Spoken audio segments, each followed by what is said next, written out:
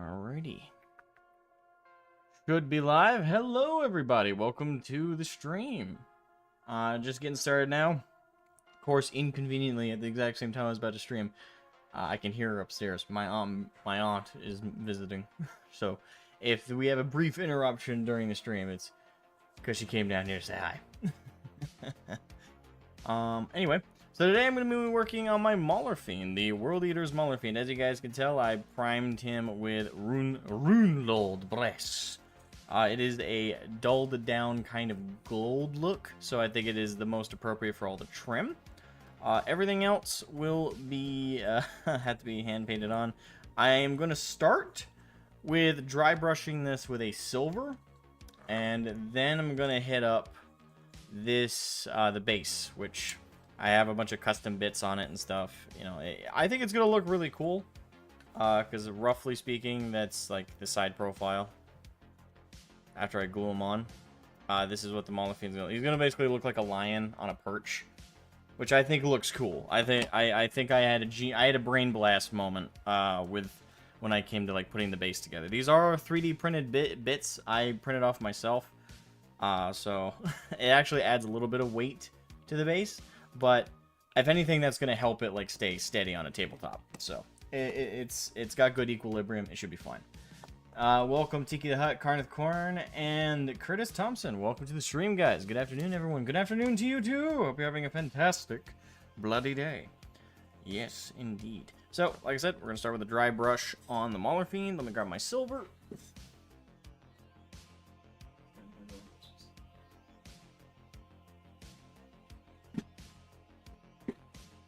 Alright, we're going to need some paper towel, which is a staple of dry brushing.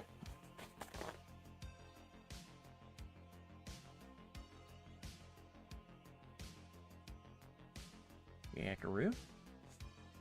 Alright. And one last thing all around.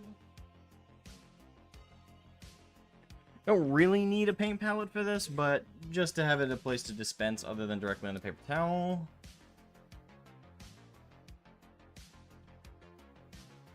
I'm using Vallejo's, just game color silver, or plata. Doing some World Eaters. Yeah, good stuff. Always love some Corn Berserkers. Yes, indeed. Today we're working on the Maulerfiend. If we somehow paint him completely in this one stream, then I do have a bunch of Corn Berserkers and stuff to do. I shared on my Twitter, or X, or whatever the hell you guys want to call it these days. I shared on my Twitter... but during my my Christmas haul from the family this year, I got a Combat Patrol for World Eaters. That's a beautiful looking silver right there. Alright.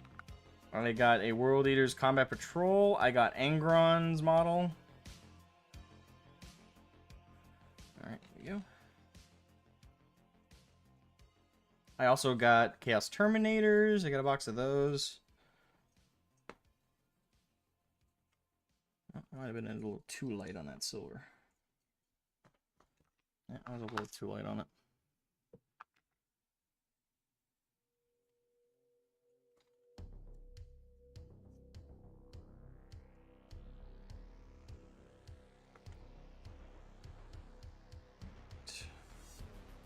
There we go. There we go. Give me a nice little coverage. I catch those edges. But yeah, I also got the Forge Fiend kits, which I'm obviously, as you guys can see here, I turned into a Maulerfiend.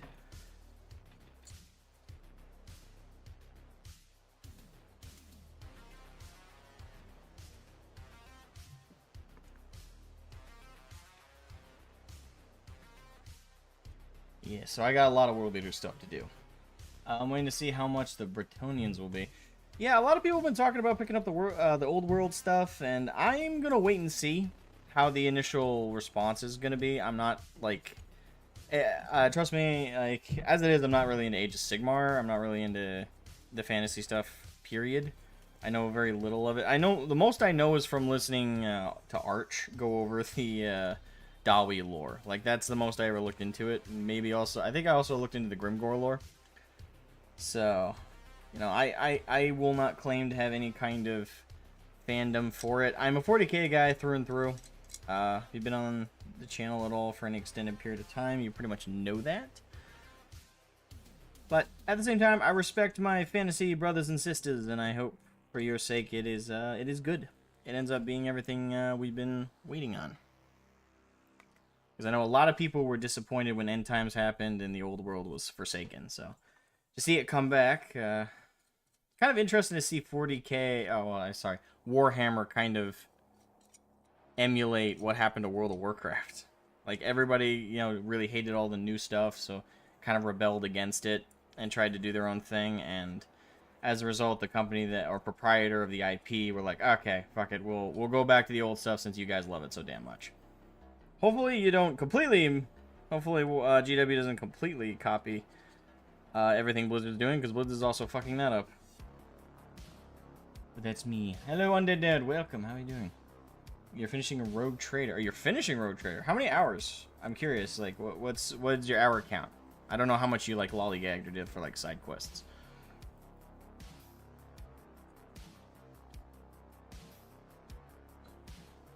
Compared to me, you're not lollygagging for this. Like, it's not hard to not do the amount of lollygagging I do. I really should have put these on separate. Yeah, one major mistake I did was putting those on and doing a... I should have done at least a minor sub-assembly in the sake of, like, these two sets of prongs. But, live and learn, live and learn. I just gotta paint around them as my punishment.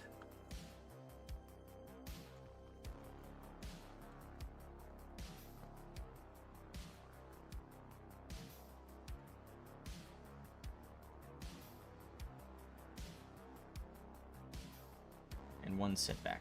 102 hours, goddamn. A lot of side questing and fucking around. Okay.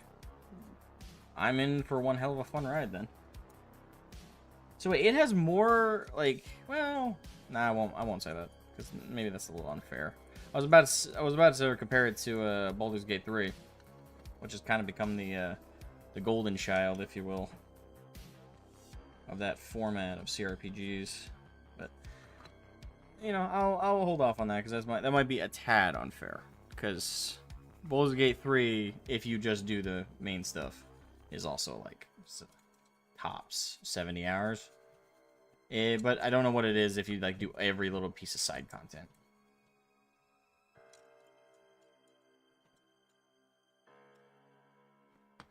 So dry brushing when you have like this many like sharp bits always makes me nervous because I always feel like if I'm too rough for the bristles, I'm gonna knock something off. Even though like it's really hard to do that objectively.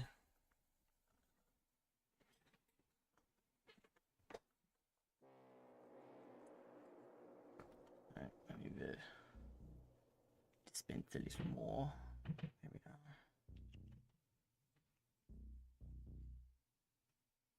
Thoughts on Suicide Squad game controversy. What happened with the Suicide game? I don't know the controversy on that one. What happened with the Suicide Squad game? Once you tell me, I'll tell you my thoughts on it.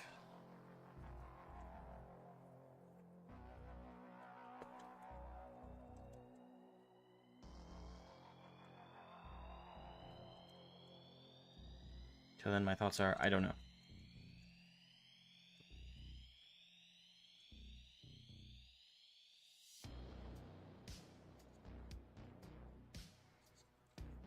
A little bit of a silver sheen.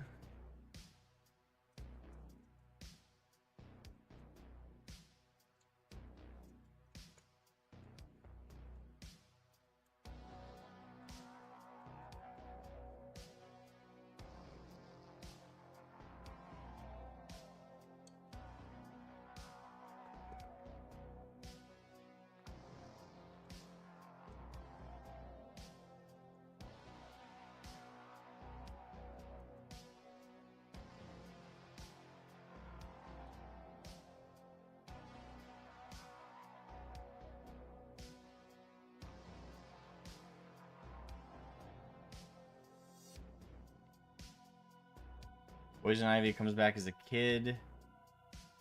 And Harley's trying to hit on... What?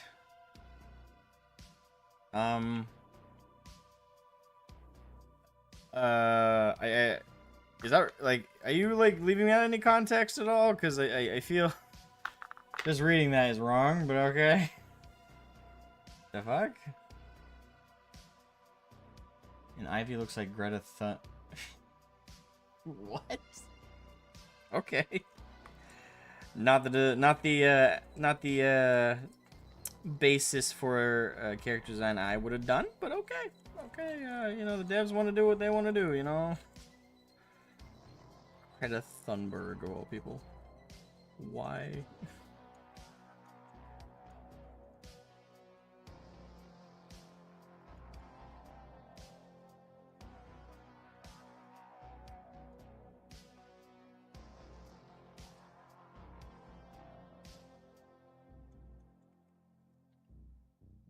Alright. That's why I can't get into chaos. Too many bizarre bits everywhere, hence Iron Warriors. I mean, Iron Warriors are chaos, though. As much as, you know, a lot of, like, there's a huge Iron Warrior community cope about that. You guys are Chaos Warriors. Like, you guys are chaos. Like, yeah, but they're, like, industrial chaos. They're still chaos. They're still... Enough with the Iron Warriors cope. I've heard this so many times. It's not the same. Yes, it is. Yes, it fucking is. I'm not gonna argue whether or not you guys have, like, better, like, structural bits, and it's less fitting of a term. Chaotic, but still, you're still chaos. Like, it's like that. It's like the Alpha Legion cope. It's like, well, they're actually just playing along with chaos. They're not actually chaos. They like terrorist bombed during the heresy Terra. So kiss my ass. Good God. Man, I might need to get new dry brushes. These are coming off weird.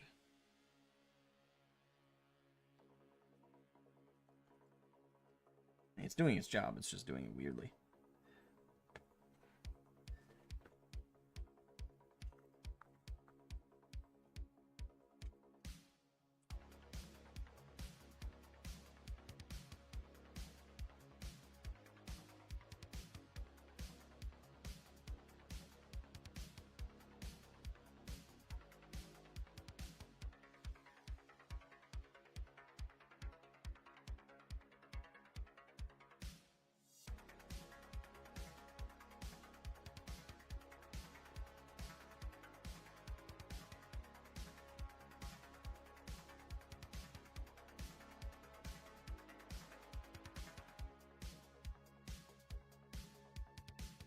Thoughts on Furry Apocalypse, the Warhammer series by Flash Gets. I haven't seen the series. Is it out yet? I saw the teaser thing for it that they did, and that looks fucking epic.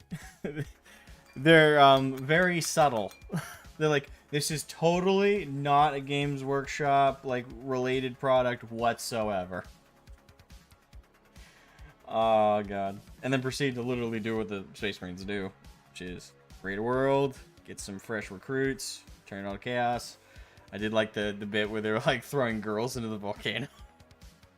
Like, oh good god, it's so cool seeing Flash Gets be like genuine fans and stuff, and make like tongue-in-cheek like jokes and stuff like that. It's really fun. All right, man, the silver really keeps drying on the palette really quickly. You're a furry and fully endorse Flash Gets work. Nothing is about criticism and satire. You're a okay. Just know, I will always make fun of your group. And, I'm sure you're a great guy, but it's gross. I'm gonna be frank. It's gross. Yeah. You do your thing, as long as no actual animals are being harmed. Like, your fetish is your fetish, but it's gross. I'm gonna be blunt. But that's me. I don't know, this world's getting weirder and weirder, though, so I guess furryism isn't as bad as it could be.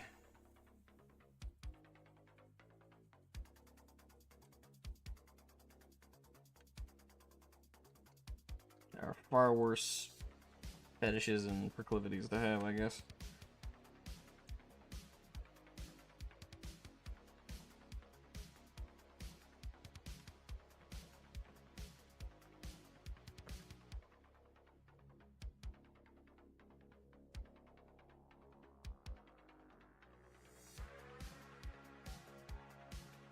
All good, man. No worries. Yeah.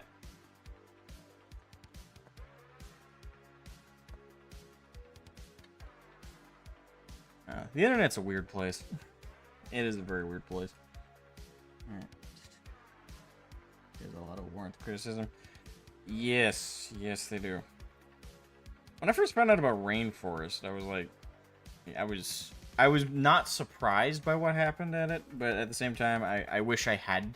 I wish you know the furry community weren't like that to the point where I'm not surprised to hear like about the diapers and the what was it, crinkling is what they called it if you had like the diaper in. Ugh, God.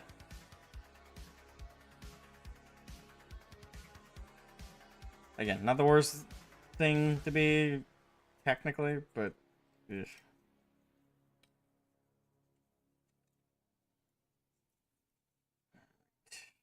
Yeah, I'm definitely gonna have to get another brand of dry brushes. I don't know, this one doesn't feel like it's actually doing its job.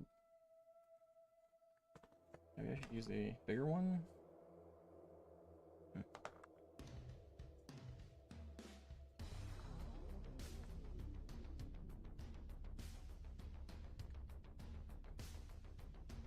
It could also be the paint's drying really quickly. Thoughts on Insomniac hack? Oh, the ransomware thing.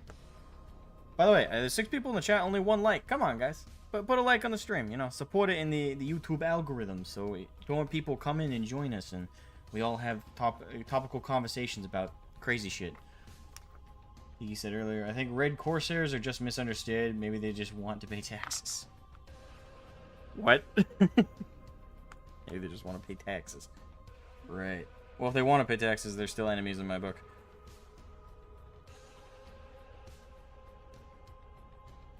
Five minutes from now. Fuck, the FBI.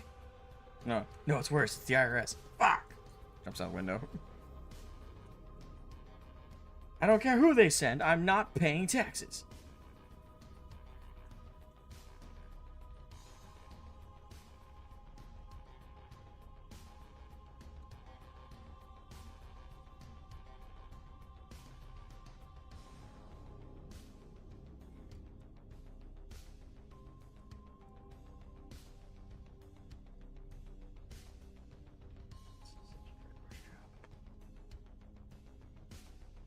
Until I do Angron. I think he has just as much detail on him.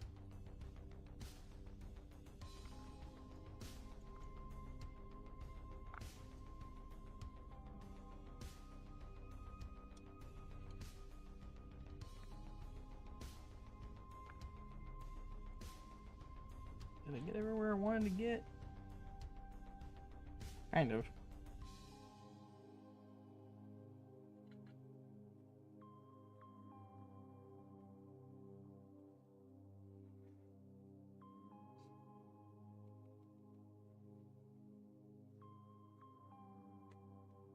Hey, Yokai, how you doing? Internet is humanity, intrusive thoughts manifesting into reality. It's certainly the platform in which they share those thoughts a little too frequently and a little too honestly.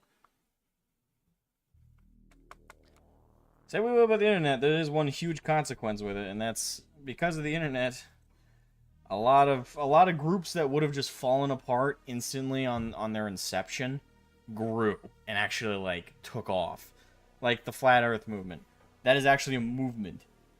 Pre-internet, that would have been one psycho hobo guy's like idea on the side of the road that he'd be ranting while drunk, and everyone would be like, "Ooh, you get away," and it wouldn't have taken any traction, right? Maybe 1 or 2 other psychos would start repeating it, but generally it wouldn't get anywhere. But because of the internet, that shit turned into a full-blown like people were going on planes with like leveling like construction things. People were like, have you ever been to Antarctica? Well, there's a giant wall there. Why? What are they hiding from me? They're hiding the edge of the world. Good God. Oh, good. Again, the internet has had its consequences, that's for sure. Okay. So I think I dry brushed everywhere I wanted to. Yeah, because this I'm going to just straight up paint lead belcher. So maybe the tips. Maybe the tips I'll leave.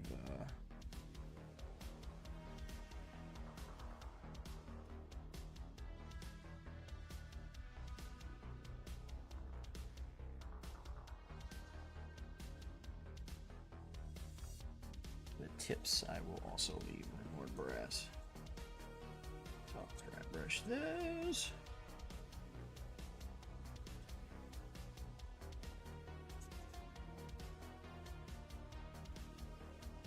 Boom. Okay, I think I got all the components I wanted to get. Do a little quick little.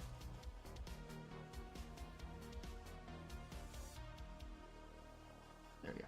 Alright, so boom. He's dry brushed with silver. It's kind of hard to see on the camera, but there are like little edge highlights now, which will look really good after I apply the wash, but we'll set the big old Maulerfiend aside and we'll work on the base. We'll also need some dry brushing of some stuff, but we'll start with the base coats before I do that. Alright. Flip to the other side. Boom. The Red Corsairs remind you of that Mr. House meme from Fallout New Vegas. He tried to make me pay taxes. Understandable. Yep.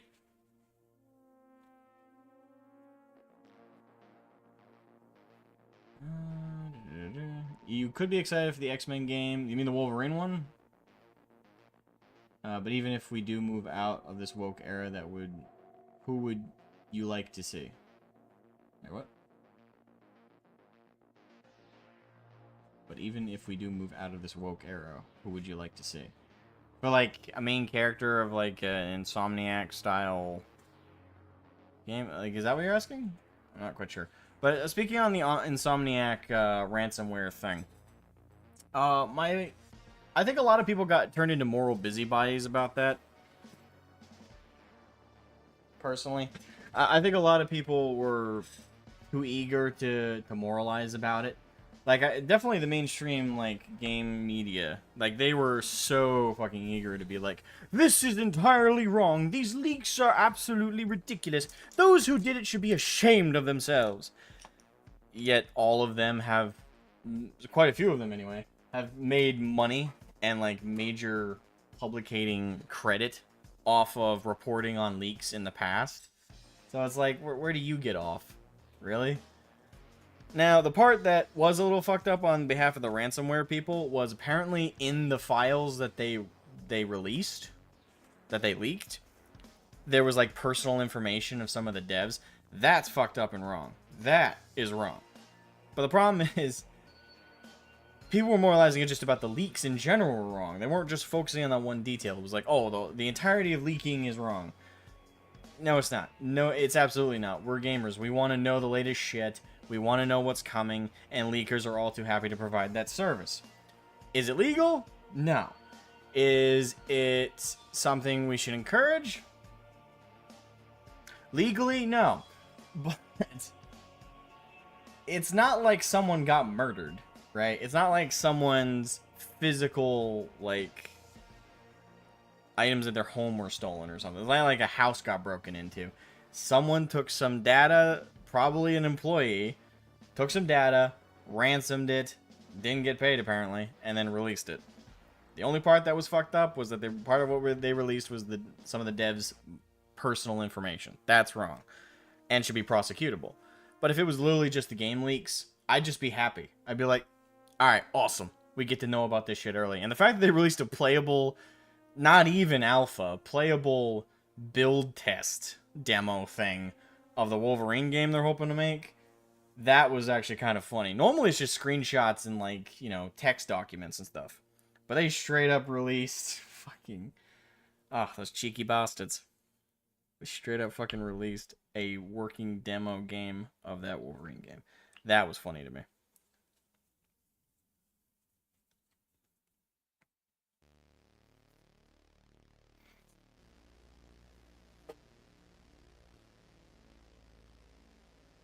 With what you said, I'm part of the Smash Bros. And Mortal Kombat fandom. I hear accurate leaks all the time.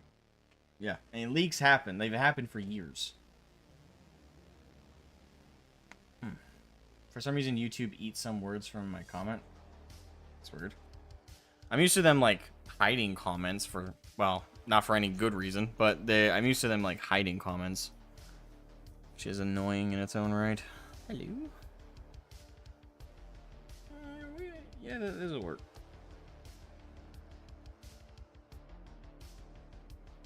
But a good trick to help like narrow the bristles, use like the creases in the palm of your hand, and then like do a little gentle twist. Gives you a nice sharp edge with the brush. All right, so I'm gonna do like an alien kind of terrain color. So this dirt's gonna be like purple. Although I might do a little darker purple, and then I'm gonna dry brush over it a lighter color.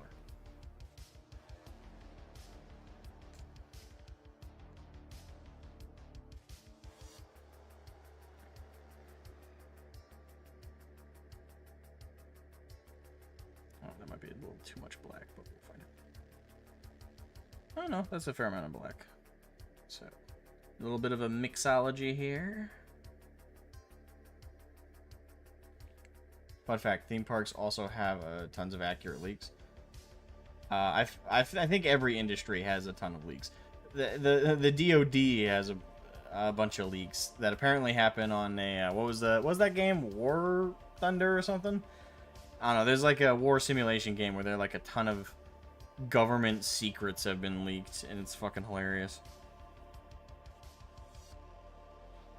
When I first heard about that, I thought it was just a meme.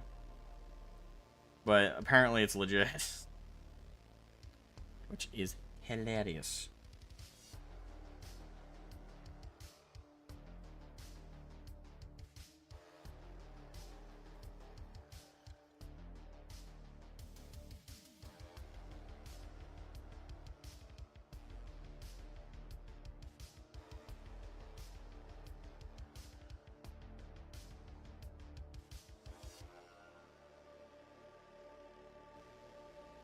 Every industry has a Valric in one form or another. Valric?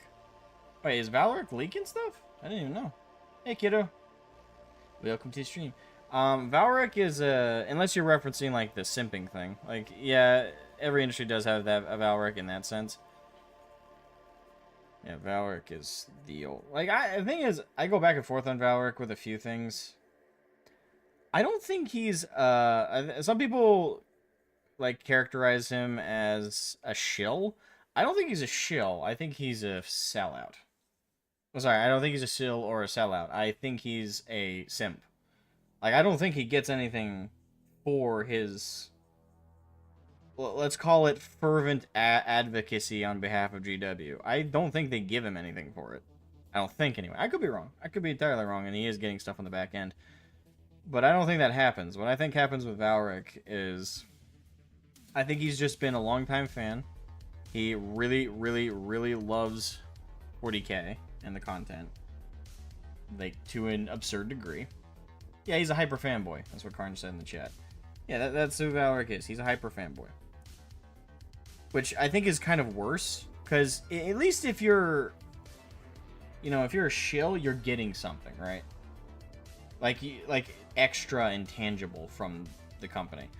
Him, he just does it because, well, really.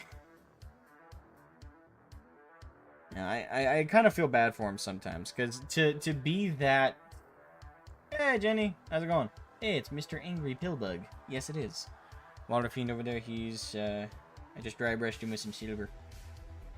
And now I'm going over the little base he'll be on. Yeah, today I went to town, and I bought some basing material as well from my local hobby shop.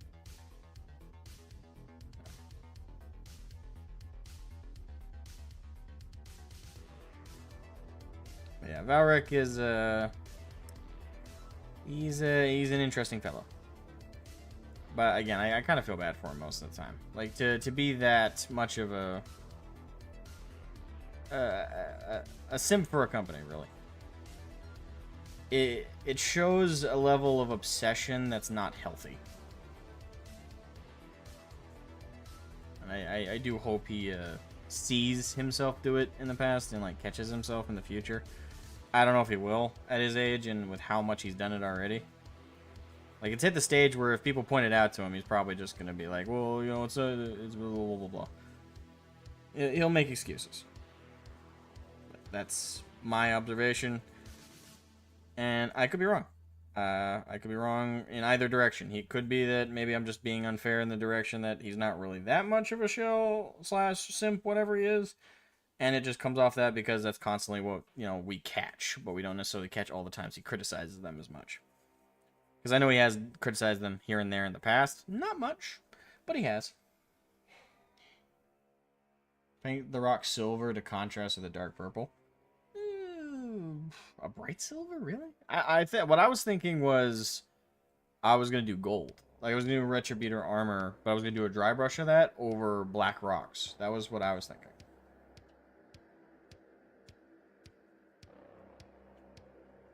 But I don't know. In the chat, let me know, guys, if you think that idea is cooler.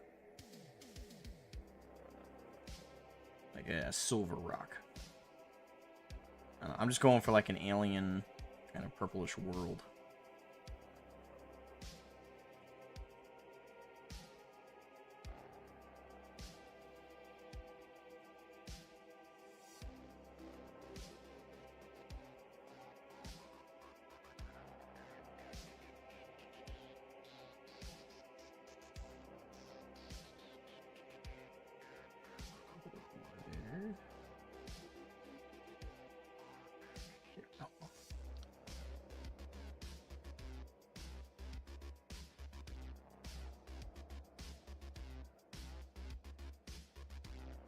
I guess another thing to kind of, well, nah, I think I'll let that go. No, I'll let that go. I believe Valric enough on the stream. I will regress forward. Just make everything purple? No, no, definitely not doing that.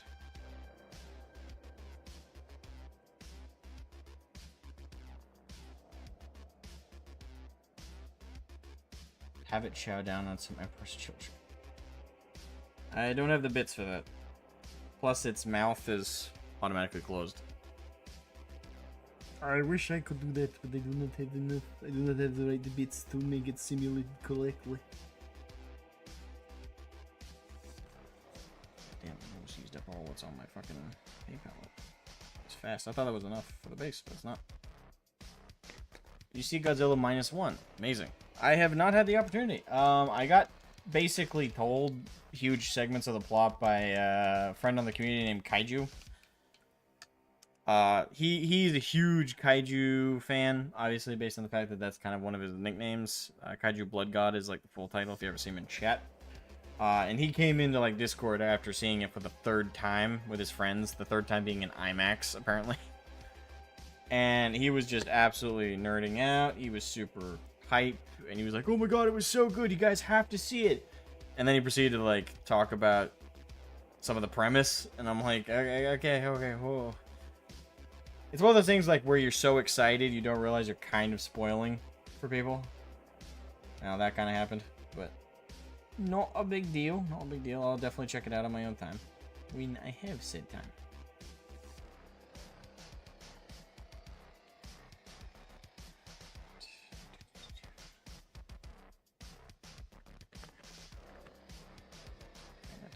Wet spots. Disturb. Drying process.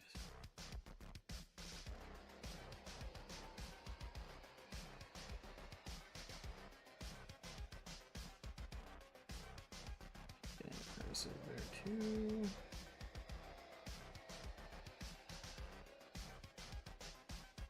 If anyone's wondering how I achieved the dirt texture here, I used Green Stuff Worlds, and I'm not sponsored, by the way. This is just what I used, and I do recommend it if you're ever looking for basing material, and you don't want to like go out in the woods and collect your own, or you can't do that. Green Stuff World has a texture paint. They have several different ones that come in different colors. Obviously, this one I'm painting over, but it was called like Middle Earth texture paint, and basically what it is it's kind of a paste that you put on, and when it dries, it basically simulates dirt. Actually, I'm not sure how to make it. All I know is it looks really good when you're done.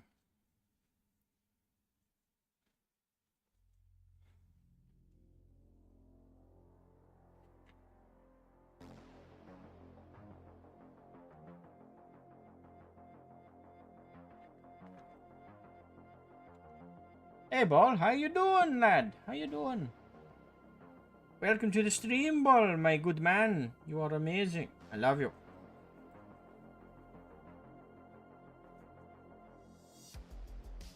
You're a dashing gentleman.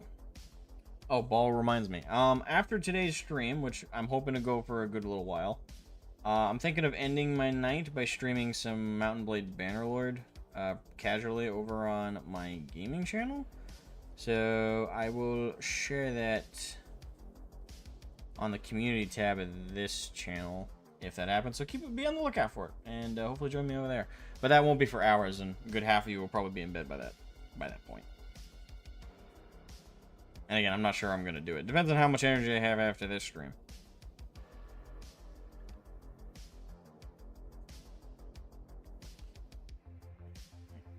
Kind of like fake swamp. Kinda. Actually, the funny thing is, Green Stuff World have a texture paint called Fake Swamp.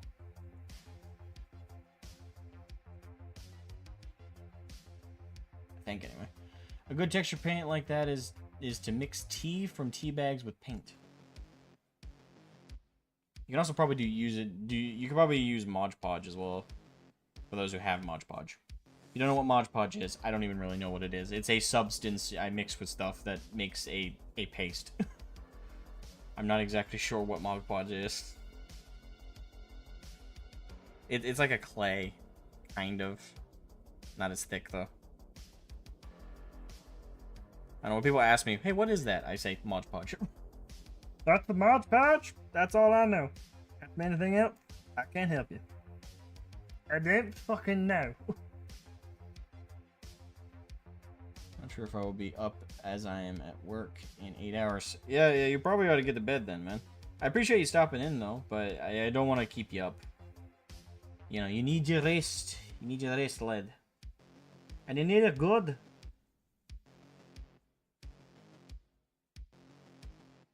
You've earned it. You're a strong gentleman who deserves no less.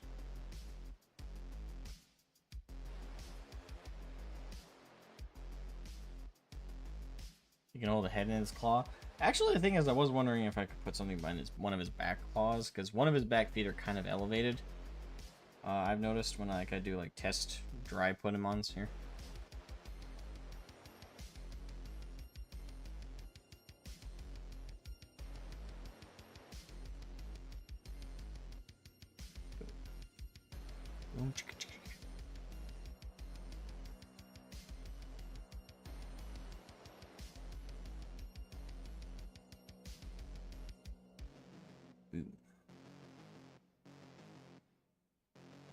Yeah, so who is excited for the new old world stuff that's coming?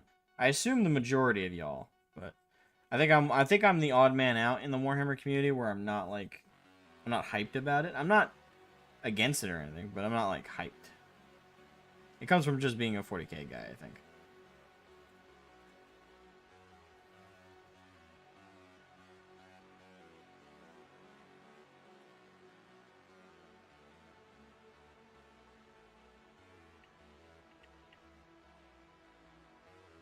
So I think that's a good base coat of purple on the dirt. Might do a little bit more over here, actually.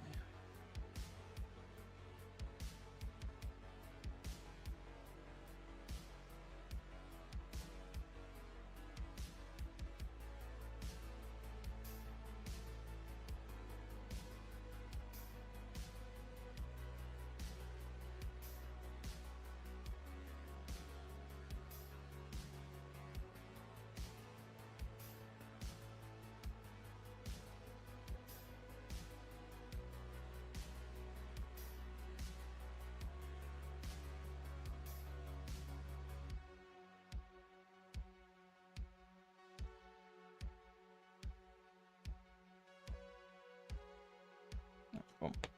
So base purple has been put down.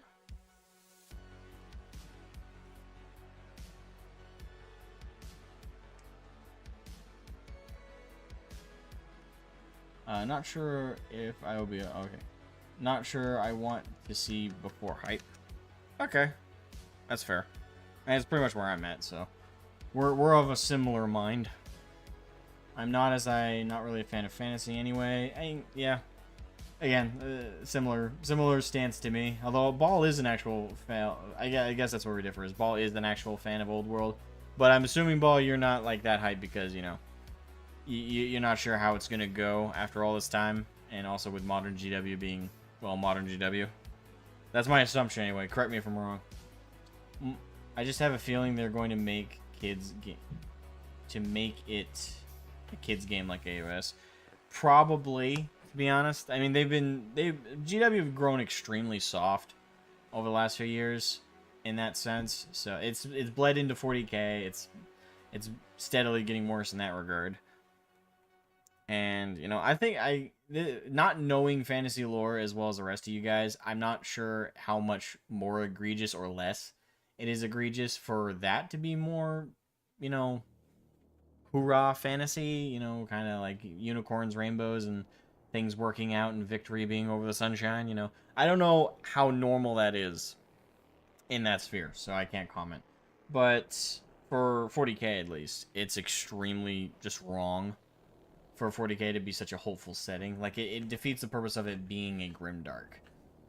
And some people will, like, voice, like, oh, I'm totally fine with 40K no longer being grimdark and it going towards a more hopeful setting. It's like, that completely kills the theme, though.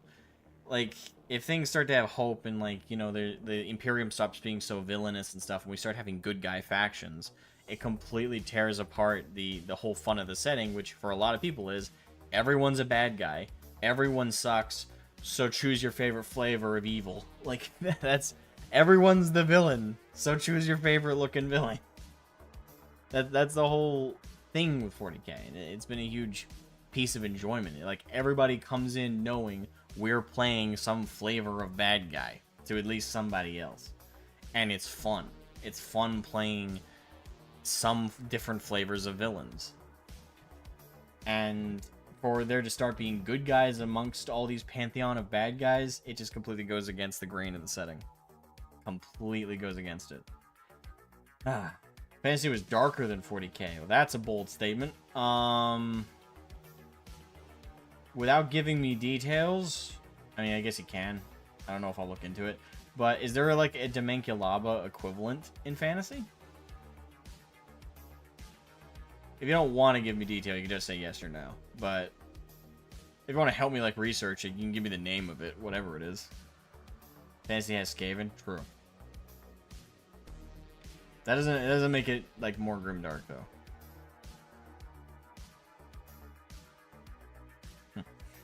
Alright, so next step. I don't know, should I base coat the... No. I think what I'll do before I do anything else is dry brush on the lighter color I was after. Okay, so do it like this. Remove the wet palette to achieve this goal. I need the dry palette. I'm gonna move the wet palette over here. Yes, we're doing organization things. Technically.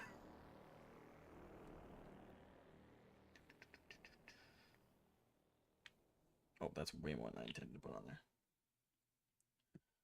Alright, do that. And where's my white? I set it aside. Where did they put it? Oh no. Got my dead white here for Vallejo. Mix that with the... A little bit more. Look at how the beastmen are created. Right. You want to go with... I want to go with the big one? Yeah, we'll go with the big one.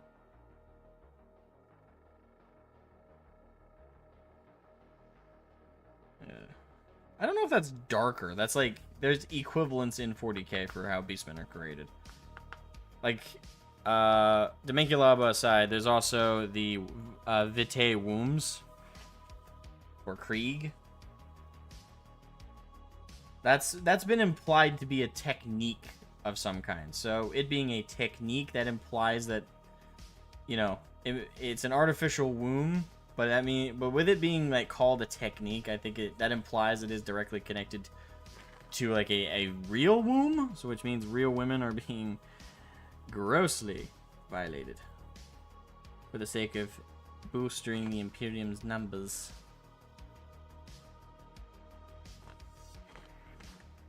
I definitely need to get a different dry brush set. This one's a little too... To be fair, I'm not really...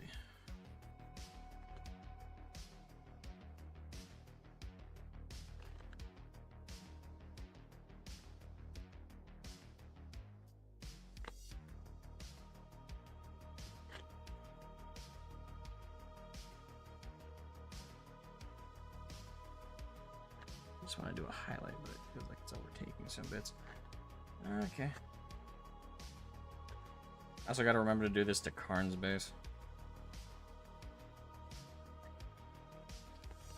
Alright. Once that dries, we'll see how bright it is, but I think that'll look pretty cool.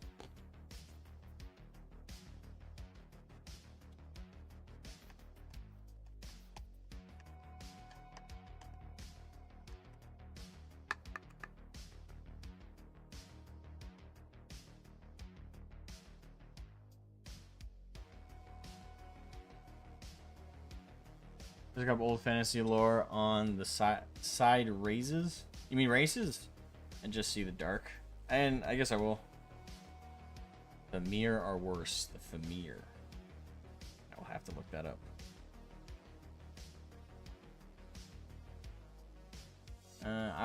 I okay if there was two Imperiums, one good and the other regular, and the regular win the good Imperium.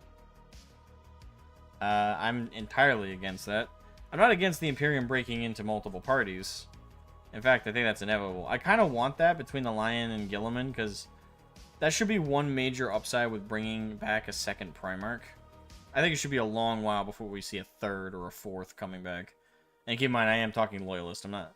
Obviously, you know, if we're including Chaos, there's like 6 Primarchs back. Oh, that might be a big number. Lion, Gilliman, Angron, Mortarion, Magnus. It's technically only 5. I was off by 1.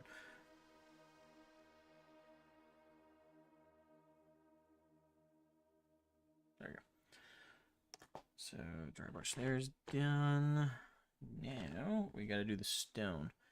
I don't know if I should make the stone look alien in any way. I think what I'll do is I'll do a base coat of Stonewall Gray for that. I almost, God, that was close. I almost dumped the Stonewall Gray on the fucking... You gotta remember, Alec, you gotta thin your paints. You can't just put them directly on, you dumbass.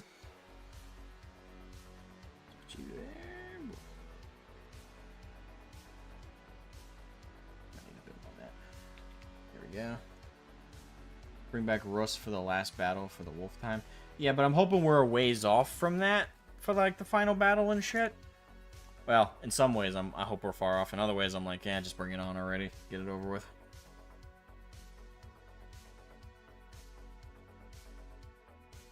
Actually, yeah, I think we're gonna add a dash of black to that. A little bit of a darker gray.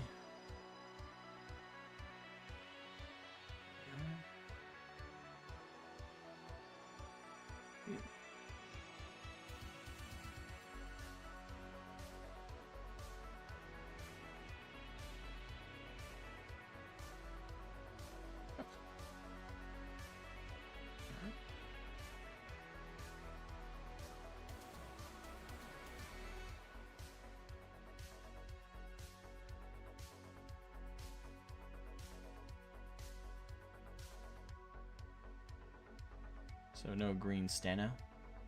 Steno? What? Oh, did you say that earlier? I might have missed it. I apologize.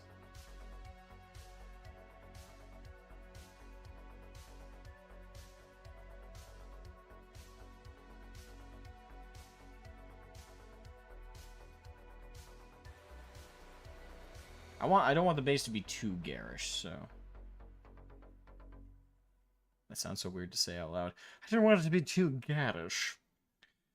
It needs to be suitable for eyesight, and I do believe that is to bouger, as they say. God.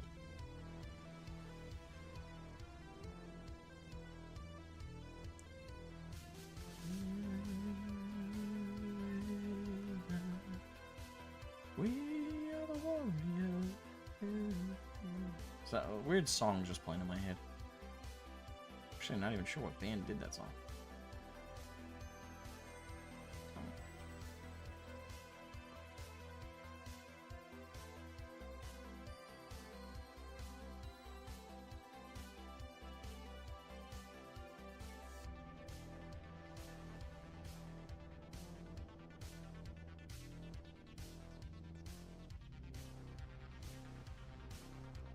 Need a little purple there. Well, it's part of the rock, so I'll actually paint the song. Beam. Out of nowhere, Lehman Russ appear with an army of aliens that he gathered because the magical pain glove said so. No. The pain glove, that's Dorn. Dorn's the one with the pain glove. No, Russ just had visions. Like, he had mystical visions out of nowhere. And was like, you know, I'm gonna go to the Eye of Terror. Bye. Like his most loyal retinue and pissed off.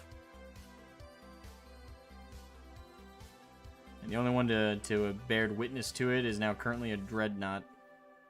A badass fucking dreadnought. That'll probably survive longer than anybody else in all of the Imperium, including probably the Emperor when he finally kicks the bucket. But regardless, beyond the fail-handed, witnessed his Primarch leave.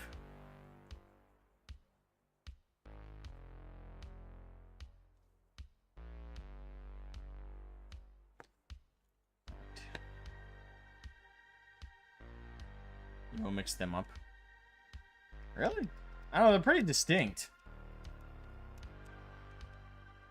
I think the one that's easiest to forget, though, is Jagatai. Although that's kind of by design, I want to say.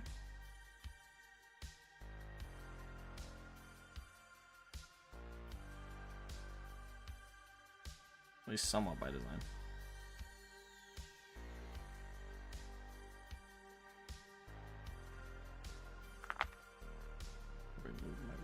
My dry palette is over there.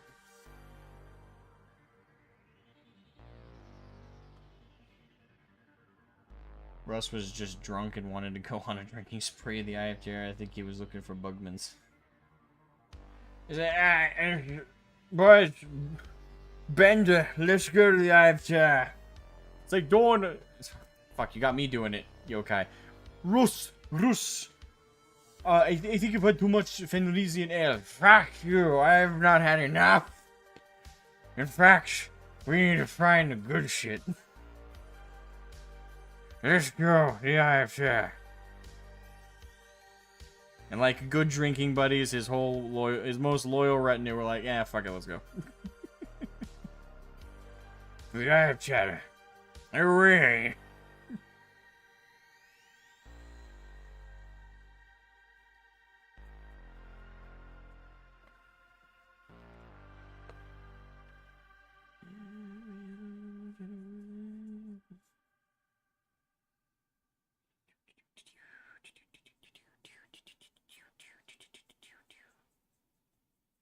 I would use a bigger brush, but I'm also trying to be careful.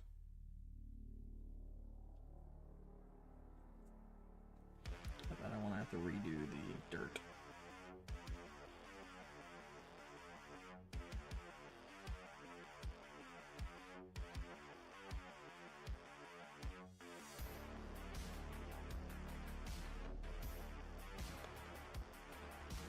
I'm not too worried about getting like the cracks, because I'm going to use a wash anyway.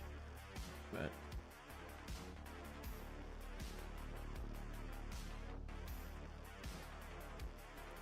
actually get the panels.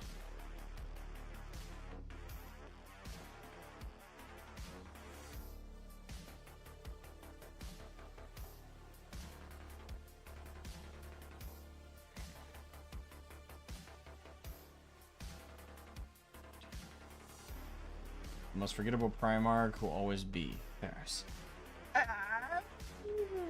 I don't agree. I think Jagatai is more forgettable, to be honest. And obviously, if you're a hardcore White Scars fan, probably not. He's probably the most memorable. But I want to say, arguably to the community at large, I think Jagatai is easily. At least people know like who you're talking about when you say Ferris. When you say Jagatai, it takes a few minutes for people to be like, "Wait, Jagatai." Oh, right. Yeah, that other Primarch. Like, Jagatai is extremely forgettable. And in his defense, it's, again, kind of GW's fault. Same with what they did with Ferris. They kind of just didn't give him enough limelight. They gave him some, but not much. At least Ferris is memorable because he died so quickly and we have so little about him compared to everybody else. But that in itself makes him more memorable than Jagatai, who's still alive. Currently, he's in the worst position possible, being a slave to the Drukhari, but he's alive. I'm sure he doesn't want to be, but he is.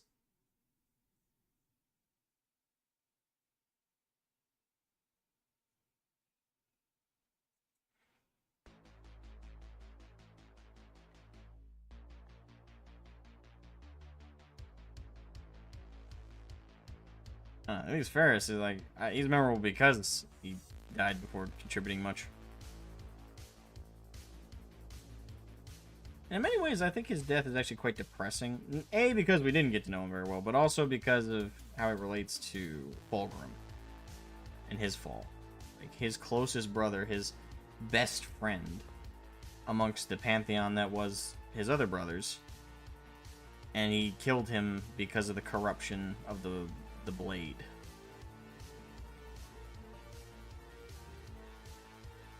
Not a good way to go. And with how good of a person Fulgrim was, well, as far as characters in 40k and Primarchs especially go, he was a pretty cool, awesome guy before his corruption. Again, I guess that applies to most of them, but I think it's easy to forget sometimes with Fulgrim.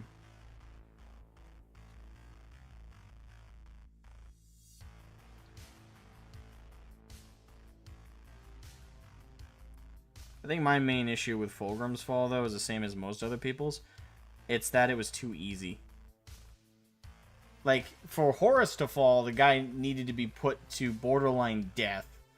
And then have, like, a whole ritual and shit done while he was, like, stabbed with a corrupted blade and shit. Like, there was a lot to the corruption of Horus. And even then, they couldn't just outright corrupt Horus. They had to drag him into a vision and trick him. And then, when he only kind of fell,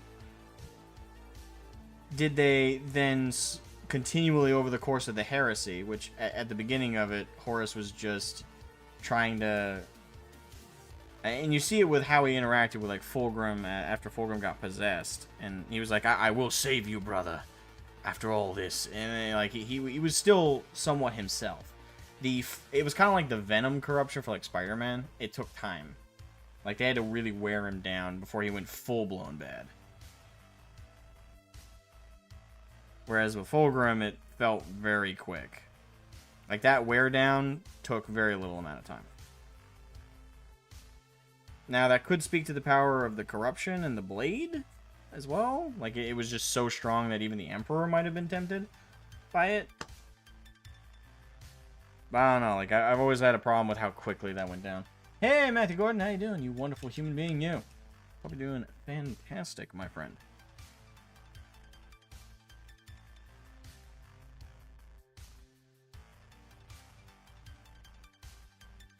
I think the bases look pretty good. Actually, what did you guys say earlier when I asked the question about the gold?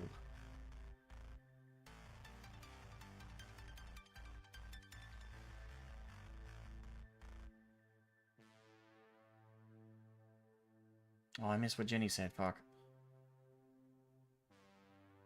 Well, I hope you're sleeping well, Jenny, if you watch this back, if you watch the VOD. Sorry I missed you having to leave.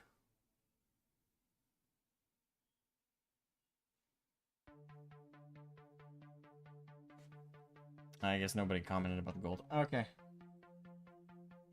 How's it going? It's okay here. Actually got sun today. Cool. We had the opposite of sun. We had no sun. We had a lot of rain and no sun. It was a very sunless day. It rained vehemently throughout the evening, actually. And the morning. It's just been a really mucky day.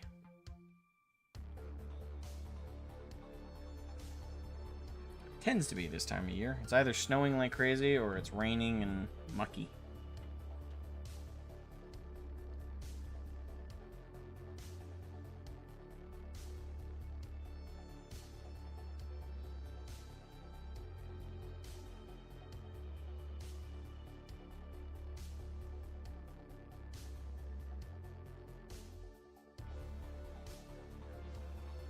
Orgrim did not fall. He got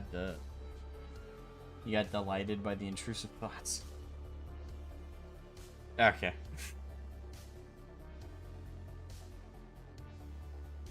Well, in a way, I guess that's a way to interpret all of us falling to chaos once you fall for those. Like back to the earliest conversation about furries. 7 people watching, only 3 likes. Come on, guys.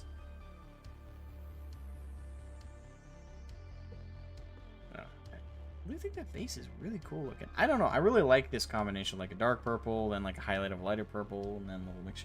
I don't know. I like that a little too much. I think it's also going to contrast extremely well when what's on top of it is like this very powerful like red and gold. I guess that maybe that's an argument for why I should make the base. Jenny, I thought you went to bed, sweetheart. Felt weird to say. I'm sorry. I thought you went to bed. Watch as they like to disappoint. You went one. Is it 2 S's in disappoint? I don't know if I should criticize it, but. Oh, there we go. 5 likes. Thank you, guys. Thank you, thank you, thank you.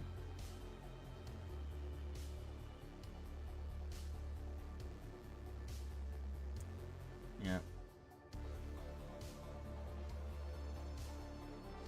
Let me get some more coverage here. I'm gonna try to rest up. I tried. I've been in bed mostly for weeks. I'm bored. Fair enough. Fair enough.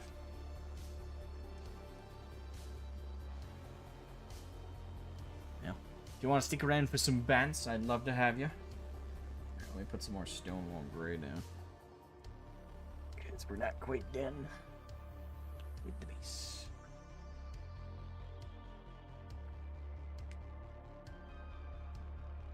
What corner of my paint palette is just for the base?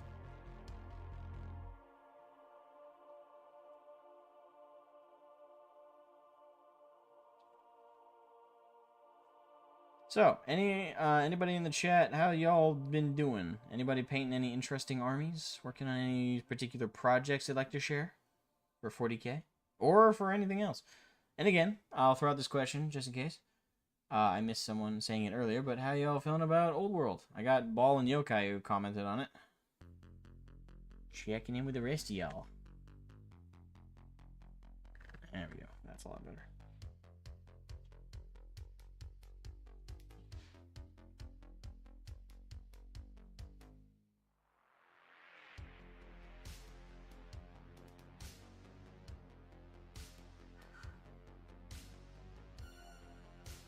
You need to figure out your laptop so you can play games from bed.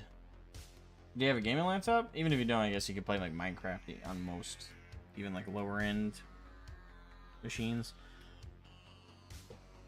But, I don't know. Did you ask your brother for help? I assume he's the tech whiz of the house. I assume. I could be entirely wrong. I said I wouldn't worry about the crevices, but I kind of am right now.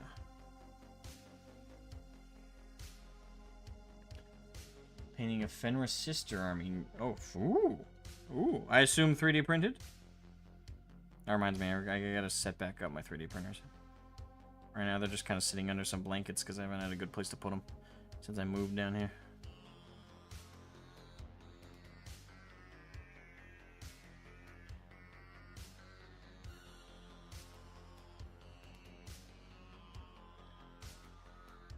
I've been working on an Africa Core and Ravage Star.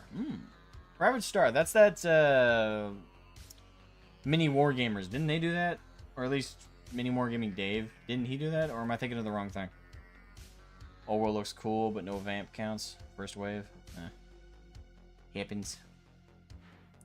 I gotta look more into it to know exactly what's going on with it. I don't know. I haven't really been paying too close attention to it. Comes with being a 40k guy. Who knows? Maybe if I give it a chance, I'll fall in love with it just as much as I did 40k. But We will have to see. I'm also gonna, again, wait for the reception initially.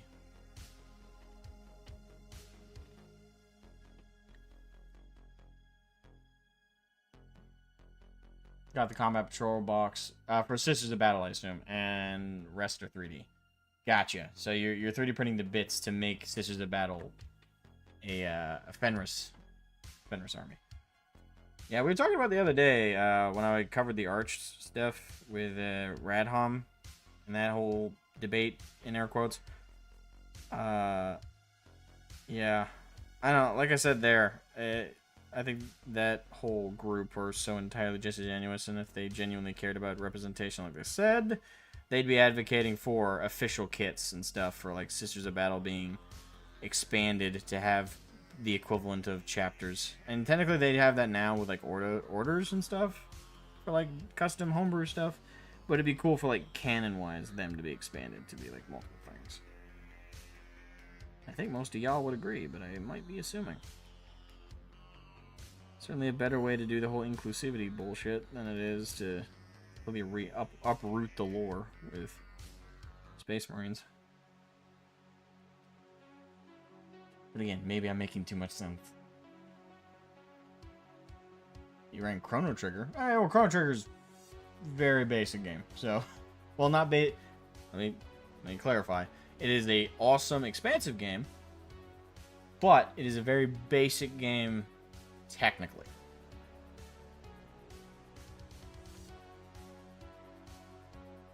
Masochistically addicted to Toho. Not sure what you mean by that. It will not run Final Fantasy 14 without hyperventilating and trying to explode. Yeah, I think most I think most PCs will struggle with it because there's a lot of particle effects. A lot of particle effects with FF14. A lot of shit that's gotta run through. That doesn't surprise me.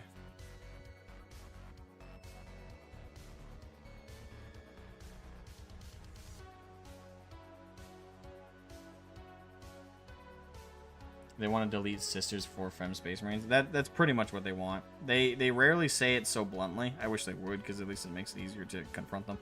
But they pretty much, yeah. It makes it a whole frustrating conversation. Because it's so frustrating that they insist that they are real fans and that they're actually part of the community. But then they do shit like that shows that they're not. And they just don't acknowledge it. But at the same time, it's kind of funny, because it's like, it's so blatant that they don't actually give a damn.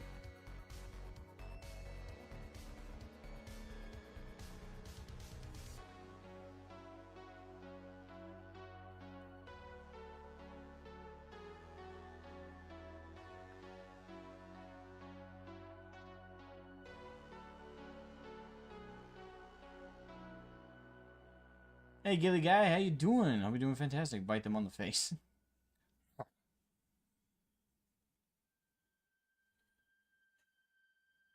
It is. I like it, though. It's a 16-bit JRPG that's not exactly weighty on the graphics. And it doesn't need to be. Here's the thing.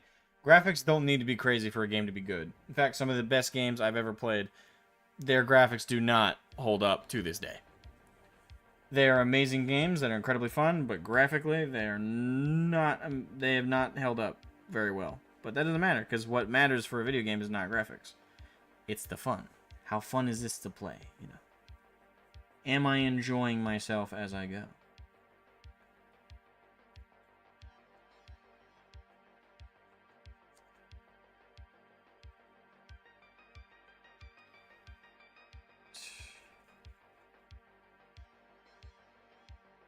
I think I got the full coverage I wanted for that. Yeah, so I'm gonna let that dry. Oh, there's actually a couple spots. Right there and right there.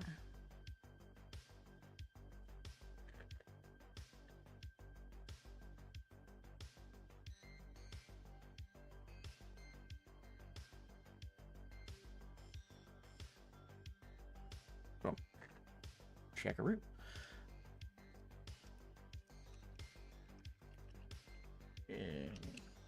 If you want to change the thing, it means you don't like it. Yes. That's exactly what it means. And they would try, well, actually, most of the time they don't even try this, but sometimes some of them have half a brain cell and try and phrase it as, oh, well, we're not trying to change anything. We're trying to add. Try to add to it. No. An addition is an actual addition. You know, it actually improves the thing. It doesn't hurt it in any way, and it doesn't remove something substantive that's been established within the thing. So, again, it's a fun debate to constantly have. But that's why I'm going to move on. Is the PS1 game called Legend of Dragoon. One of my favorite games is is also a PS1 game. That'd be Legacy of Kain, Blood Omen, the very first game. That one is good as hell, and I think it holds up. I think a lot of people never got to play it though, so oftentimes when you talk about Legacy of Kain and stuff like that, people are like, "Oh yeah, I love Soul Reaver." So no. There was a game before Soul Reaver and Soul Reaver 2. It's called Legacy of Kain. That's why in Soul Reaver, above it, is Legacy of Kain. That came from something. It's called Blood Omen. Now, to be fair, with the semicolon for Legacy of Kain, Blood Omen, that's also still there. Blood Omen still looks good. Not necessarily. It's old school pixel art. It looks good if you enjoy pixel art. It has held up in that regard, for sure. But overall, it doesn't look as good as it could, if you understand what I mean. Like, there are pixel art games still released today that are indie titles that look a little bit more clean and a little bit better than Blood Omen does. So, in many ways, it does hold up. And again, the biggest way it holds up is story. The story is absolutely fantastic. Gameplay-wise, I think it holds up pretty well gameplay-wise. I would make that argument. It's not perfect, but it holds up very well.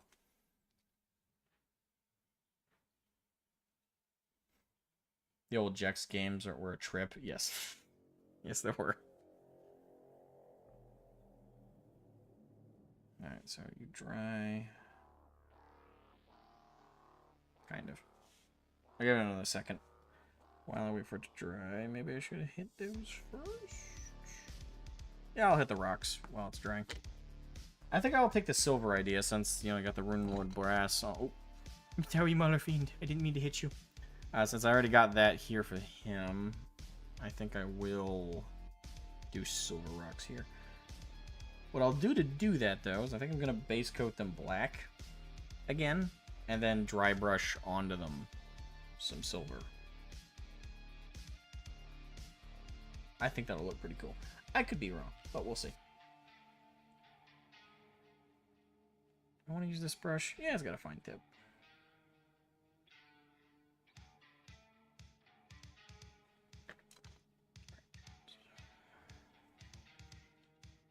Move you over here, dude.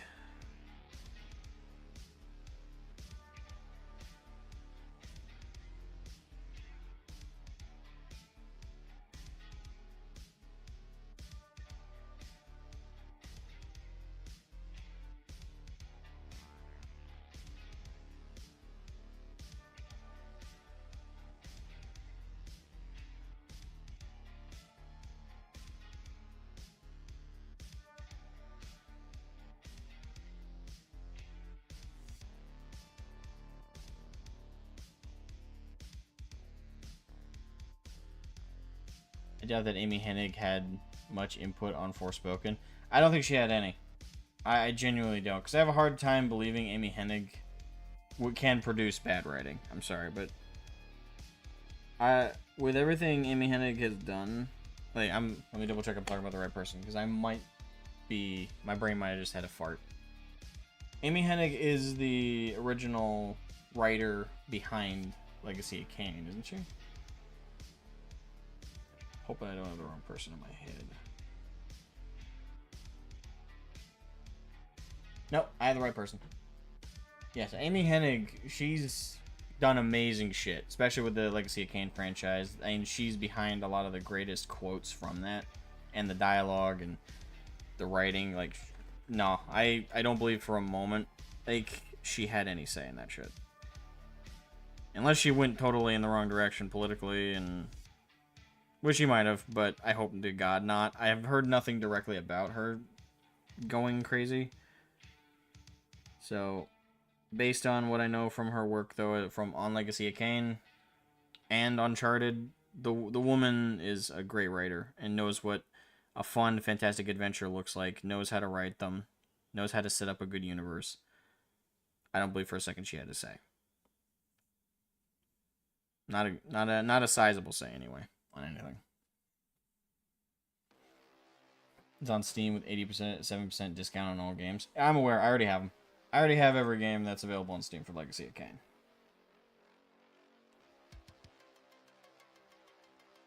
Had them for years.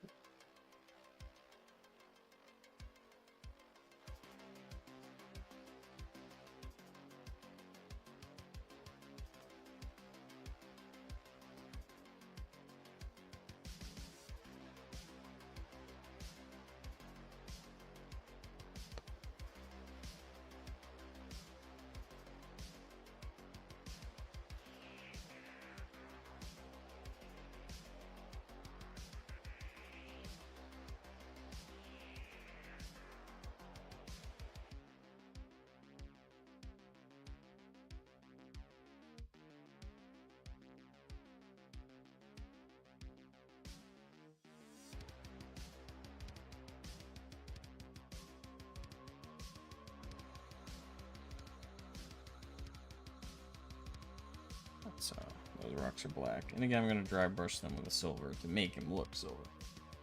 They might even look like ore deposits as a result. Yeah, if you want to get into Asmogan's head, you can get Legacy of Kain on Steam. Yeah.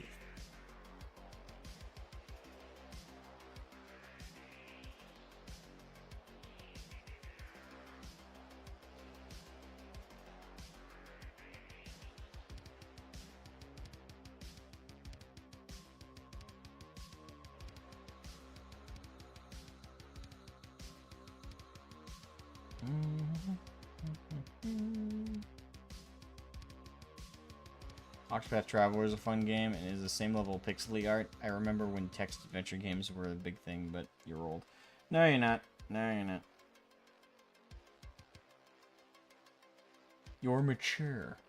We'll go with that. Old sounds so defeatist.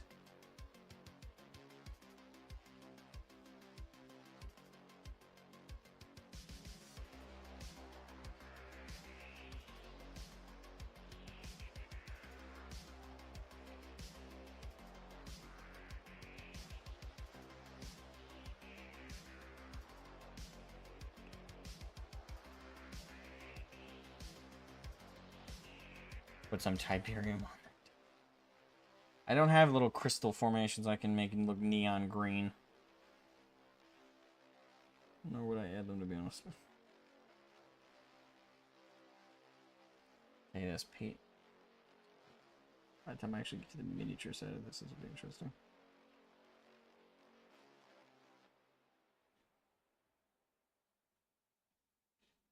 Try not to nick the dirt.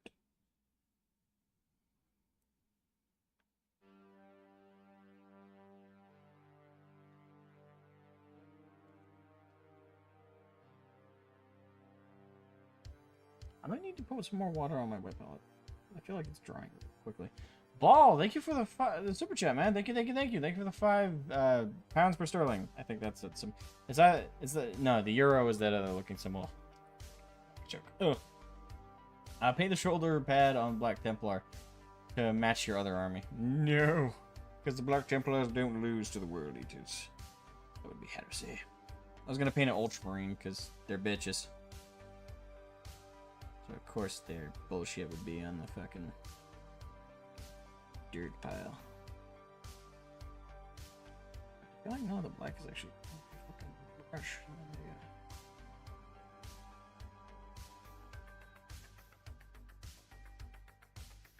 Yeah, I was a little bit excited the other day because I went on my local LGS Facebook page and I saw that they had a tournament coming up and I was gonna sign up for it, but turns out it was a 2K Age of Sigmar game was what they were setting up. It wasn't 40K, so I'm waiting to hear when they're going to set up the next 40K tourney, which apparently won't be for a little while since they're just coming off Christmas and stuff. but I hope it's relatively soon.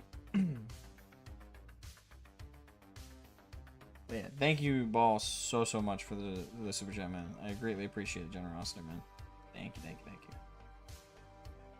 You are a gentleman and a saint. In that order.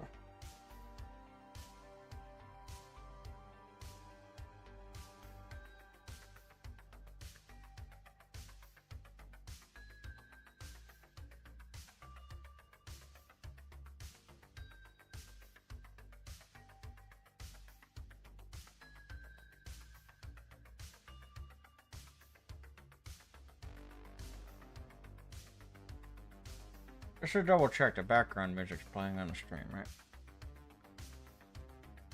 Yeah, okay, good. Hide something.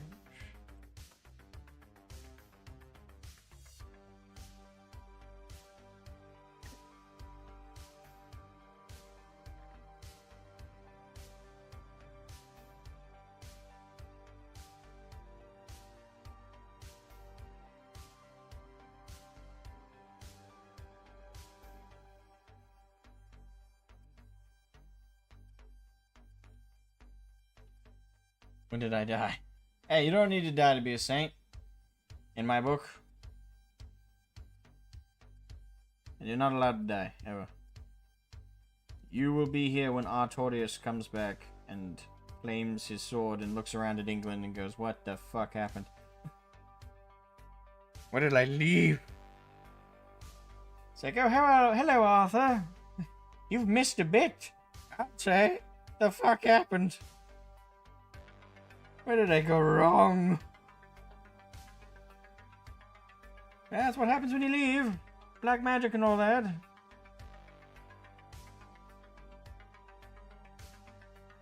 At least tell me we're the strongest military in the world. No, but we're the vassal of the strongest military in the world.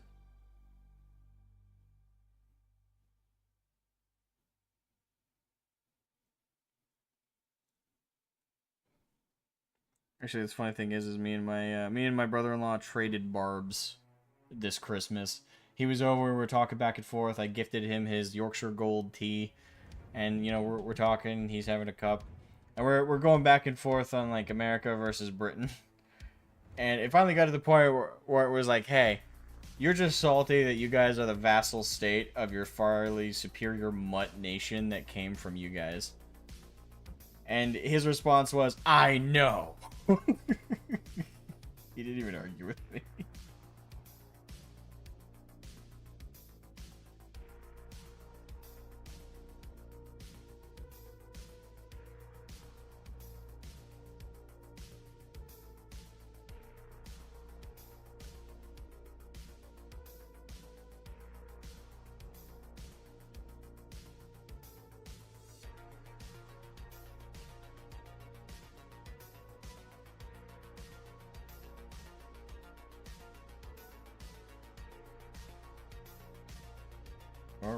Alright,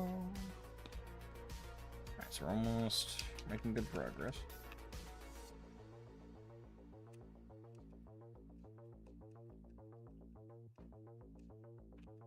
You need to go buy groceries? Okay. You buy yourself some bananas and yogurt. All that wonderful shit.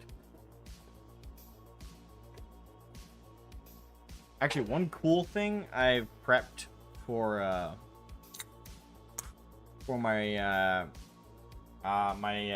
almost said just my world leaders, but no, my corn berserkers and my chaos terminators is well, I went to the hobby store today, and like I mentioned earlier, and one of the things I picked up was little concrete looking slab bits that I'm gonna put on the bases to add some elevation and also kind of match it with this theme a little bit. I don't know if I'm gonna do that for all the base marine stuff. Probably not. We shall see, though.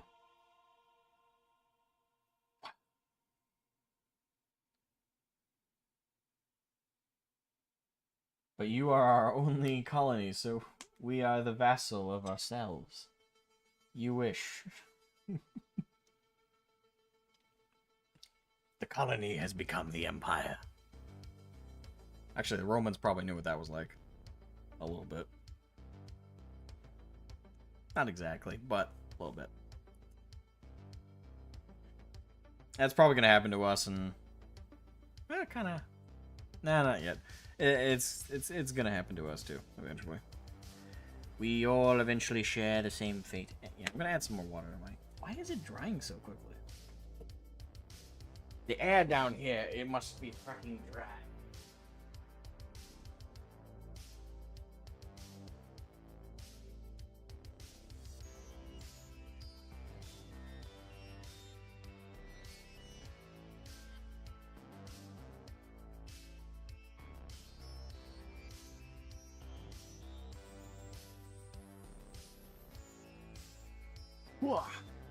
Who knew that my downstairs apartment is apparently the Sahara Desert? It's like, hey, you know this sponge completely filled with water? Yeah, well, touch it. It's almost dry. It's only been an hour.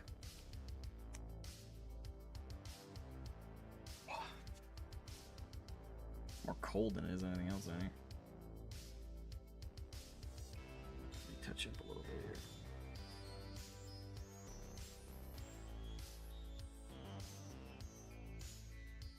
A little stipple effect around the edges.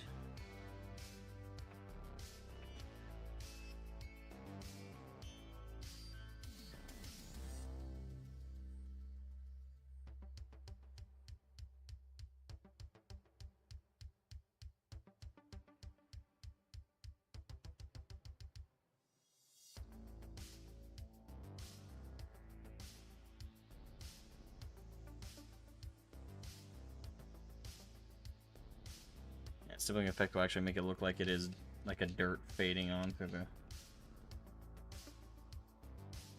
stone.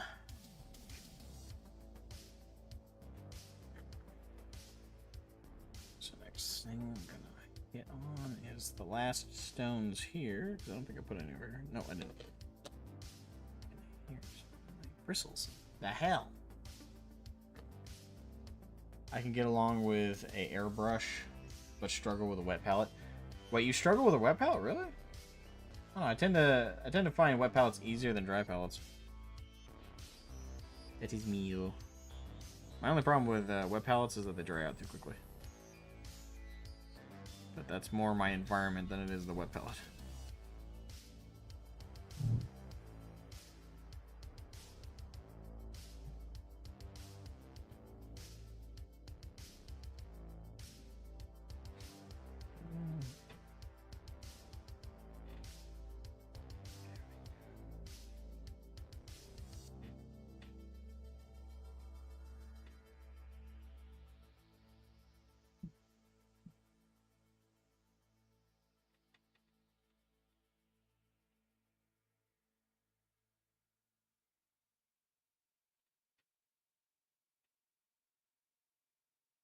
Paint too thin or thick on the wet palette. Oh, okay. So you over drown it or you put too little. Yeah, I can understand that happens to a lot of people. It doesn't happen to me too often. I'm not that I'm not bragging about that. I promise you, but I think it's just because I've got enough practice. I think like with anything, that's what it is. It's down to the practice you have, or lack thereof. So you know, eventually you just kind of understand how much water you need for your wet palette to be at a good, healthy level of wet versus dry.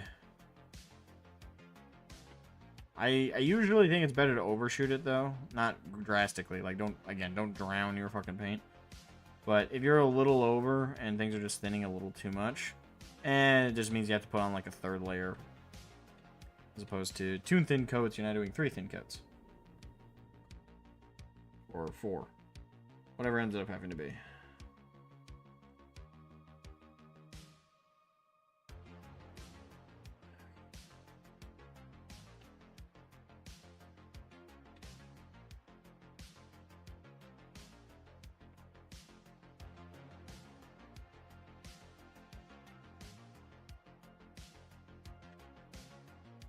Actually, I could just leave the rocks black, and it kind of works. But again, I'll dry brush silver, see how it looks. If I write it off.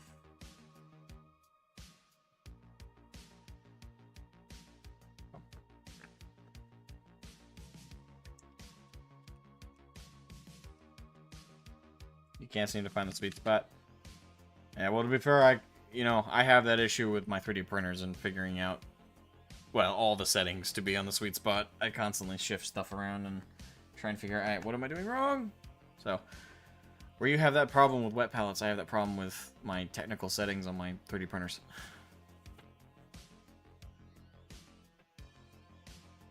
Alright, so, while those dry, got 2 heads and the pauldron. I don't know. We'll do a vote in the chat. 1 in the chat if it should be Ultramarine. 2 in the chat for Lamenter / Imperial Fist. A yellow. Or 3 for Black Templar for the pauldron. The heads won't be very distinct, but the pauldron will give away something.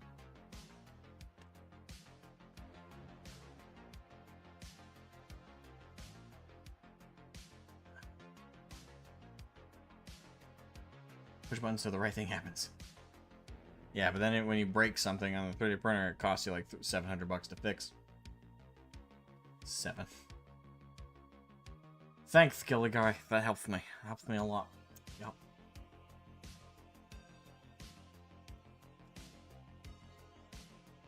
He didn't even go for option D. He went for option Z.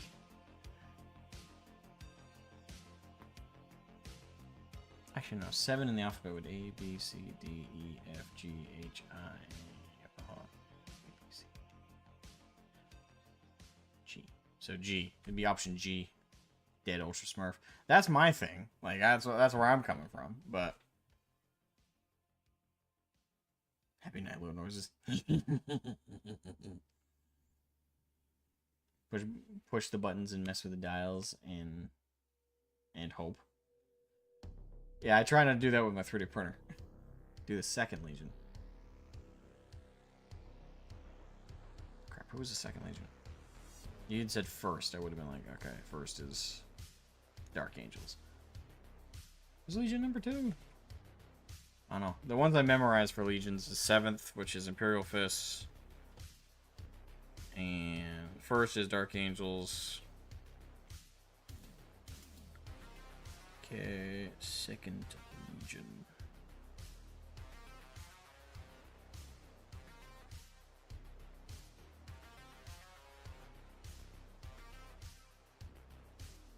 Oh, it's one of the Lost Primarchs. Asshole. Yeah. I don't have all of them memorized. Thousand Suns. Okay. Alright, so the most definitive answer I got was Thousand Suns of Dead Ultra Smurfs, so I don't know. I guess I'll go with what I usually do. Ultramarines. Let me find my blue. At one point, I swear I had a McCrag blue, but I haven't been able to find a McCrag blue in like fucking forever.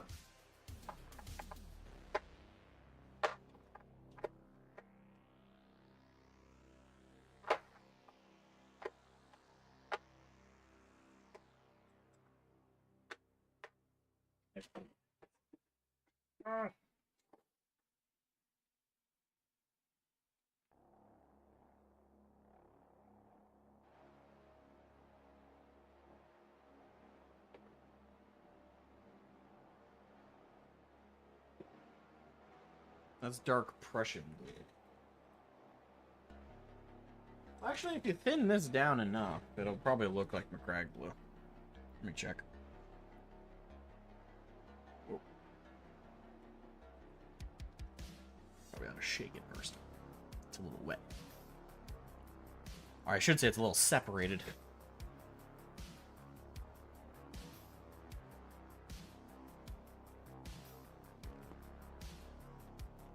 I have a bad habit of getting paint all over me whenever I paint minis. I sometimes get more on me than I get on the fucking... Yeah, that's kind of a Night Lord's blue. It's very wet, though. Let's mix a little white on that.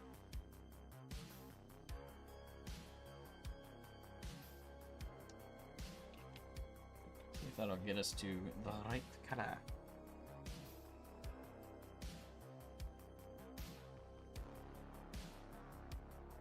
I love how that looks when you're mixing it, though. Ooh, pretty. The pretty color. Alright, it's a little too light now.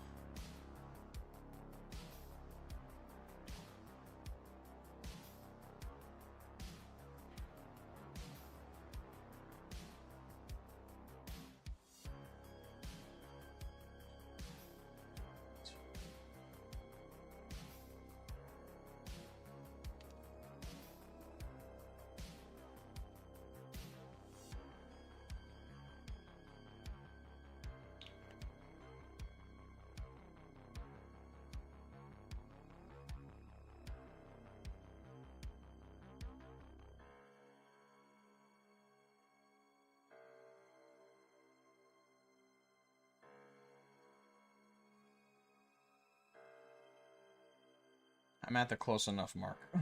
Like, that will do. Poor Smurfs. Save the Smurfs. Fuck the Smurfs. As a proud Black Templar, I am a fan of Gargamel. Swap up the vermin. Deal with them how God intended. Destroy them all.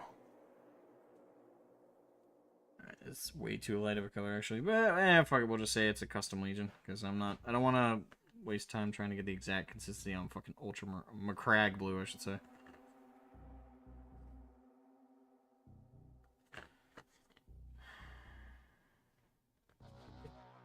There's a camera here.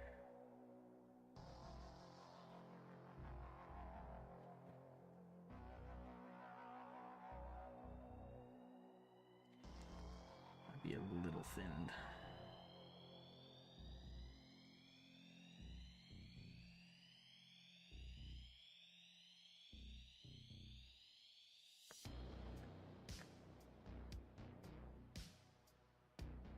I nicked some of the dirt too, which pisses me off. Great. Fucking great. Hello, Paris, you wonderful human being, you. How are you? Minor unknown chapter that is now wiped out. True. We can go with that interpretation.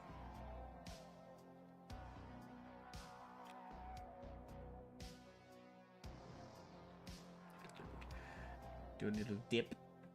Do a little dip. Make a little love. Get down tonight. Get down tonight. There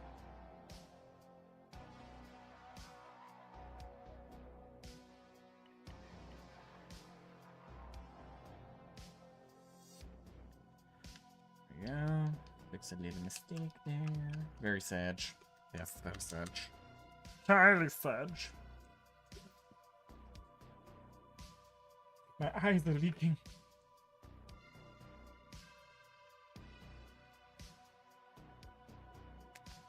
Alright, that's a little too much detail, Gilly.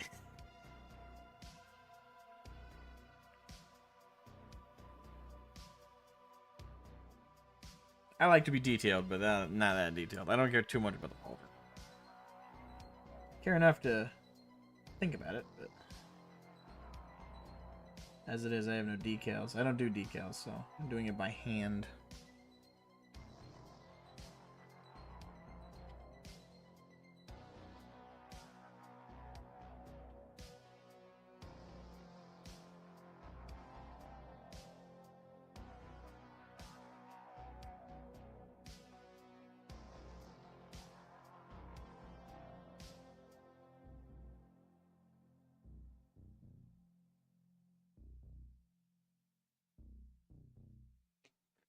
There we go.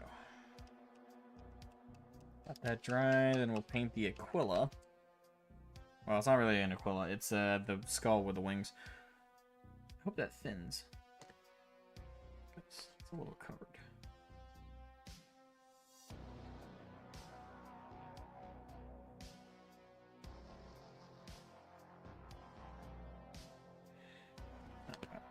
Let that dry. It's super thinned. Hello, Undead. Welcome back. An oopsie. That happens all the time. Oopsies are the nature of the game, as they say. Playing the Metroid 3DS game. You never opened... I don't think I've ever played any of the Metroid, sorry. I played the Metroid games. The Metroid games. I think I've only played 2 Metroid games I can think of. I played a scuffed port. I'm sorry, I should say emulation of like an old Metroid game. I can't remember the name of it. Then I played also that first-person shooter one back in the day. Those are the 2 Metroid games I played. I've not played the rest of them. I don't know how many there even are. Metroid is good if you're into 2D platforms or just alien ripoffs. Okay. I mean, if it's a good ripoff, I'll be down. It's a bad ripoff, not so much. Alright, so while that dries, it's almost dry already, but while that dries, let me do silver again. Set that aside. I'm gonna do silver. I'm gonna dry brush it.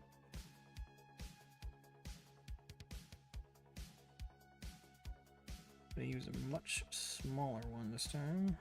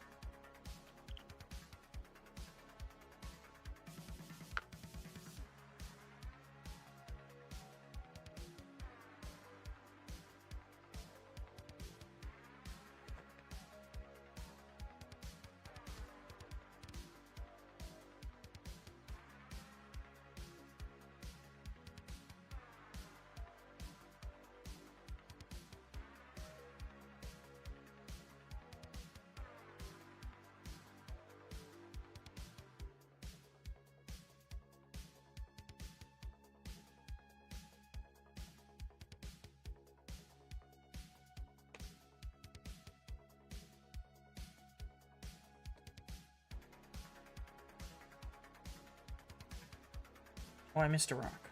No, okay. No, that's a head. I was like, oh no! No, I got that right.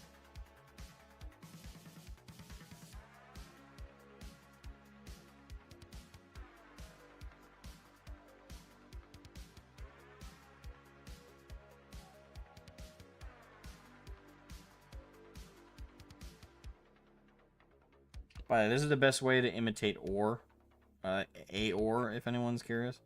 Like video game style anyway, but if you're trying to do like a ore imitation, you paint like a rock bit black, and then you dry brush on whatever metal ore you want it to emulate. Copper, iron, in this case silver. It makes it look like an ore thing.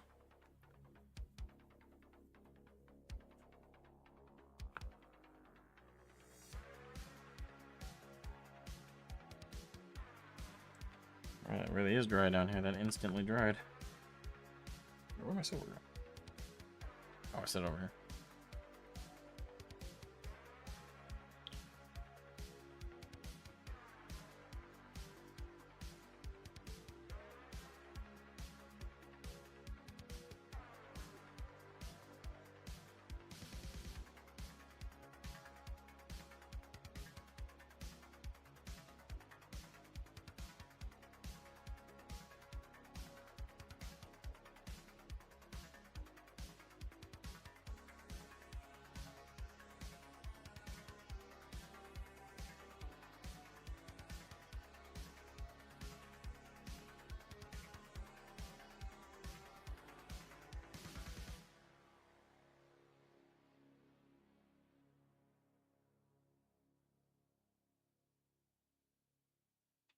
How's that look? It's pretty cool.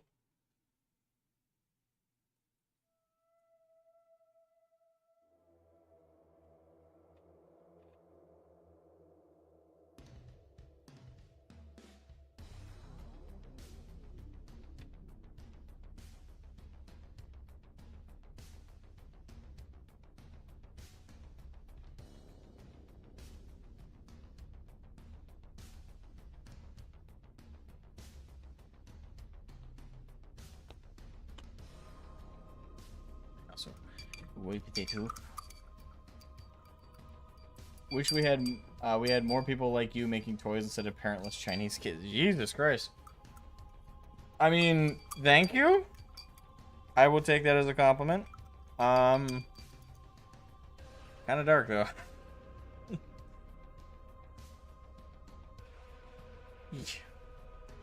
I'm not sure how to respond to that. Congratulations on that. You made me a little speechless with that. The fuck. I mean, it is good to have passion for what you do, and if you know, make toys or make little figurines or whatever you want to call them, and you have fun doing it, and you enjoy it, and you're passionate about it, obviously the quality of the product is going to be a lot better. You know, if you're a kid working in a sweatshop in China, there will be a quality disparage between that and some nerd in his basement. Yeah, I think that came out pretty good, though. Like, it's nice and reflective. And when you, like, move the light off of it, it's a pretty subtle sheen. So it looks like a little ore ingots.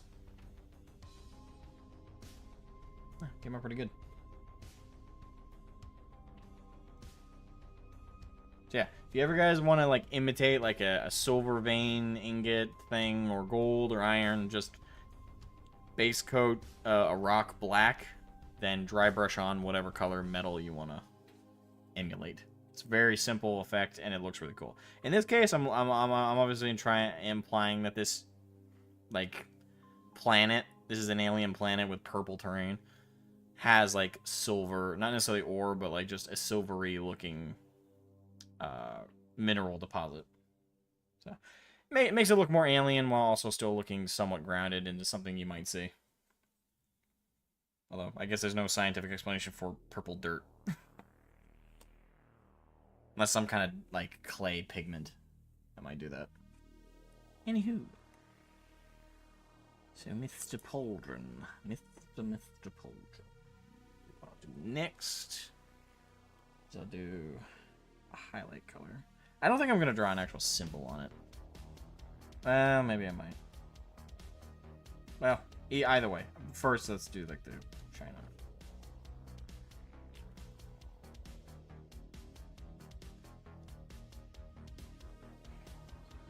Just take original pigment, mix some more white into it.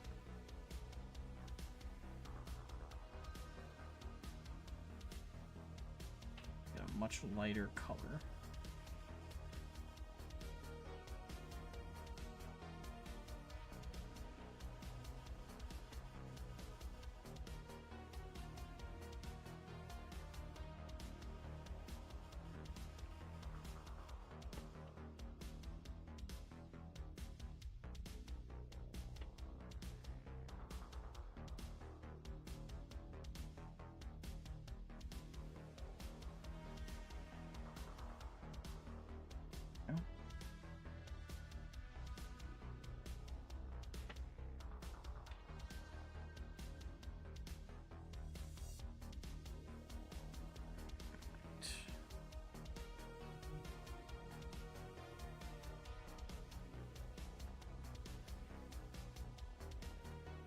Just gonna stipple on.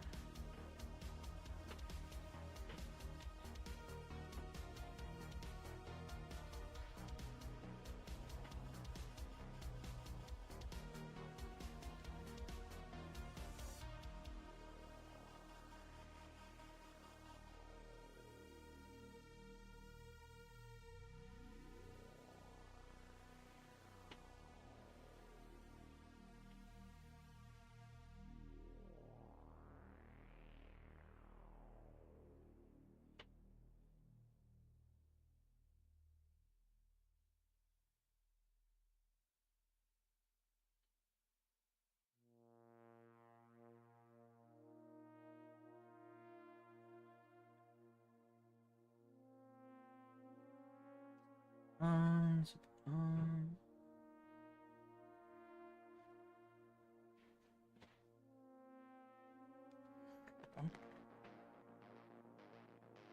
all right.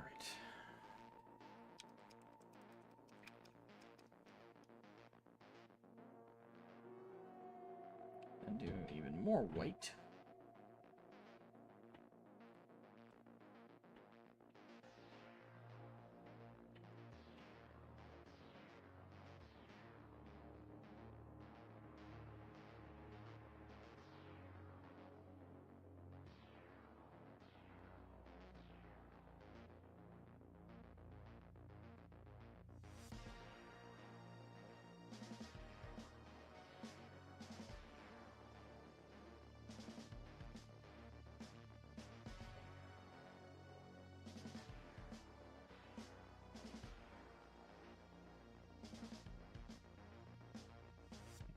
And then just do a straight white pretty much towards the end here.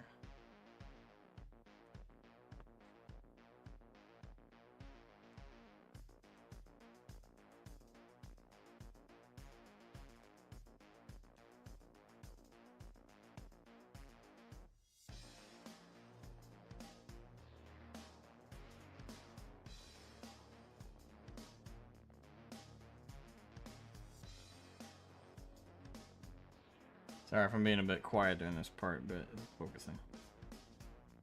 I don't have my glasses as well, so I'm focusing my eyeballs. Hopefully when that dries, it'll look like a nice highlight.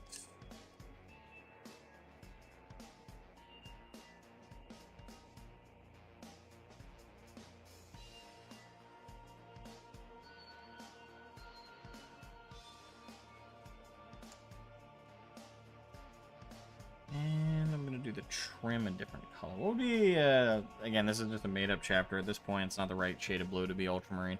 What would be a good trim color? There's a diamond planet IRL, so anything will work. I mean, theoretically, there's infinitesimal variations of planets. So a purple dirt planet with silver rocks everywhere is not out of the realm of real possibility, let alone 40k possibility.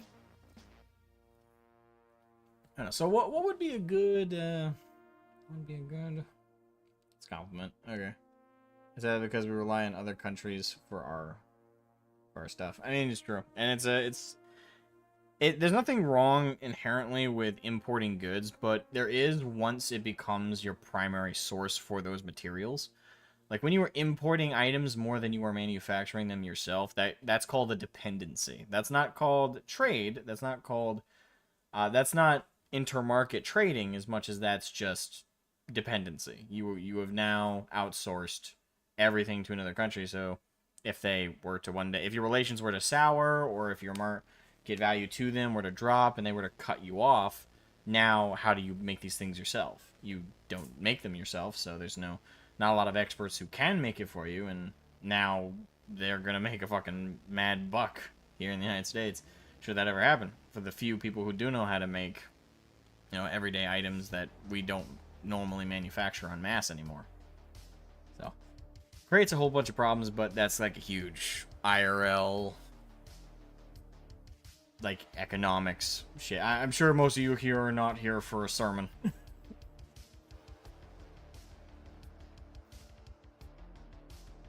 So what would be a good trim color?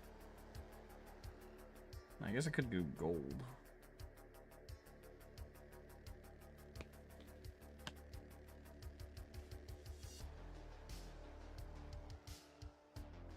I want to clean up this a little bit.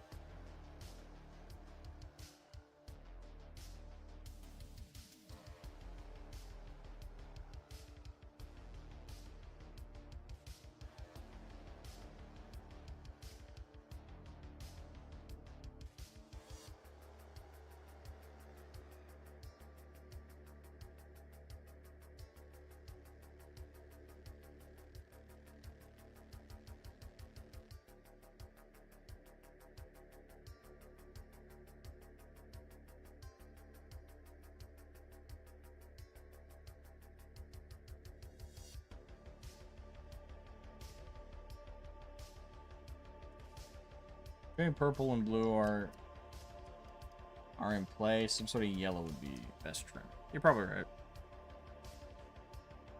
I could do a gold, add another metallic into play, or I can do a straight yellow. I don't know. 1 in the chat for yellow, 2 for gold. Do a metal yellow or do a straight yellow? But gold and blue is alliance. Hissy noises. No. Thoughts on AI Pixar posters? They're hilarious. And unfortunately, terrifyingly accurate. Most of the time. Alright, so 1 vote for gold yellow so far. Yeah, I've seen a lot of AI Pixar posters that some of them are just fucking out of pocket, like, ooh, like spicy. One was like a certain dude with the name George first name, last name rhymes with Floyd. I don't even know if that's a word. And there was a poster. It was an AI picture poster some guy had posted on like 4chan, and it was, oh good god. Alright, 2 for gold. Alright, so I need to grab Retributor armor. Had it right there. I would watch Finding Water. Again, they're hilarious. And the funny thing is they look too accurate. Like, it's scary. AI in general is getting pretty fucking scary. But I do find it fitting that the first market they're really tearing up is not the... Like, people were afraid, like, 10 years ago. Actually, technically, if you include, like, early on fears. People feared that AI and machines would replace people first in, like, the manual labor sectors. And that it would be, the sectors like creative writing and like art and all that would be the last to be hit because, AI doesn't understand the nuances of human creativity. And to be fair, it doesn't. But it's ironic that the very first sector it's truly tearing apart is the creative sector. Everyone was so convinced it would be like the construction sector first. Like, everybody who does construction would be replaced by, like, machines that would do everything and robots that would do everything.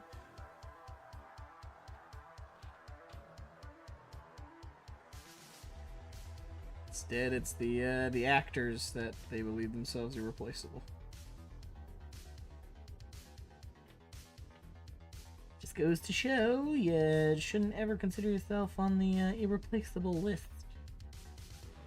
Because you'll be the first to get torn apart.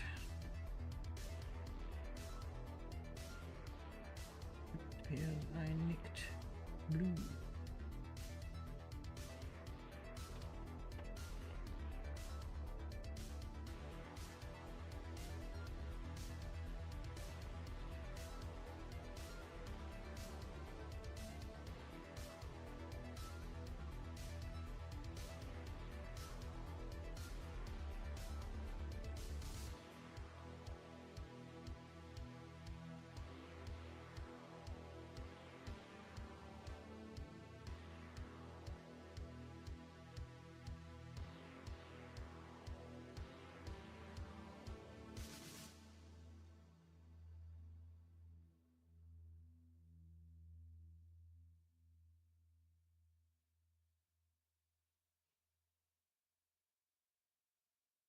There we go. I did nick a purple. Great.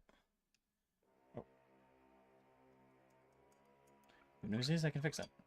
You're welcome to the AI overlords. For certain things, unironically, yes. Which I never thought I'd say, but considering a good chunk of who they're replacing right now are shitty people, it makes it easy. But at the same time, I do prefer human hands where possible. Unfortunately, people are way too fascinated with AI, so everyone's gonna get replaced by robots soon enough. Skynet wasn't a fanciful dream; it was a prediction. I don't know how long it's gonna take for us to get there, but we'll see. Not to be too doomer about it. Let me fix that nick.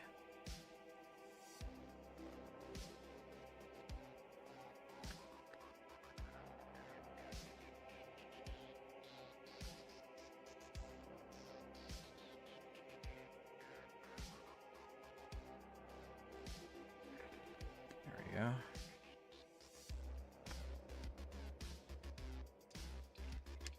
Humans are doomed. We're too human. Pretty much. I mean, we had so many warnings about, like, how this technology... Like, way back when it was just science fiction, people were already like, yeah, this stuff would be bad if made. What happened? We made it. Listen, this is coming from a guy who normally I think the best of humanity. Like, as much as we have bad actors and bad people about humans, we're actually pretty awesome creatures when you think about it. Like, with the amount of good things we've invented, the amount of amazing things we've created and constructed in this world, we've done a lot of amazing things. Like, don't discount that. But at the same time, our capacity for creation is only matched by our capacity for destruction. And sadly, I think a lot of people... Like, as much as it's a meme from a Jurassic Park movie, it's just scarily accurate. But when Jeff Goldblum, I think that's the name of the actor, but the character he played in Jurassic Park is, like, basically dressing down Hammond in the first film. And he's like, before you even knew what you had, you patented it, you were selling it, or you patented it, you, there's a middle one... You patented it, you marketed it, you're selling it, and you're selling it, and you're selling it. It's... trying to remember the exact line, because I feel like I'm fucking it up. But that line, and also the line, it's like, you were so preoccupied with whether you could do something that you didn't stop to ask if you should. And that's a very relevant thing. And as much as, again, it is memed, it's 100% accurate. We humans, we were too caught up in our own brilliance to stop and think, with that brilliance, maybe we shouldn't do this. Maybe this is a bad idea. Maybe this is leading to something. Maybe we're about to open Pandora's box, and once it's opened, it can't be closed. And I think, again, I'm just going to get it out of the way. My only doomer thing I'm going to bring up. But I think with AI, we are actively opening Pandora's box. And once it's open... A lot of the same people who are obsessively working their asses off to develop AI technology are going to look back and, just like Oppenheimer, and say, behold, for I am the destroyer of worlds. The worst part is just because it's not a weapon, they don't realize that that's what they're doing. That's me. But again, that's the only doomerism thing I'm gonna put.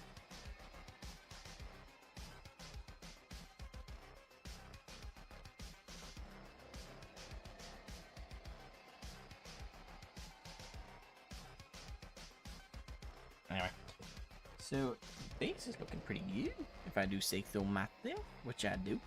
I do say so myself, because I'm awesome. Now, I do want to touch up a little bit there, though, that I nicked. If I can just get the edge of my breath.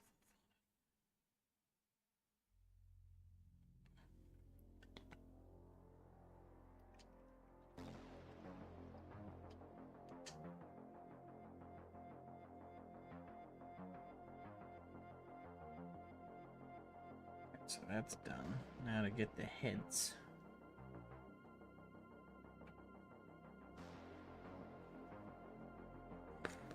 Alright, do I want to do Bugsman's Glow, or do I want to do a different?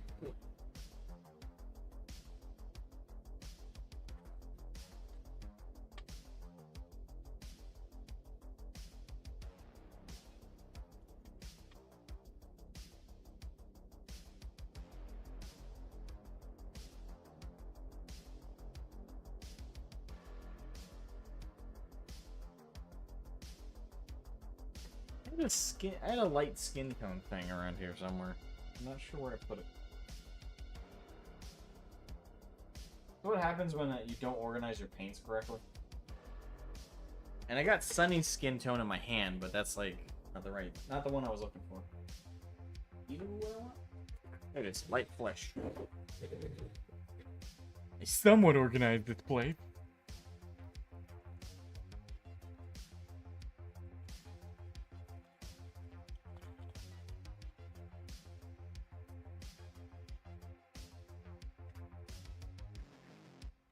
Seeing AI generated songs? No. I don't know about you, but I'll be humming Scream as we step into Twilight, and that was not AI generated. Be humming Scream. Oh, for damn. Been a while since I played. I almost ghosted what you were referencing. Yes, Scream. It's still on my playlist. I listen to it at work all the time. It comes up constantly.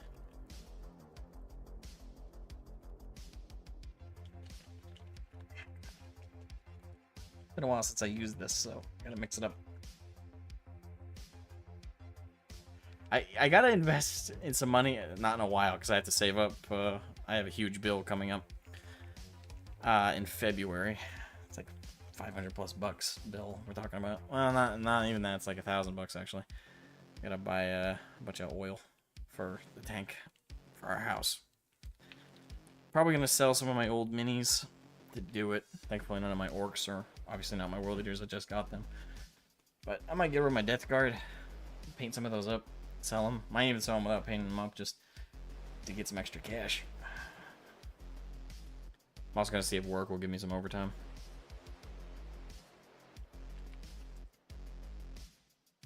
Leave up for the big bill.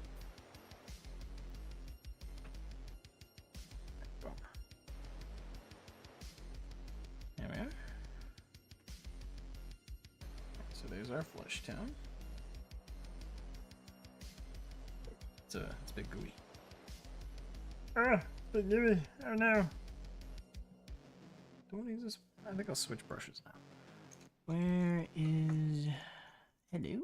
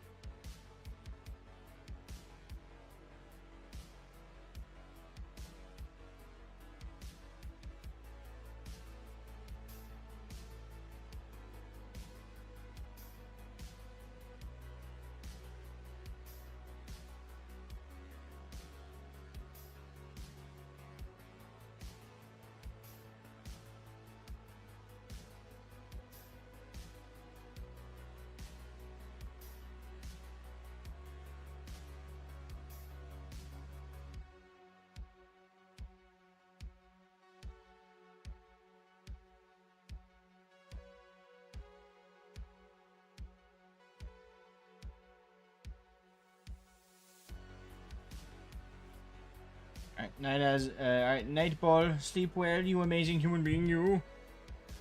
Hope you have an amazing rest as you so heartily deserve, my friend. Thank you for joining me while you could. Appreciate it, as always.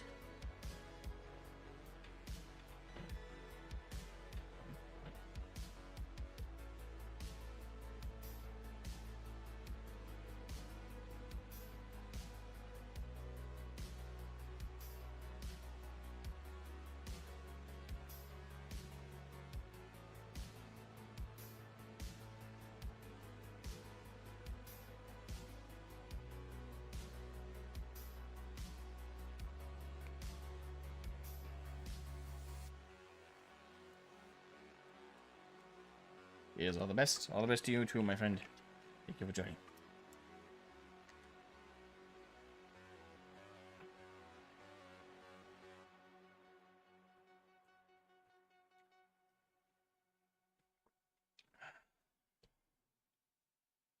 Yeah, we're almost done the base. Because after I'm done these guys, I'm going to hit that with a wash. Yeah, maybe not. I already did the highlights. Might just leave that. Might be a little vibrant, but I might leave it.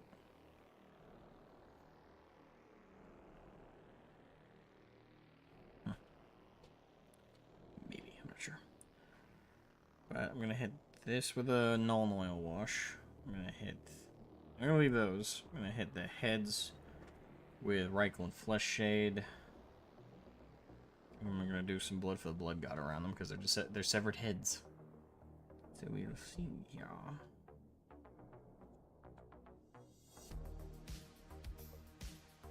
This is all just the base. We haven't even gotten to the miniature yet.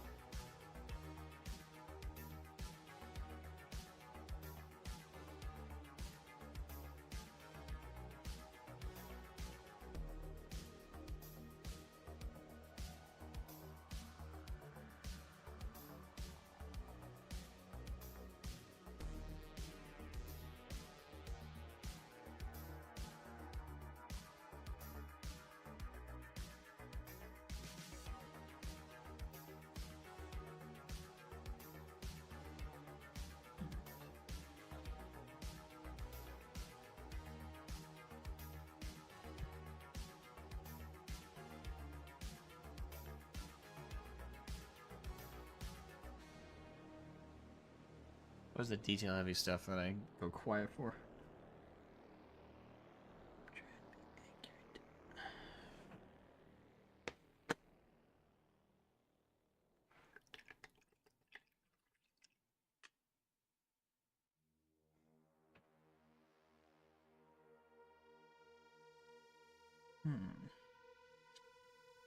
I'll give him a brown hair. Guy with hair. Shake it on up, shake it on up, shake it, shake it, shake it, shake it, shake it on up. Real quick here. Yeah. No point in doing it now, I guess. Anywho.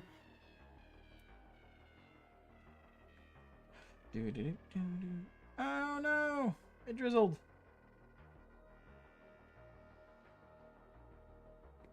Got right on my black, too. Wasn't aiming for black, I was aiming for the side. Oh well.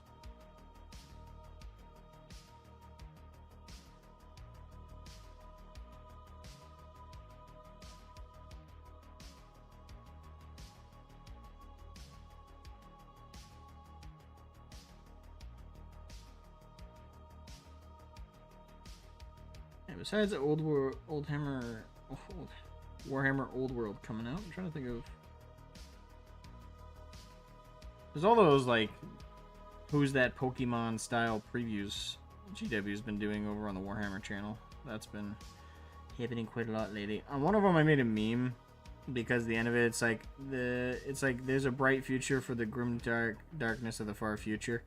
And I just made a meme of like a knight looking like this. And I put like the caption, "Is thou shitting me?" Welcome back, Yokai. How are you, my friend?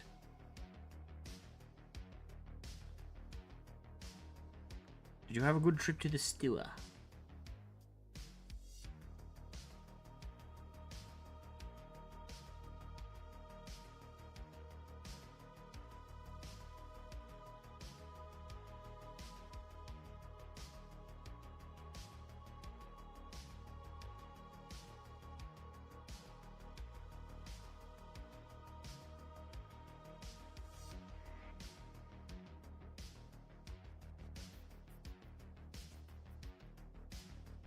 Yes, made dinner on the return. Okay, cool. Hope it was nice and delectable.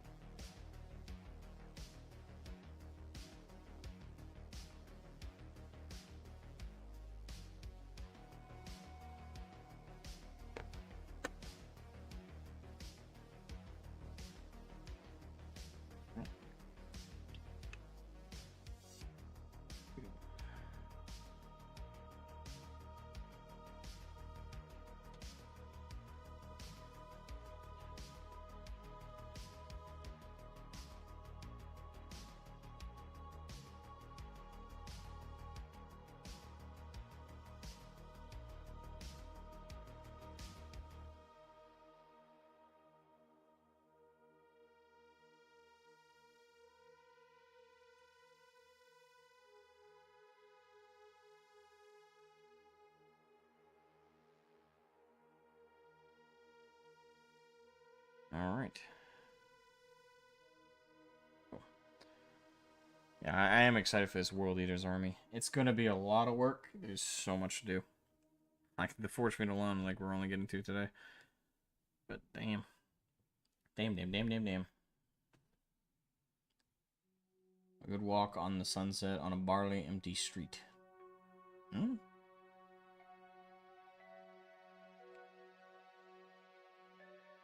Okay.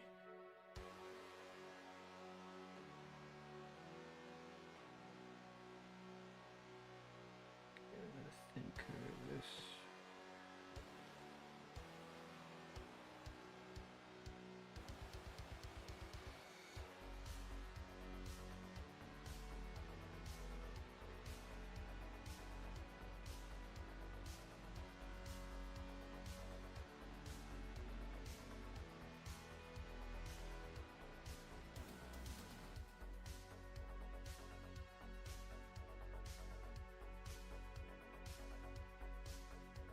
Yeah. What did I miss? Not much. I made progress on the base. Pretty much almost done it, actually. I did a dry brush of silver over some black rocks, and I did the pauldron right there for the guys in question. And I'm currently doing the heads. And from there, we're going to do washes, and then I'm going to retrim the outside black. And then, actually, I might do red. Nah, I'll just stick with black. So we'll do black trim, and then we'll be done the base, and then we can move on to the Maulerfiend itself. As for topics, we talked about AI-generated Pixar images, which was kind of funny, and chat back and forth about a couple other stuff. Just shooting the shit, having the bants, all the fun stuff.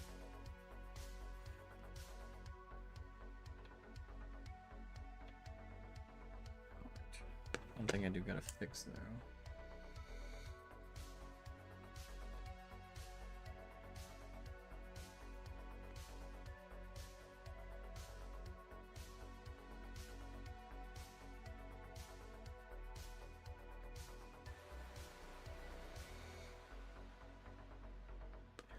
Kind of fixed it.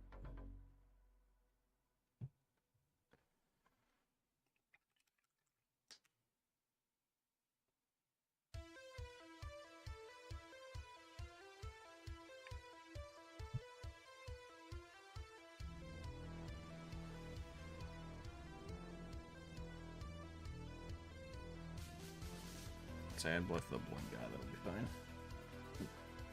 Up first. Alright. Hey, okay. Anything interesting happen for your 40k stuff lately? Any progress on some armies and stuff?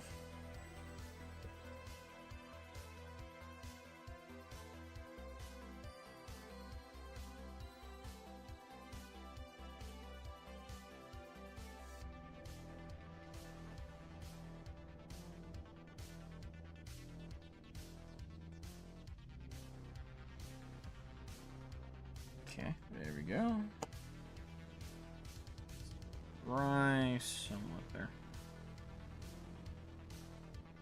Okay, let me apply the washes then.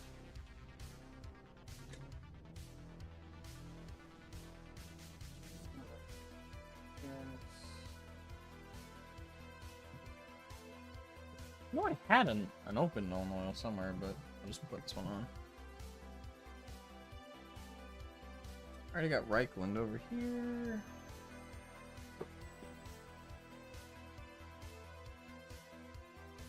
Oh, there's the open one. Okay, you don't want to open that known oil unless it was necessary.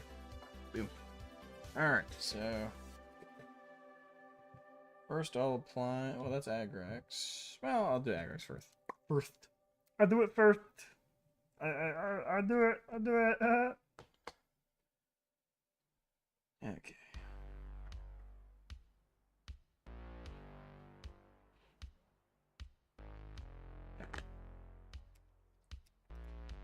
Oh, I can't buy armies due to new Brazilian import tax. Oh man. Sorry to hear that. Yeah. That's fine, I suppose. Any predictions about story narrative things with 40k? Right now, my prediction is, well, what I want to happen is I want the Lion and Gilliman to have a real stern talking to one another, and knowing Gilliman's personality versus the Lions, I'm kind of hoping for a civil war. It would help re-amplify the grimdark element to 40k again. It would help to re-establish that. And adding a schism within the Imperium would be very interesting. It would present a lot of narrative stuff they could add. It would give Chaos some room to breathe and to hit them back, leading to probably an end pack to a story where they reunify under the guise of having to fight Chaos again. Now, I'd be very fascinated to see a civil war within the Imperium. Unfortunately, I don't think that's the route GW's planning on taking. I think they're planning on taking the idea that the Lion and Gilliman are going to get along, and that they're going to see eye to eye and everything, which I hate, but they're probably going to go that route, and that's what we're going to see happen. So, be prepared for that, by the way, everybody. Again, not really the route I want them to take, but it's the route they're probably going to take.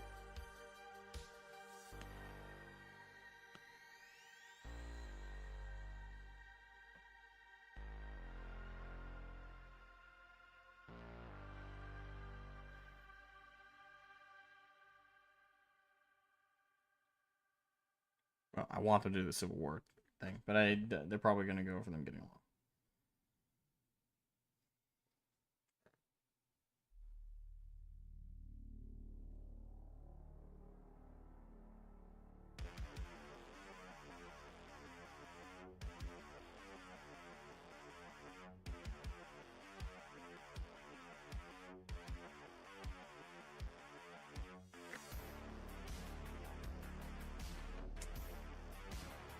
So for the rank one, actually no. Use Agrex one more time on the trim. Gold.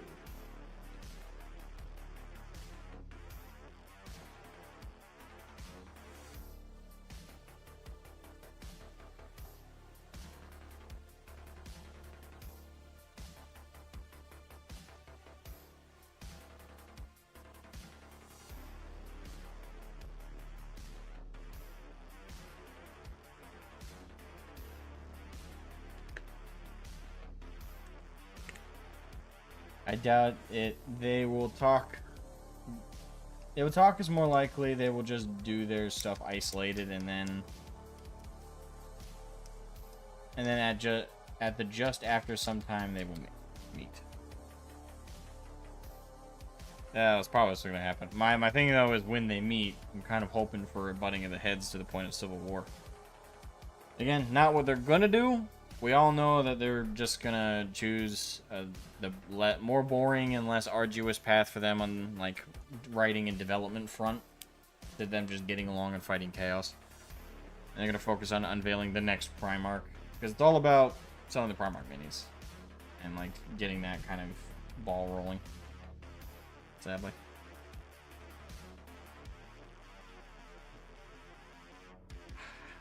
It's kind of bittersweet, because I really would love to see that element of Grimdark brought back and that hopelessness brought back in the form of like that civil war happening, because of the unfortunate betting of heads, and there's a way to do it that'd be so good. But no, they're not gonna do it. They will argue, but it will just be a quick lore bit mentioning a codex. Yeah. I hate that I agree with you, but I do. Why would we use this interesting thing when we can just be boring? We brought a Primarch back. What are the consequences? Well, the Imperium's stronger now, so that's the consequence. It's not really a consequence. Well, it is, because we didn't want to do it.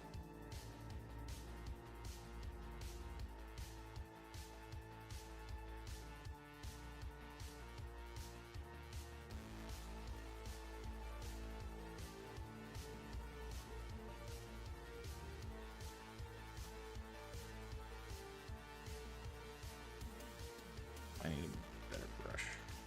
What am I going to do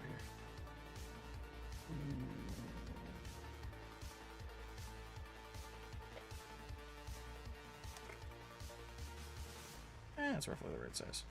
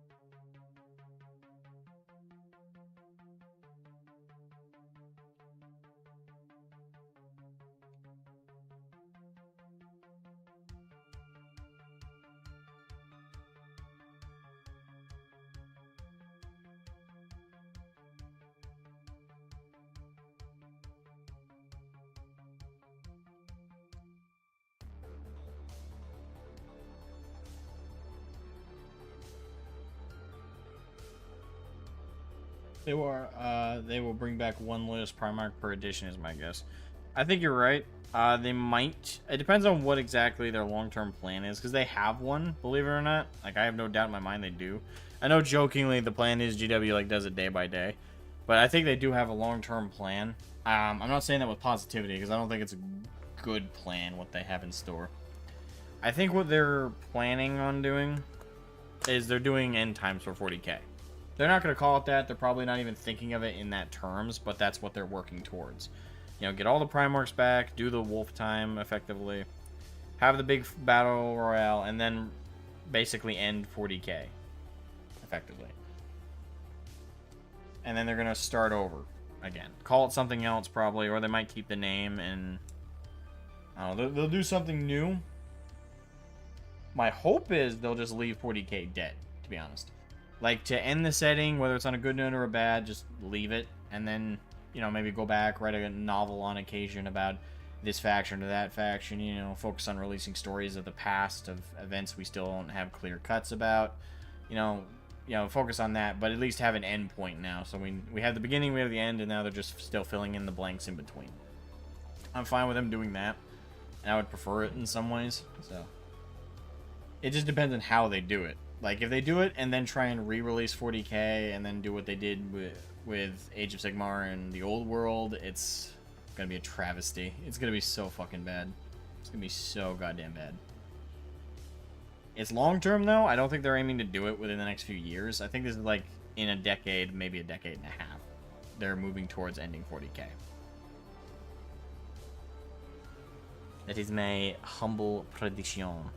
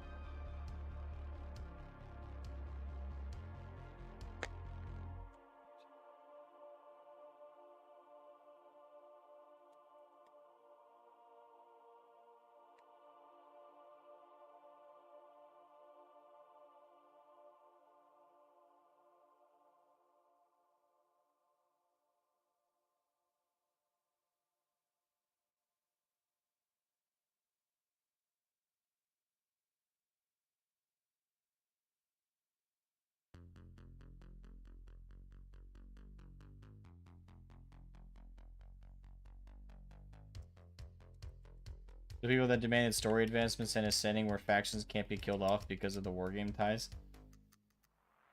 Yeah. I mean, the thing is, there's nothing wrong with advancing the story and keeping the factions alive. But you still got to give consequences. Like, you can keep factions alive pretty easily. But, yeah, have winners and losers. Have, you know, factions affected by events. You can't just have, oh, everybody goes their separate ways at the end of each single event, and they're not particularly worse for wear, or they're particularly damaged, or long-term affected.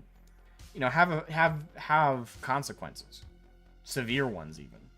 Give stakes. But when you have an advancing story where you don't do anything and the stakes aren't active, then it just hurts the setting, like actively, and it also makes the stakes feel pointless. Because, you know, you go in and we know, alright, everybody's going to be still alive at the end of this. We're not really going to see anything unique or cool being done. Because they can't do anything unique and cool because their hands are tied because this reason or that reason or whatever.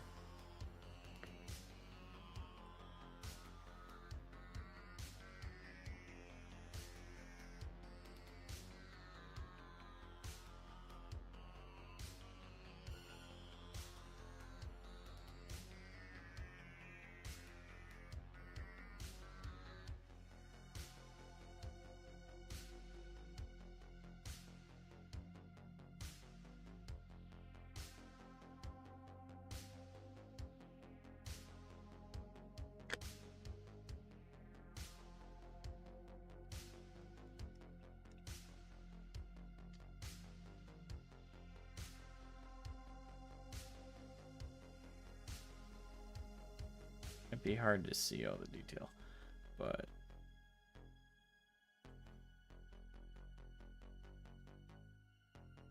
it's kind of the finished base, more or less.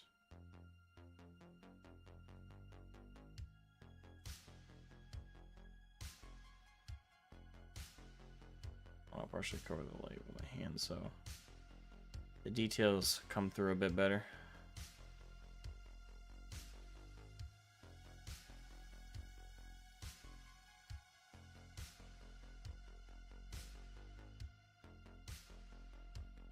The only thing I have left to do with the base is add blood for the heads, to denote that they are severed heads, indeed.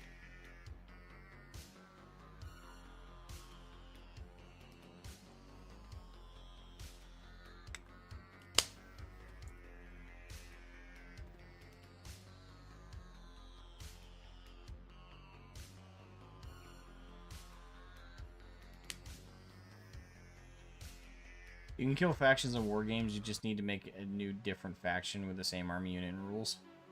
I mean, yeah, but it's a lot of work. It's a lot of work, and it's very delicate. Because then you have a schism inherently with the fans of that faction. Pre and post whatever ended them. So, it can happen. It's very... I would avoid doing it, generally. Not unless you're confident what you can do will be satisfying to the old fans and will give them something to root for with the new faction, so to speak. That fits the bill. But we're talking purely narratively. Like, you can't end a faction in the lore and then you can still support it for tabletop, but a lot of people will be kind of soured by the fact, like, okay, these are the losers though. Like, these are the guys who objectively lost the fight. Like, they're dead and gone. I'm playing a literal dead army. I think that sours it for a few people.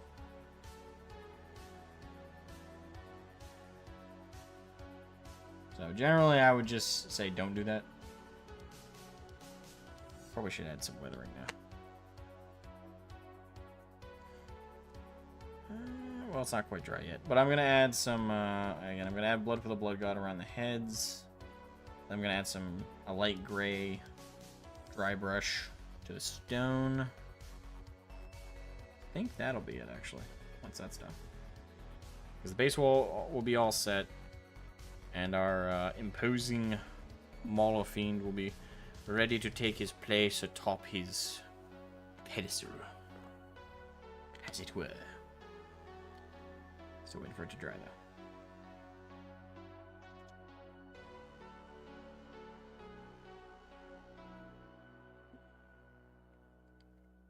I'll probably tackle the actual Maulerfiend. Well, no, I'm in the mood to paint it right now.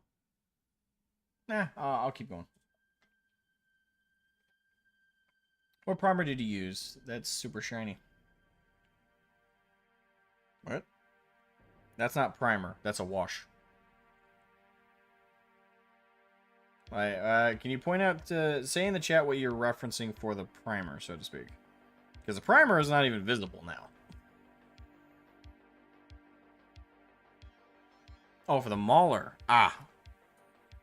The camera is probably catching up the light a lot stronger than it actually is reflectively. But this is Runelord Brass. Runelord Brass, and I've dry brushed it with silver, so all the edges got caught with some silver. So it's got a little bit of a shinier sheen to it. But Runelord Brass. It's a brass, technically speaking, but it also resembles a faded gold. So to be honest, it's more like Runelord Gold than it is brass. Although then again, brass itself is kind of mock gold, so But yeah, it's Runelord Brass. I'm gonna use it for all of the World Eaters stuff because the trim is Runelord Brass, and you basically want to prime your World Eaters with what you want to prime Chaos Space Marines period with whatever you expect the trim to be, because to be honest, there's a meme with Chaos Space Marines that they are the trim faction. They have so much aggressive trim everywhere. It's a meme at this point. So generally speaking, the recommended thing to do is prime them with the color you want their trim to be. Then do a dry brush on like whatever that trim's going to be highlighted with, and then fill in the panels. Gold, your ties with Dorn are strong. They are very strong. Yes, but this is World Eaters. This is not Loyalist. Dorn would not approve. Dorn would very much not approve.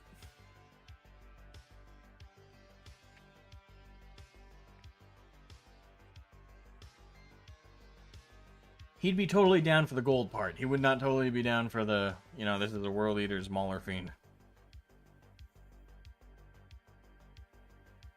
Alright, so let me grab my Blood for the Blood God technical paint. I can't remember if you even have to shake these up. What's a good brush to use for Blood for the Blood God? Blood for the Blood God. Skulls for the Skull Throne. I don't know, what's a fucked up looking brush? You're kind of fucked up. Yeah, you're very fucked up. Never mind. I will use you.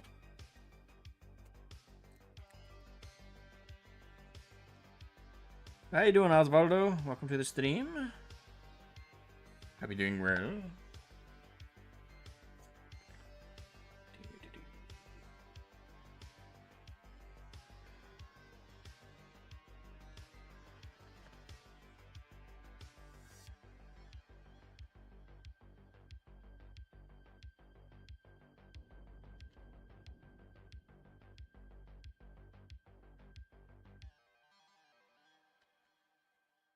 A little bit of a cheeky amount of blood there.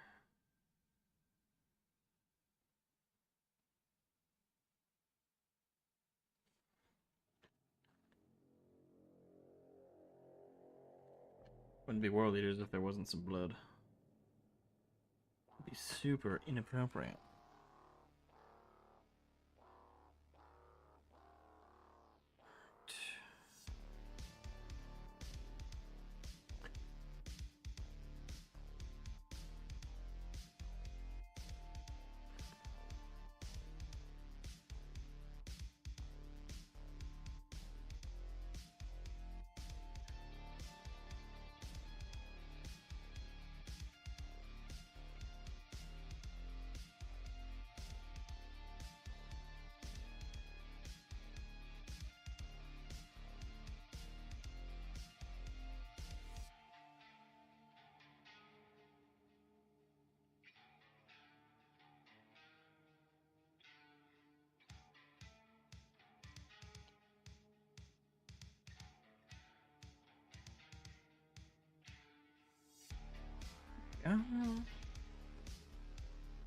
Probably should put some blood around or underneath the pauldron as well.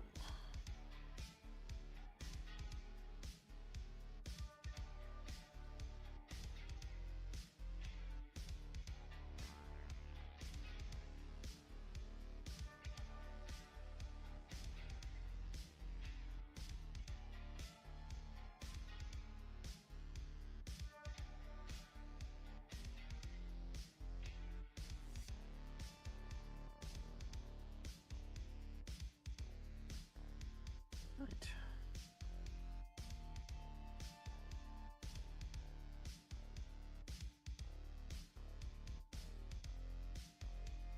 Oh, it has enough bristles on it.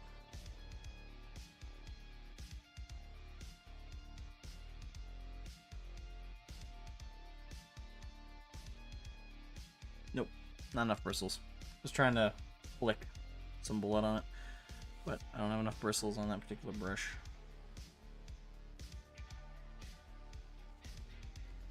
Alright.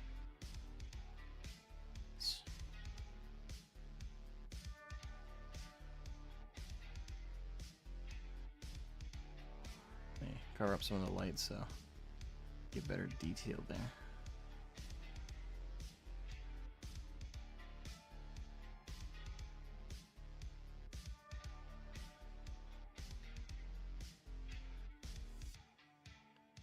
Alright, that's the base so far.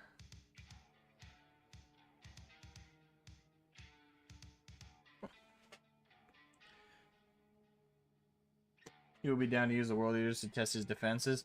I mean, to be fair, With World Eaters, you just need to survive that first initial volley. You do that, you're good. Like, the big thing is, World Eaters, I won't say they're necessarily glass cannons, but they are somewhat. They're not super tough. They cannot take a lot of abuse. Their whole thing is being the ones to dish out the abuse first and the hardest. If you can survive that initial hit, and you hit them back, they will break. You need to hit them hard, still. They're not like, they won't fall over like Imperial Guard will en masse. But they cannot take an aggressive counterattack. They are meant for offense. They are not meant for defense. Why it's usually a challenge to win tournaments with, well, I say a challenge. It depends on how you approach the tournaments. Now, as you guys know, I've bitched about it enough. All of 40k now is just OBSEC. It's OBSEC, the tabletop war game. Everything is about controlling objectives and secondaries with those and getting victory points via that. Doesn't matter if you get tabled or not, as long as you end the game with more points. I fucking hate it. I fucking hate that's all GW think 40k can look like for tournaments and for game rules. It's just about objective control, objective control, objective control. Me, I'd like a tournament that's just around killing and tabling the other player. I would like a headhunter tournament where it's all about killing each other's heroes and your armies are about defending and fighting with your heroes, and whoever's leaders of their armies and their heroes dies first loses. Like, I'd like tournaments like that again. I'd like games like that again, but fuck people like me, I guess. So that aside, World Eaters are not really, along with Orcs effectively, which are my main army, they're not really built or designed for the primary game of 40k, which is objective secure. It's all about objective control, objective control, objective control. So there are armies that are meta armies for what 40k plays like. So if you care most about winning, you will not play World Eaters and you will not play Orcs, because they're all about offense. Now, you can win with them at tournaments and stuff if you table the other player early on. Like, if you table them, you wipe out their army, then you win. Like, you just win.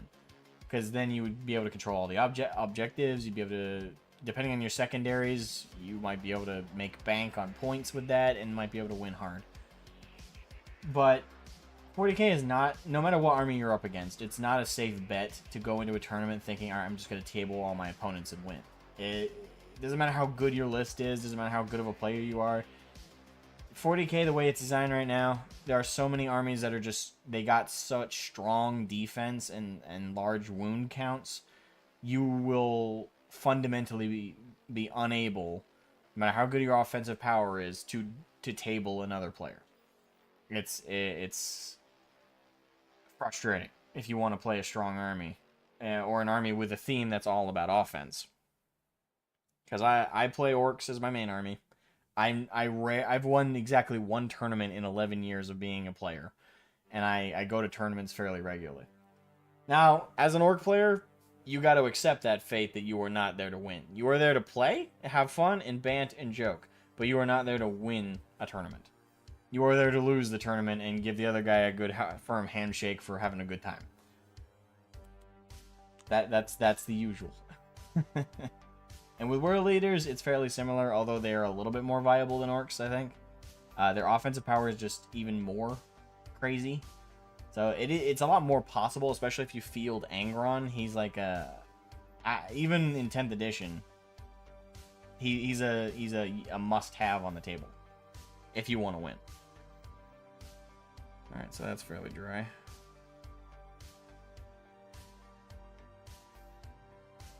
So let me do my dry brush, and then I think we'll be good. With the base anyway. Well, I still gotta do the trim, never mind. We'll be good after the trim.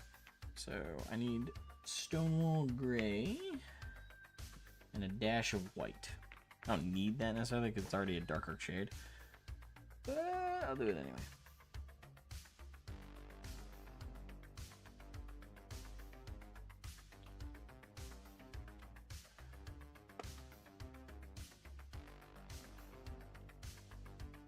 And a dash of white.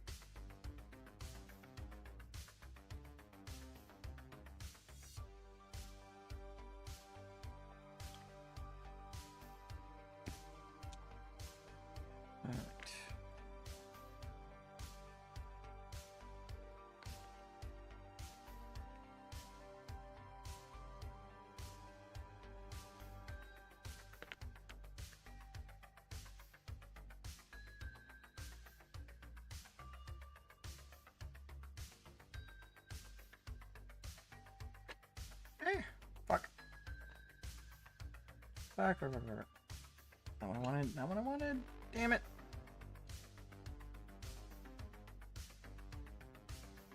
That's great. That's why. Fuck. Now it's... I guess I can make that work, but fuck, that's not what I want to do.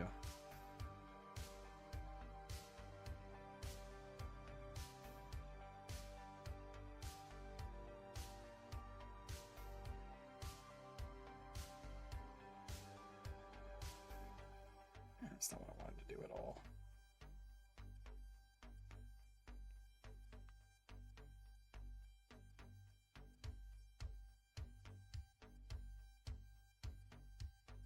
It doesn't look bad, but fuck, that was not what I wanted to do. Yeah, I gave it little streaks. Yeah, that looks way too off though, so that's gonna need to be repainted and rewashed. Yay! Damn you.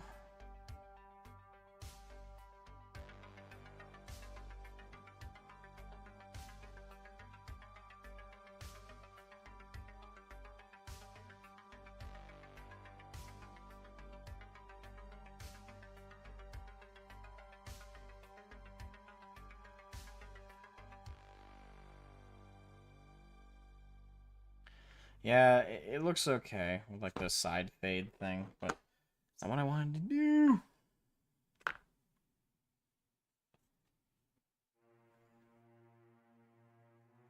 Fuck. Ah, damn it. Happens to the best of us, I guess. Who will? Here's my normal. Nates or Nates miniatures, welcome. Morning, Asmogan. How goes the painting? It goes well. How about you? How's your day going? Are you about to paint? Or are you just chilling and stopping by? Technically, I just fucked up, but...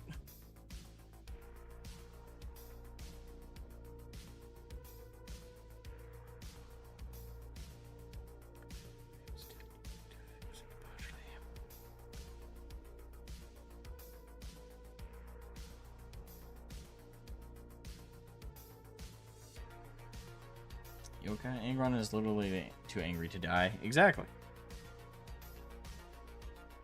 And he never will die because of it. It's a constant, ever-present force of bullshit. Alright.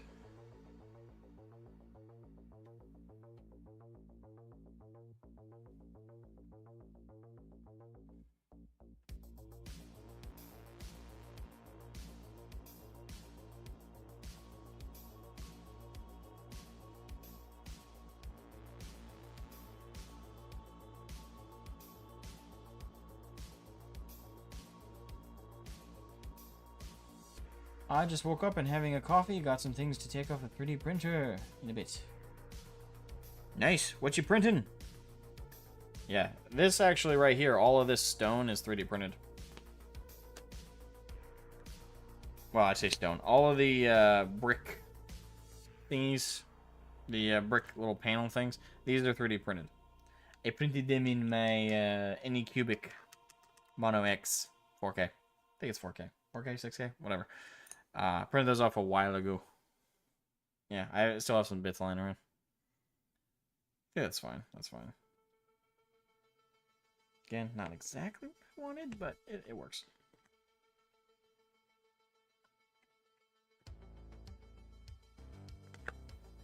Just some terrain.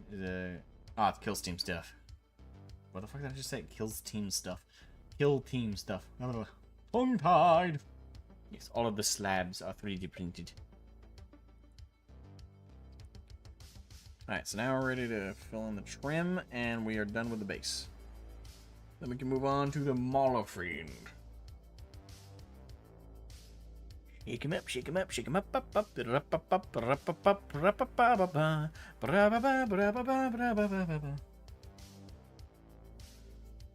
my god, why is it so dry in here?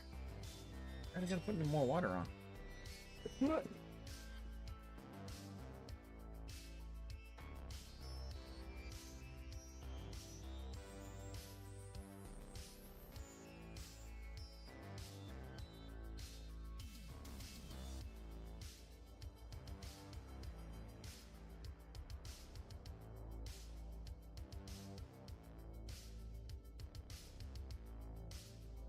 the Sahara Desert down here.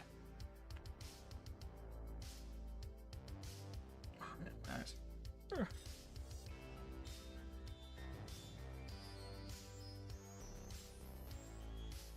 Okay, so we will now do the trim of the base. Come on, there we go. Ooh.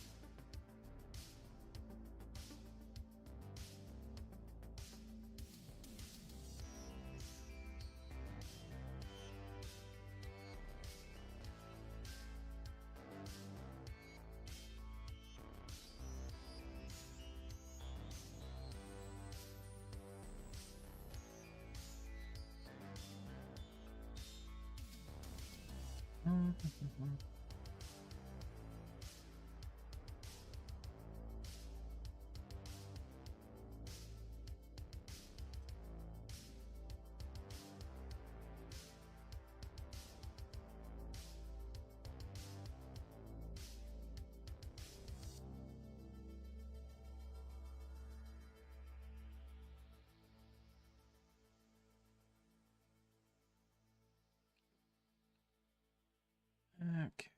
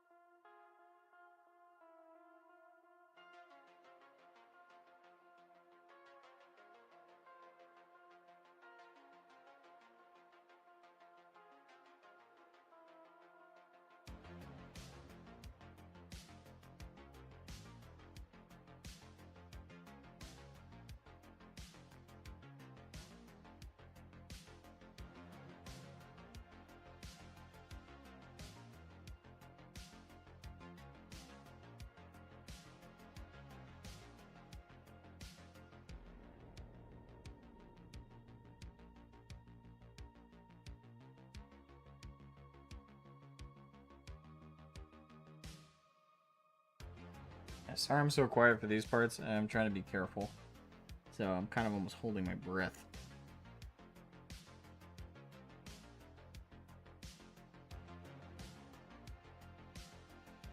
Because I don't want to nick the purple too much. If at all.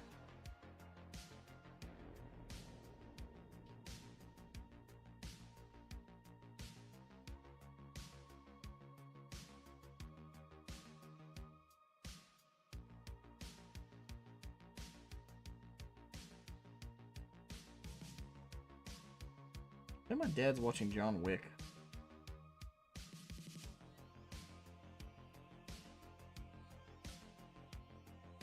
We mentioned it earlier in the music I'm hearing upstairs. I don't know if you guys can hear it, but I'm hearing it very slightly. And it sounds like part of the soundtrack. We're killing strangers. You know that part of the first movie.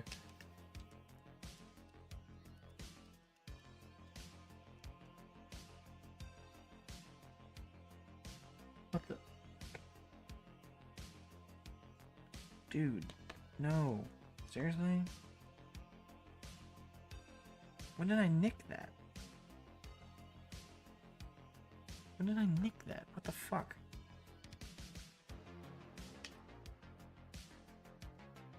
I don't recall ever nicking that with... Okay.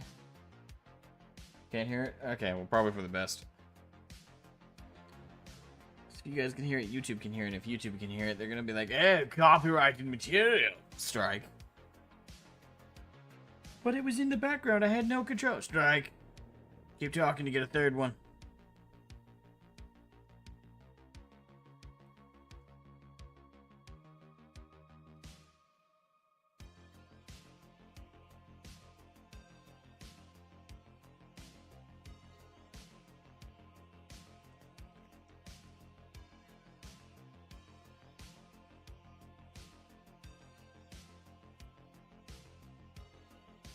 Alright.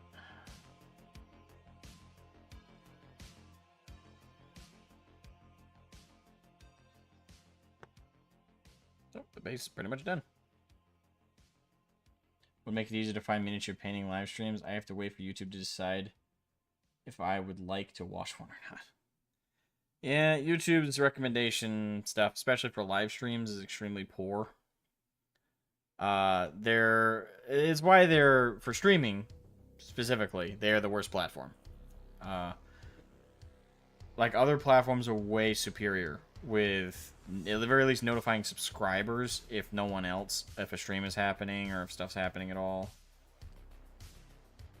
Like, the YouTube are just so bad at it. Like, even if you're subscribed to a channel, you have selected all notifications on the sideboard thing, on the bell icon, and be like, hey, I want to know about everything. YouTube will still wait a half hour to an hour into a stream before sending out notifications to subscribers. It's ridiculous. So they're fundamentally the worst platform to stream on. And it's frustrating, especially if you are a creator and you are trying to like do streams and stuff. Unless you're already big and popular, YouTube will wait to send out your notifications. And at that point, again, most streamers, especially if you only have like one watcher for the whole hour of streaming, most streamers will give up after an hour if like only one person is watching, because they'll be like, okay, what's the point? And I can't blame any streamer that does that, because like, imagine sitting there, you're streaming with the hope of having bants, you know, people come in, just feeding back and forth off of the chat and just talking to people, having some fun while doing whatever it is you're doing, whether it's gaming, miniature painting, or whatever. But if you sit there and you're doing your thing and you keep checking the chat, and you have one active viewer who's just lurking and not talking to you, it's well, it might be a strong word, but it's demoralizing. It makes you just go, what's the point? So a lot of streamers will just kind of quit after an hour. And YouTube will wait about that time to start sending out notifications.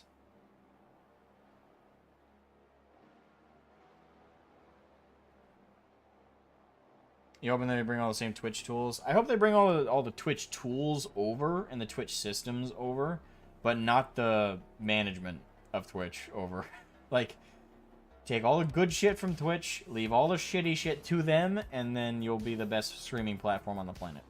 YouTube is the best video platform by default.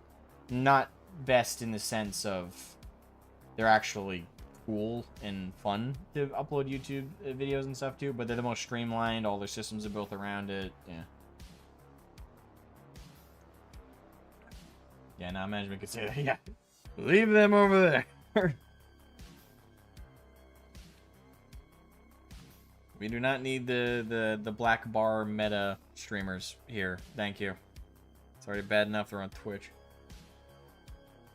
Actually, YouTube send notifications the moment you click on the notification icon. You need to automatically update like it was a web browser. Well, no, they don't. They don't send automatic notifications. I wish they did, but they don't.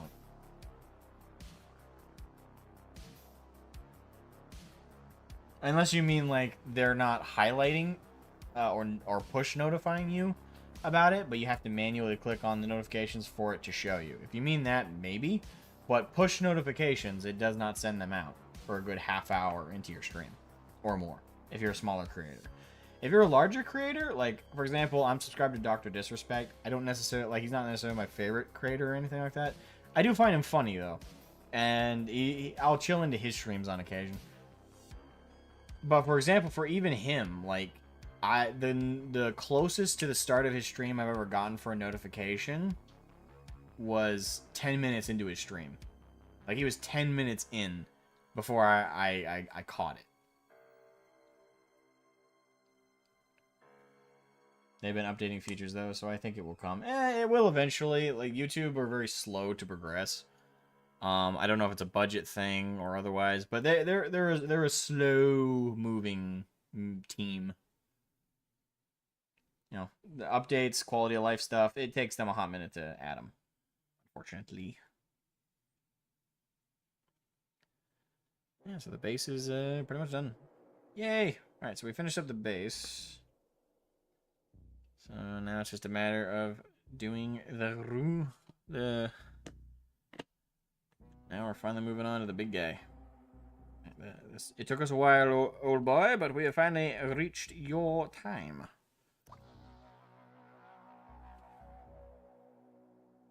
I'm gonna switch out my water for both my little water thingies here. That way we're fresh and good to go.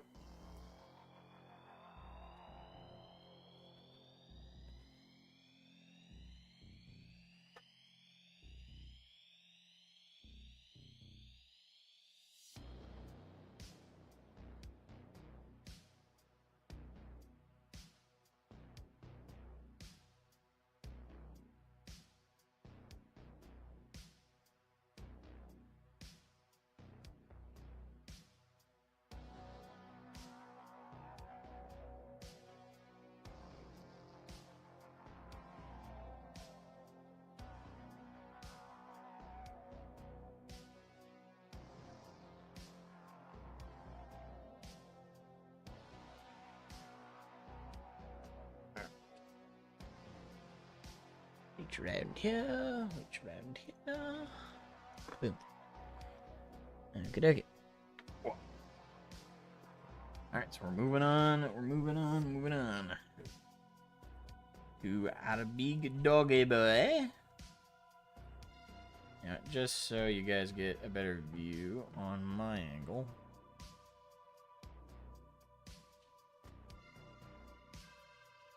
I don't know if this will actually... Yeah, that's good.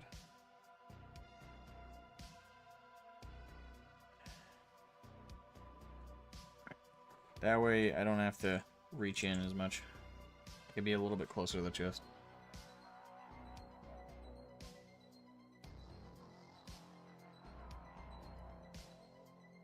Alright. So we'll...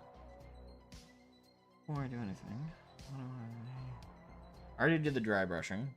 So I'm just trying to think if I'm missing anything. Because what I'm going to do is I'm going to paint on the corn red. And then I'm going to do a Reichland fresh... tongue-tied. Reichland Flesh Shade wash. And...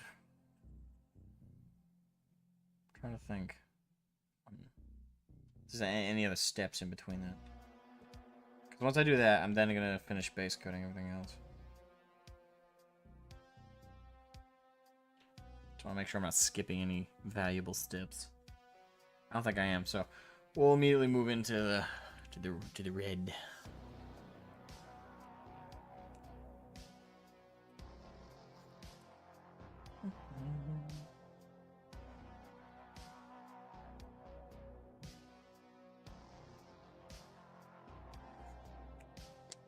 I'm gonna try corn red. I normally do Vallejo's bloody red, but I'm gonna see how I feel about corn red as we apply it. As I say that, my mouth wants to say cornbread for some reason. Okay.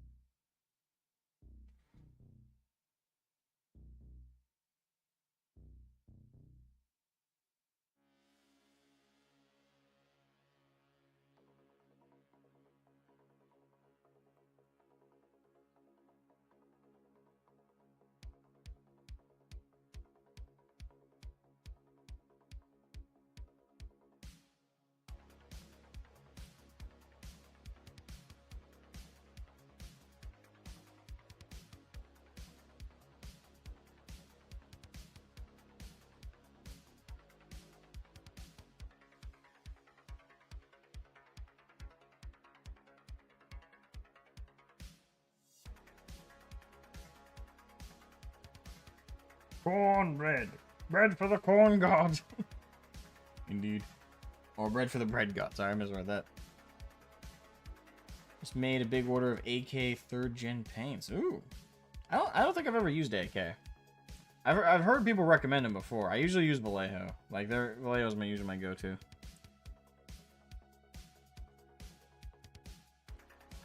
Yeah, try to be careful. Oh, there's so much red I gotta do. Yeah, AK, I don't know. They kind of came out of nowhere for me. Because I remember for the longest time, everybody was like, okay, Vallejo or Citadel for, like, metallics and everything. And that was, like, my narrative, like, everything I agreed to. Then out of nowhere, people started, like, being like, hey, have you tried AK? Have you tried AK? What do you think about AK? And I'm like, who? Yeah, they came out of nowhere for me. I'm enjoying this red. Like more vibrant red.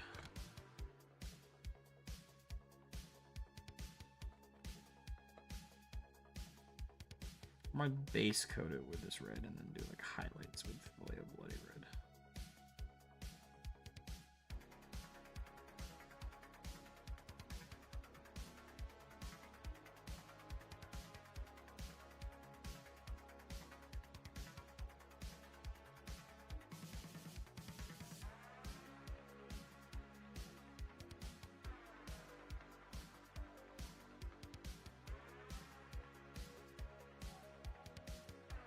Hey Havoc, how you doing? Oh, that's a clever trick for Chaos Trim. Do it by hand. I mean, yeah. Excuse me. Fuck, that cough came out of nowhere. Ooh. Yeah, as I said it kind of earlier as my explanation, but yeah, the best way to do it is if you're doing Chaos, Space Marines, or really anything with an aggressive trim, the best approach is to prime the color you want the trim to be. It's not necessarily the people usually prime with the mindset of, okay, I'm priming this with with either a zenithal highlight and I'll just fill in everything underneath it, and this is like gonna handle the shadows and everything, blah blah blah, or they're going to base coat it with the most prevalent color, and then be like, all right, I'll do the trims by hand.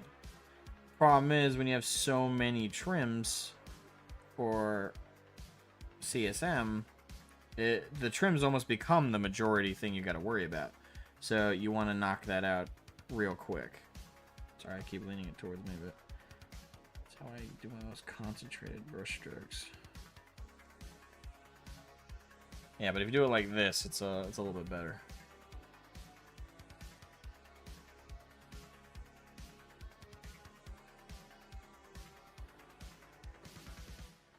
Remember, 2 thin coats.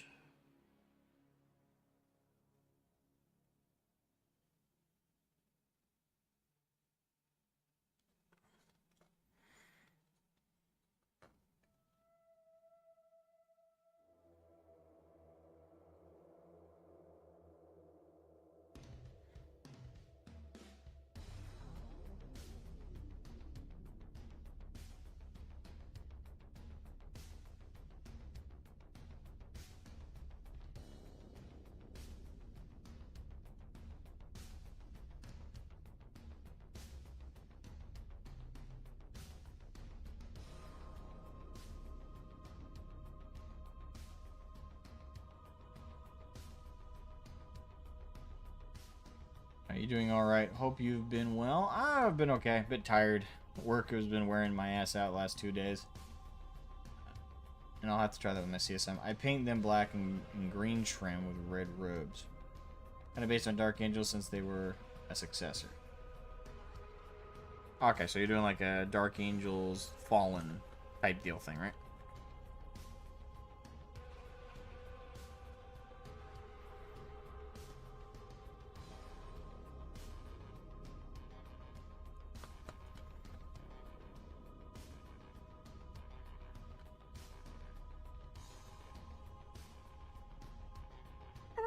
Fuck. God damn it.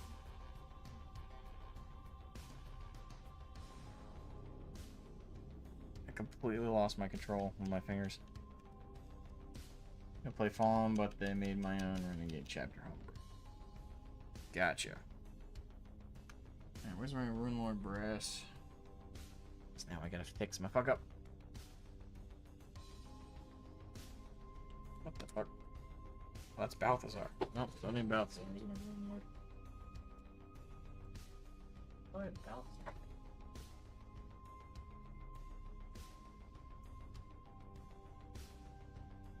There it is. Runelord.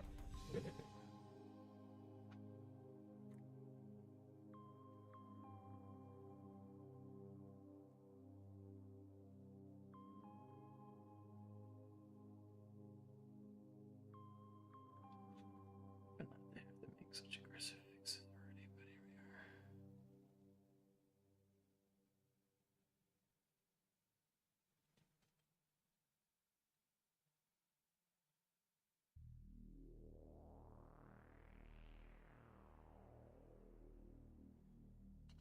Alright, 6 out like so.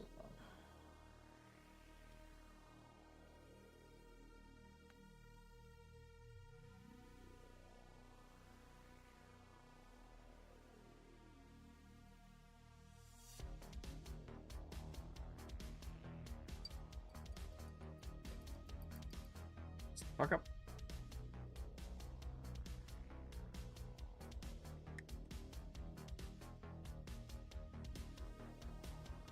And there we are, back to it.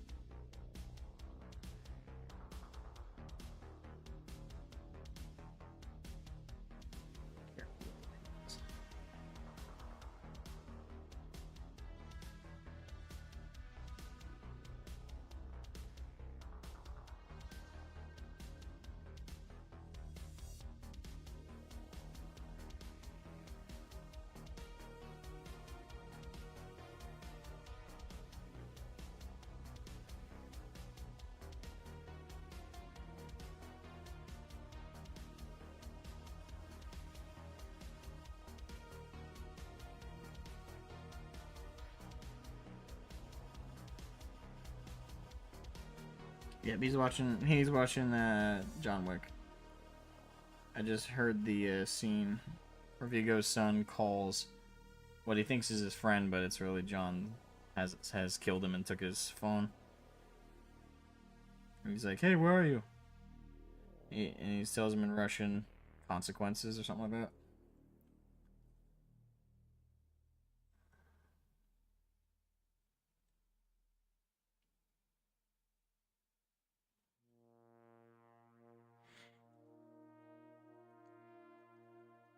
Yeah, sorry. Daniel Lindsay, welcome to the stream. How you doing?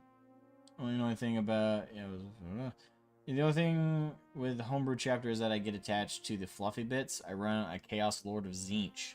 It's not usually a great choice. I wouldn't know. I've never run Tzeentch, so I don't know how that feels. I know in thought practice what it would like to be played Tzeentch, but I don't know how that is in practical play.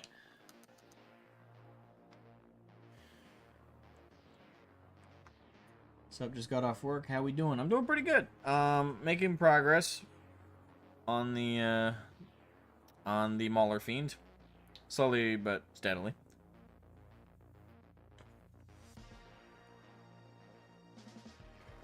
Okay.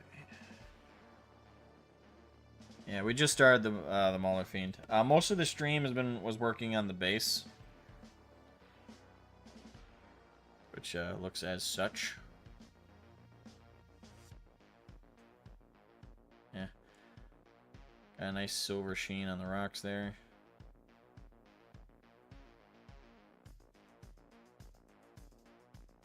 Yeah, got little severed heads from the Maulerfiend's carnage. Pauldron. from a loyalist space marine. Yeah, the base is all set. So now we're just busting out the Maulerfiend itself, which I don't think we're gonna get done tonight, but we're definitely gonna make some progress. The trick will be in getting through all this trim.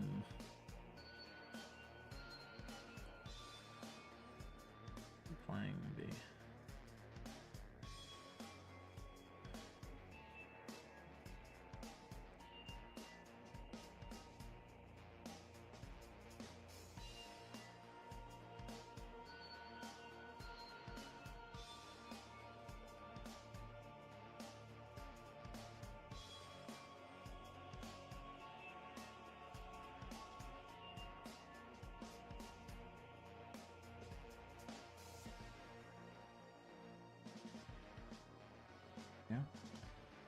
You looking good? Thank you.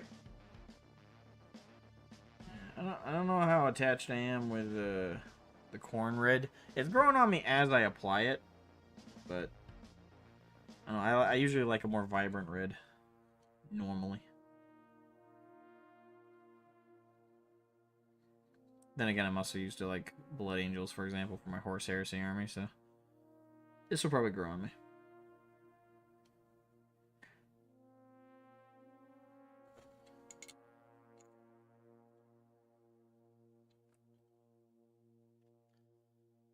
So we're almost halfway done that particular panel.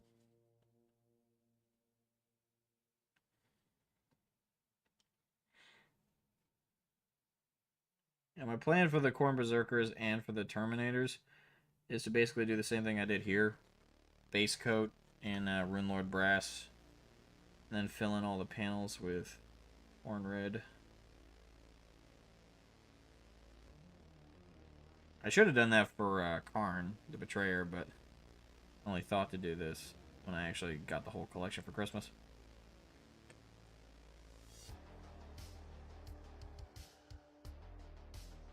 Probably still base coat Angron himself in red, since majority of him is covered in skin. But I might also be able to break that up into like components. Might even do it in subassembly, just to give it all the necessary detailing.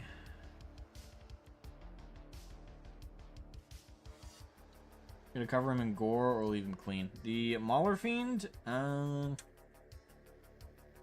parts of him I'm gonna do gore. I don't think I'm gonna go overboard with it. It'll depend on how I feel when I actually get to like the finish line, like how much of like the base detailing I did and how much of that I want to cover over and mess up with some blood. But absolutely there'll be some blood on him at least. Definitely someone like the ends of his pikes and his claws, mouth. But, you know, I don't know if I'm going to go, like, crazy with it.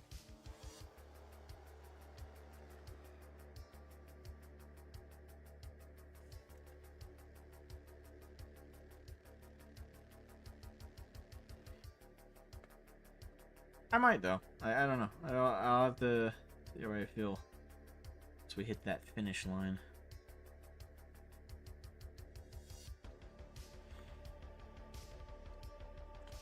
Because the very last thing I'll do is add stuff like that, like Blood for the Blood God and stuff. Because that goes over everything else.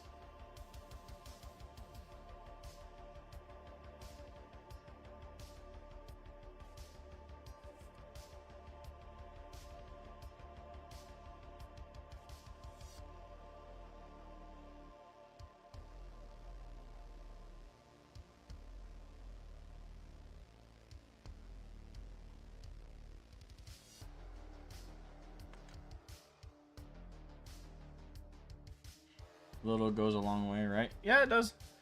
And, like, implied dried, like, streaks of blood as well can also imply some pretty gnarly carnage in their own right.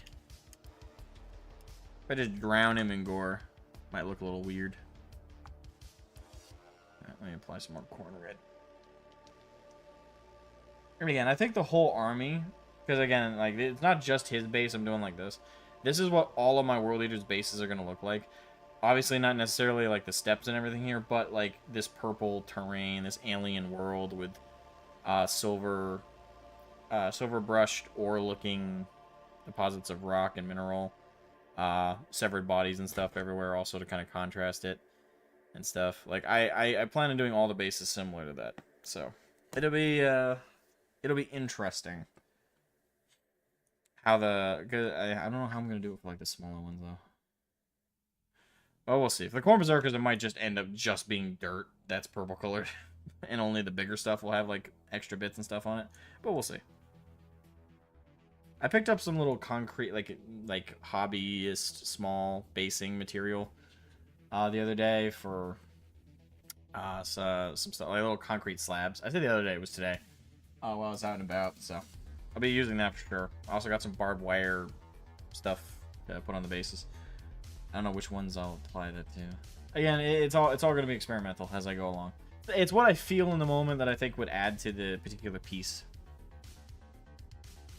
You should probably start doing basing stuff. I've largely been just using the basic black, but I don't really have material yet for doing diorama work. Oh, well, we're talking dioramas. One second.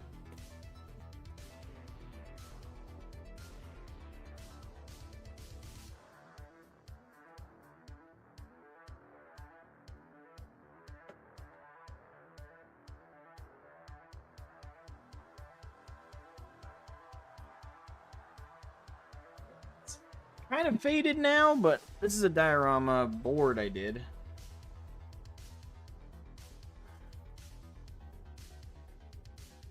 Yeah, it's a little display board diorama I did.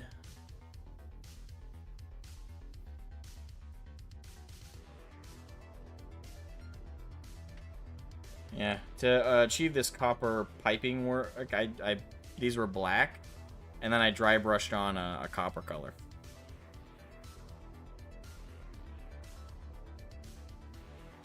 And kind of showcasing the most of it there. So it's a... all of it's 3D printed, except for the little fur bits. No. That's my diorama display base.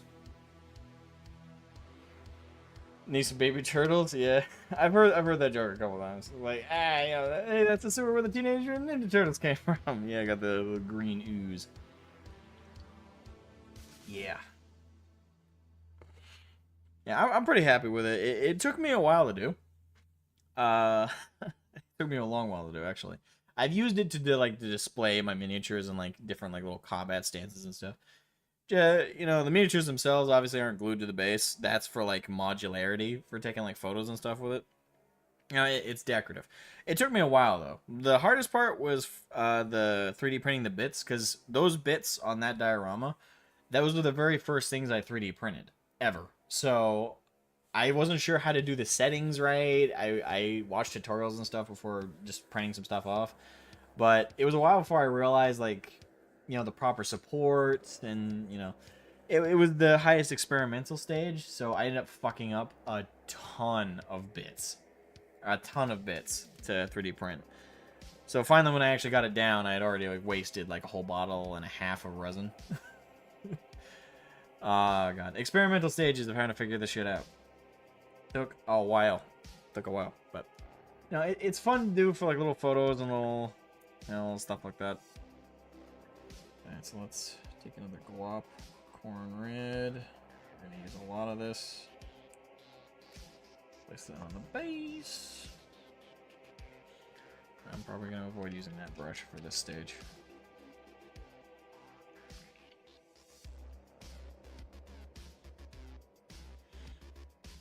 There's gonna be a lot of careful work.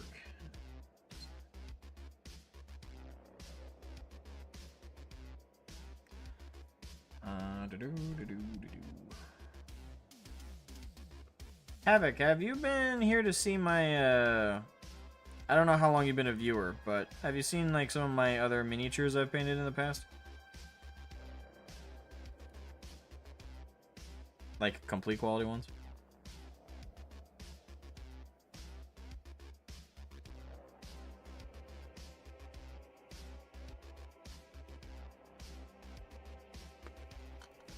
Looks beautiful. Alright, thank you.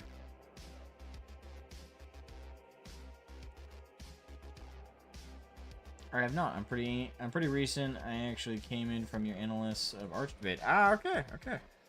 Give me a second here. I'll show you some examples of minis I've painted. I actually do commission work if you're ever interested, but I'm not gonna press that too much. Probably why I don't get so much work is I don't really advertise it that much these days.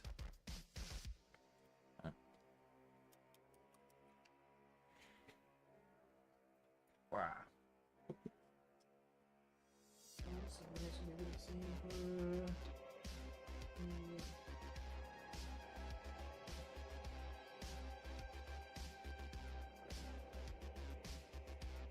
Here's a couple token examples I'll show real quick.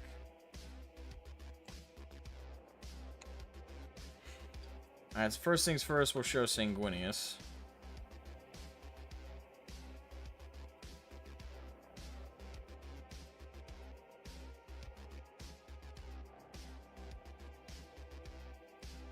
Now, the only thing I don't like about my Sanguinius paint job is the hair. I wish I'd used Dandry dust for a blonde and then do like little highlight cheeks, but instead I did like this Super Saiyan like gold, like golden god kind of hair color. So that's Sanguinius, and it's kind of hard to tell, but let's see if we can get in. I also hand painted on little eyeballs across parts of his armor, including there, although that one's the hardest to see.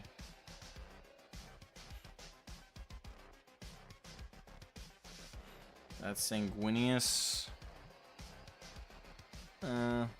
Tyranid Warrior. Kind of the same scheme as what we're going for here, but the idea behind this was a Khornate, a Khorne-based Tyranid Hive Fleet. And Orcs are my main bread and butter. They're the main army I play. I've painted 2,500. Nah, just about 3,000. I painted 3,000 points. I think I own around 4,000 or 5,000 points of Orcs. So this is a 3D printed one. Because the story behind 3D printing this guy is I wanted to go to a tournament, and though I'd been collecting orcs for forever, the HQ I wanted to use was a war boss, and it's the one thing I didn't have. I had Gazkul, I had Mad Dog Grotznik, I had a dozen other heroes, but I didn't have just a basic war boss. So I was like, fuck, I gotta 3D print one off, because the tournament's in like 3 days. So I 3D printed this guy off of like BlackRock Studios, I think is what they're called. They make some models that are pretty on point for what, 40k looks like for models. And Black Templar, Shield Brother. Obviously Primaris, I know it's a sin, but you can't deny that that shield is just too perfect to pass up for a... That's hand-painted, like little lightning bits. And just so the light doesn't reflect on it too much.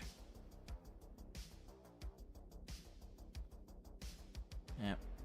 Careful little hand brushes on the edges there. Careful panel lining. Hand painted. Thing is, I don't do decals. I hand paint everything. So I hand painted the cross on his pauldron, the parchment text.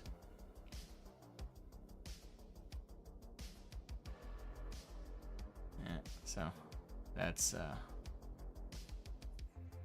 that guy. Yeah, I'm pretty, I think I'm the opposite of Arch when it comes to the painting process. Me and Arch are very different about that. Arch, he doesn't really care about the painting aspect. He's not very artistic with it. That might have changed over the years, but I know early on, a few years ago, he said he didn't really care for it. He just primes his, like, you talked about it, like his Skaven army, for example. He just primed them all brown and then just ran with it. He didn't really care about painting them individually. Me, I'm kind of the opposite. I almost refuse to play with armies that I haven't finished painting. The War Boss, those all look pretty awesome, well painted. Yes, thank you. This painting, the amount of painting I do is ridiculous. I have done, I've been paid pretty well for some commissions in the past. I was paid like 150 to do Conrad Kurz, because I think that was how much I was paid. I've been paid to do a Chaos Rhino before, for Word Bearers. I've done a lot of commission work. So, I love painting. If I could do this for a living, I would. Like, that's how much I love painting minis. This is so much fun and enjoyable and therapeutic for me. If I could do this for a living, I absolutely would. It's amazing.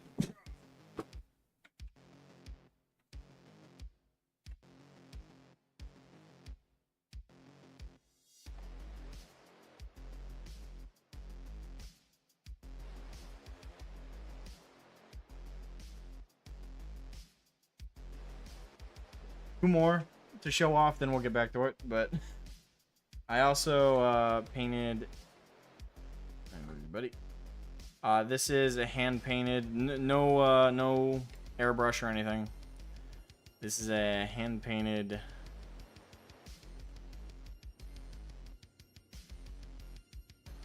Dark Apostle for the Chaos Space Marines. Kind of like the precursor to collecting word bearers. Oh, not word bearers, world eaters, I guess. But I have a video where I speed painted him, like the whole process.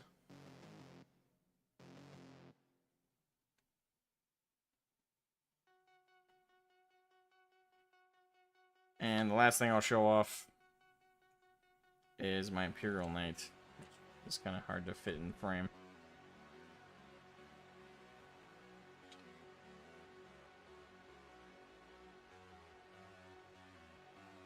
Yeah, this is probably the biggest project I have ever done. Again, all hand painted crosses, no decals. I don't do decals.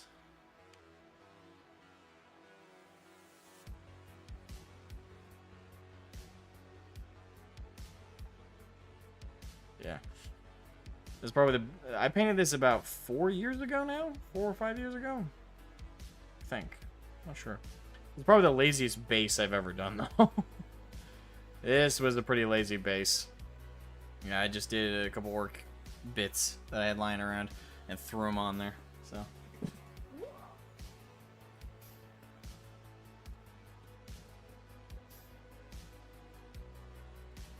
I'm not even going to show you my Stompa, because that'll take all day, just to get him out of the fucking...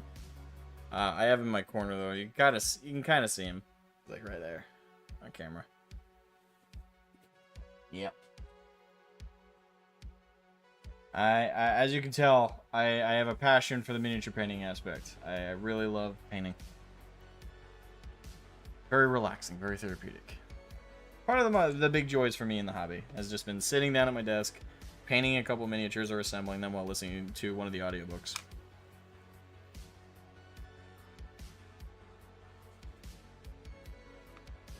Painting for the win. Yeah. Like I said, I'm kind of the opposite with Arch on that one. That's where we differ very strongly in the hobby. For him, quick spray with a brown spray. Okay, I'm ready to play again. Me, I'm like, I can't play a game. Like if I have an army, a 1,000-point game coming up for an incursion, and on the day of, even one mini is just gray, and I didn't finish painting it, I will be late to that tournament to try and paint that mini, or I won't show up at all. I refuse to play with unpainted minis. It drives me insane. Might be medically diagnosable as OCD. I'm not sure.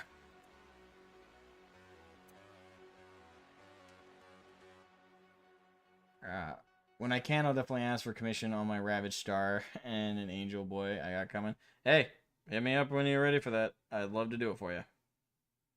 For a fair price, of course. Autism. The best of us have it. I actually have it, so that fits. Alright. Back to the painting. Yeah. I've always been a huge lover of the miniature side of things. It's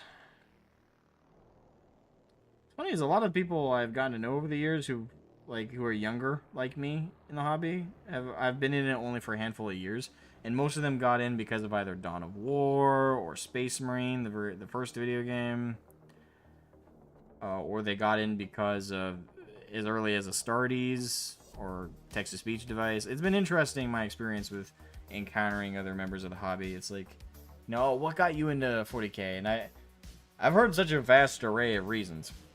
The weird thing is I hardly ever hear similar stories to mine as getting into the hobby. Because for me, it was just, I was hanging out with a friend in high school. And I think it was during lunch one day, and we're just hanging and talking. I'm 13 years old.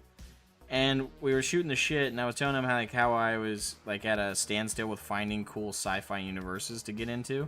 Because I was like, oh, dude, I've seen like everything. I've seen Battlestar Galactica, Stargate, fucking Star Wars, of course, Star Trek. I've seen every Star Trek up to that point.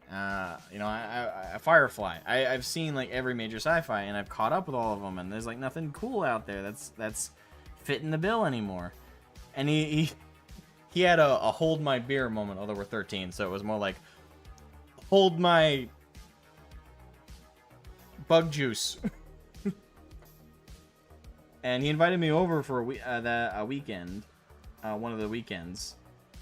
And he invited me over, I hung out at his house, I was going to stay the night. He brings me to his dad's basement.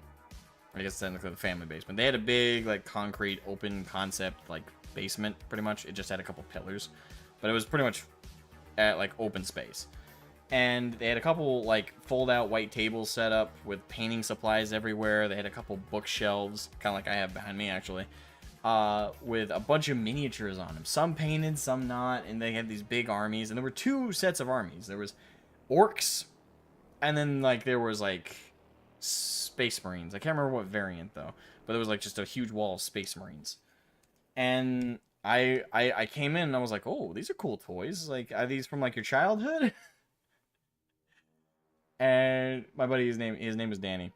And he looks at me, and he's just like, these aren't toys. They're miniatures. And I'm just looking at him like, huh? Because in my mind, I'm like, I don't know the difference. So not wanting to insult him, I just let him explain from there. And it was really, really fun. Like, he spent an entire evening sitting me down while he's showing me his miniatures. His army was the orcs, and his dad's army was the Space Marines. And he was just talking to me. He's like, oh, me and my dad, we play every weekend. It's a great bonding thing we do. And I'm just sitting there. And he starts pulling out, like, 4th edition codexes. Actually 3rd edition as well. He had a Necron codex. Even though they had no Necrons, he had a Necron 3rd edition codex. I'm pretty sure it was 3rd edition. It would have had to have been, right? That's when the Necrons were introduced. Wasn't it? Forgot I had the Gregorian chant going. Well, point is, he showed me a really old edition of Necrons. And he's just gabbing and gabbing and gabbing. And I'm sitting there, and the thing is, you would have thought my eyes glazed over and I wasn't paying attention. But the thing is, he told me all about it with such zeal. I paid attention to every word. Every word was hitting me like a fucking truck. And he's talking about, the first thing he started describing to me was orcs. He's like, oh, okay, so orcs, you know, you play WoW, right? And I'm like, yeah, I play World of Warcraft.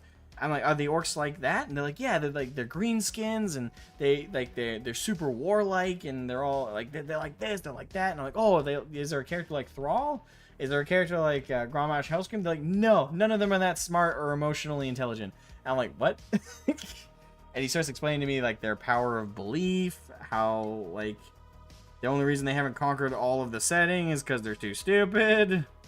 And to me, at that point, I thought it was like a paradoxical setting. Like, oh, okay, it's a comedy. Like, none of it's serious. But then after he stopped telling me about the orcs, he's like, all right, now I'm going to tell you about the Drukhari, which is a fascinating transition. He told me about the Drukhari. He told me about all the graping, and I was like, this is very disturbing. Very much a contradiction to what you just told me about the orcs. And I'm like, okay, so the space elves are all horny, evil rapists. And he's like, no, not just that, but there's also the craft world out there. I'm like, what? And again, just hour after hour after hour, we sat there. We didn't play any video games. We didn't eat, we didn't have snacks. We literally just sat there in his basement next to all these minis, opening codex after codex, him showing me picture after picture. And it was dark out, and his mom came downstairs as we're finally talking about the Imperium, and by God did he spend an hour and a half plus on the Imperium alone. And his mom came down, and she's like, boys, what do you guys want for dinner? And he just yells, Mom! We're seriously talking right now. Please don't interrupt. And she got haughty, and I think she wanted to beat his ass. But we ended up having pigs in a blanket, if anyone's curious. Oh, God, I remember it like it was yesterday. It was such a magical afternoon. Ah, I owe Danny so much for that. That was amazing. I miss him a lot. Oh, God. He was such a great guy. But, yeah, we talked pretty much the whole night about it, man. It was amazing. Shortly after that, he you know, he brought me to a closet in the basement downstairs, and he showed me a bunch of like unopened boxes and stuff, and he pointed out his pile of shame, which at the time I heard that term was new to me a few years ago, because at the time he just said, "Oh, this is my collection." He didn't say this is my pile of shame, but it was effectively a pile of shame. It was all the miniatures he and his dad hadn't gotten to and assembled and painted and collected. Oh well, they collected it, but you know, put it together. And, you know, he shows it to me, I'm looking through it, and he goes and talks to his dad as I'm looking through. And I'm just wondering, how do you... Your initiation was basically a cult edition? Yeah, actually, quite similar. Oh, God. But he went upstairs, he asked his mom where his dad was, he went to go talk to his dad, and his dad... His dad did the coolest thing. I wish I remembered his name. I only ever remember him as Mr. And I won't say the last name because I'm on stream. But I remember his last name. I don't ever think I learned his first name. But his dad came downstairs and he's kind of puts his hand in his pocket. You know, he's watching me look through the boxes. And at first I thought I was in trouble because I'm just sitting there like in the closet of the basement just looking at all the different boxes and like little like, you know, box kits and stuff. And I look at him like, I'll put him back.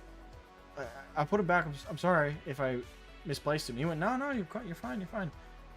And then he asked me, listen, with everything my son just said to you, how much do you like this stuff? I said, well, I think it's really cool.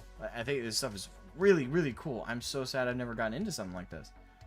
He's like, yeah. It's how I felt when I was your age. Do you want one?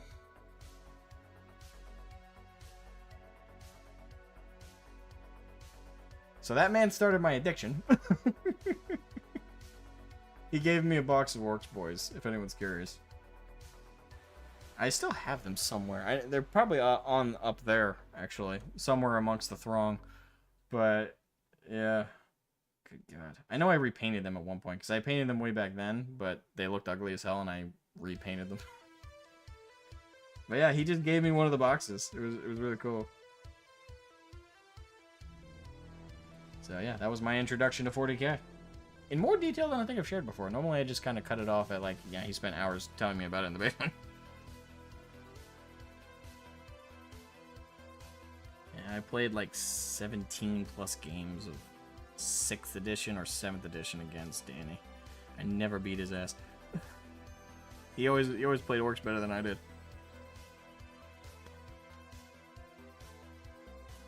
Chad, yeah. Remember getting into Warhammer at 11. It was by pure fluke. Your dad and you went into a random store with your mom, and boom, saw a starter set with paints and took off from there. Ah, okay. Yeah, that's a pretty humble start and a pretty good one. It's like boom, it called to you. It was your destiny in a box. It's like the Jumanji board game, you know. Like you approach, it's just dum dum dum dum dum dum dum dum dum dum dum dum dum. You're like, it's summoning me.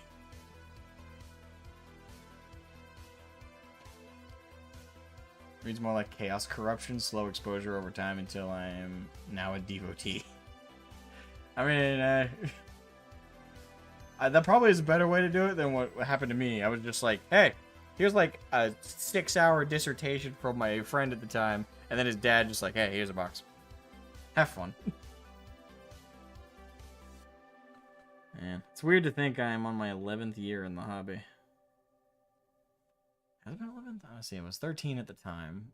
I'm 24 now. Yeah, it's been 11 years. Yeesh. I feel old.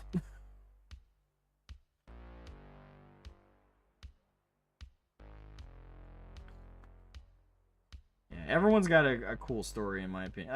Even if they sound more humble, I think everyone's got a cool story of how they got into the hobby. Even if it's something as, you know, simple, so to speak, as like, oh, I just saw a box at a store and picked it up, and from there, it blew up. So yeah, but even then, that's still meaningful. It's like, out of all the things in a store or in a hobby store you could have grabbed, you grabbed a box of 40k. It called to you. It spoke to you on some kind of level. That's why this hobby, we gotta protect it, man. That's why it's, you know, as Arch says, it's important why we gatekeep. And make sure, you know, we try and keep it, for a contentious word I'll use, pure. Yeah, we got to keep the hobby pure of any political 21st century pandering. As long as we can do that, hopefully more and more people will be able to enter the hobby with similar memories than as we have, you know.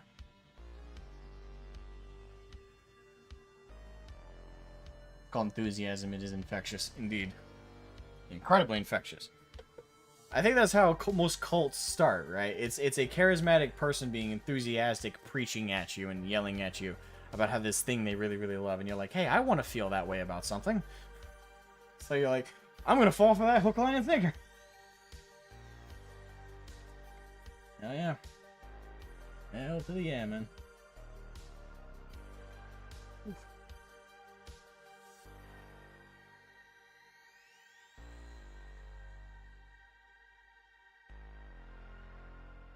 Are we in a call? This sounds like a call.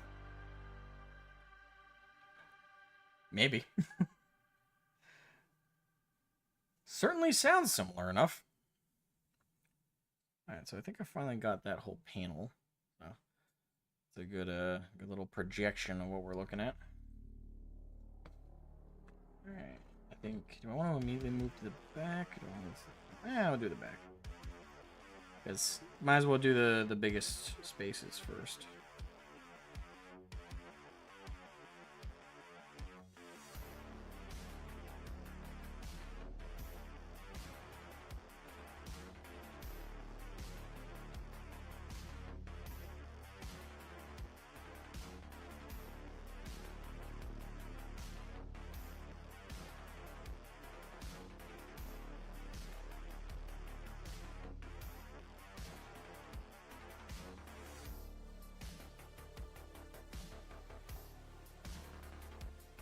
Very expensive cult, yes. Quite frankly, the people who were in, I almost said AOP. No, that's not the right thing. The people who were in, fucking, crap, I'm trying to remember the name of that cult. Japanese anime Jesus cult that, fucking Count Dankula covered years ago. That, you know, they were in a cheaper cult. And they were doing like sarin gas and shit on people. Like, it's still cheaper.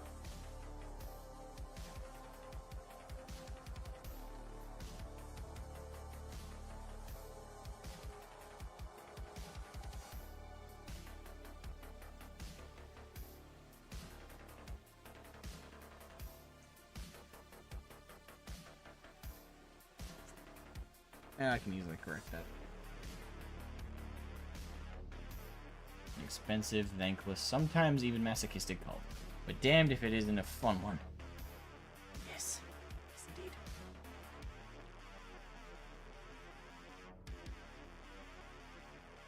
Wow. That's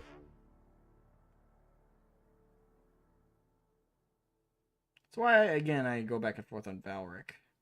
And, like, his obsession with it. Because, I get it. Like, I get why you'd want to be, like, defensive and protective of the hobby, and like sometimes go to bat for GW even when they absolutely don't deserve it. I get it to an extent. Problem is he does it way too much, and in times when they objectively shouldn't be defended.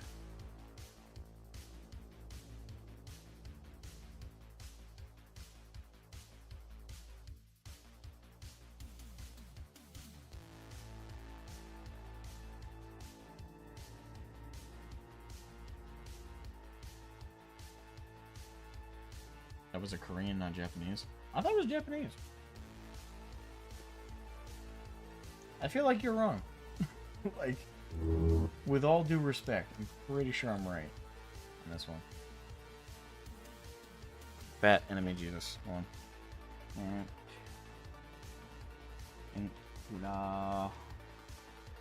Mad lads. Fuck, I was hoping I would show the playlist. Oh, there's the playlist. Many of you have requested a video about Hunter Thompson, whose most notable feat. Shush! Fuck, that was loud. Alright, not Draken Lord. Not Catman of Kudenuk. Not the Bumwhite Prites crew, Killdozer. Now, great, now I gotta binge watch this list later. Anyway. Not GG Allen. not the dog meat general.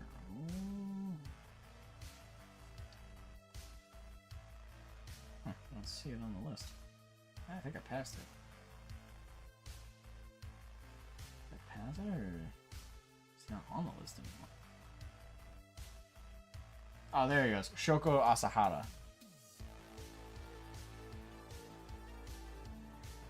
Isn't Shoko Asahara he's Japanese, isn't he? Can't get you the guest eye. I wish. Nah. I think he's too busy to mess around with an idiot like me.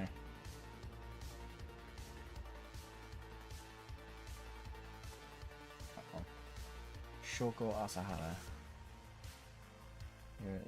The Japanese doomsday cult known as Om Shinrikyo. Ha! I was right.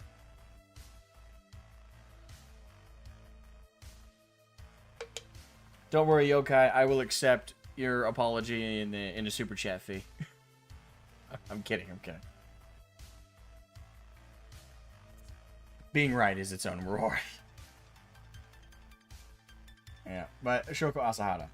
So yeah, that's what I was referencing. Yeah, what a scumbag. Anyway, back to what we were doing.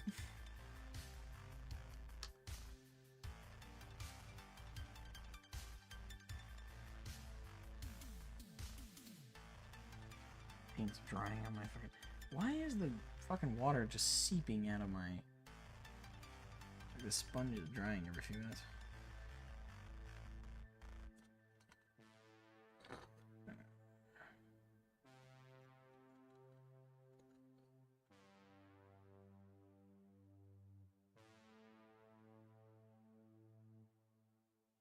Wait, who did you think I was talking about when you said it was a Korean?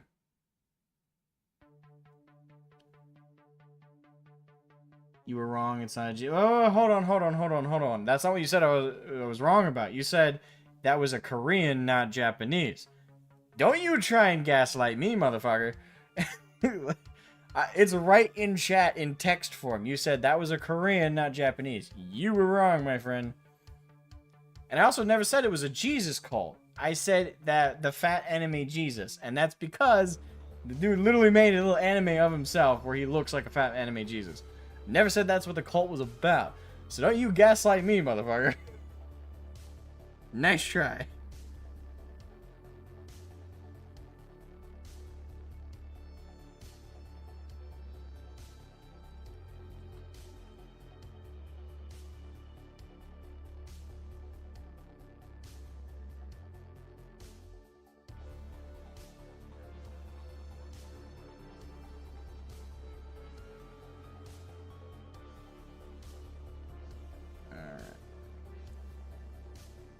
Doing some YouTube stuff, Crusade narratives. I had made a demo with some AI dubbing over my voice and some AI art of the characters.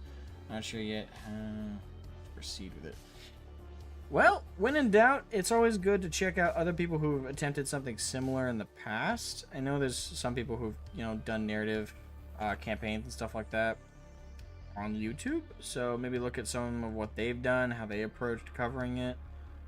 It's a bit of experimental to make sure it's your own, but there's no harm in looking at other people who have done the same thing you want or are doing and just kind of altering it to better fit you and to be unique to you. Just rule of thumb, though, whenever you're referencing someone else to do something, make sure not to copy them. Sometimes that, because A, that's plagiarism, and B, that it's not going to be very entertaining. And it probably won't catch on if you copy someone, beat for beat on how they do something. But there's no harm in looking at other people who've done it and then just from there deriving, what you want to do or how you want to do something. So, that would be my personal recommendation. Just go on YouTube and look up 40K narrative campaign and see what you find. Plagiarism. They drill that stuff into you in college and graduate school. They also drill it into you in high school as well, if I recall correctly, but it's been a while since I've been in high school.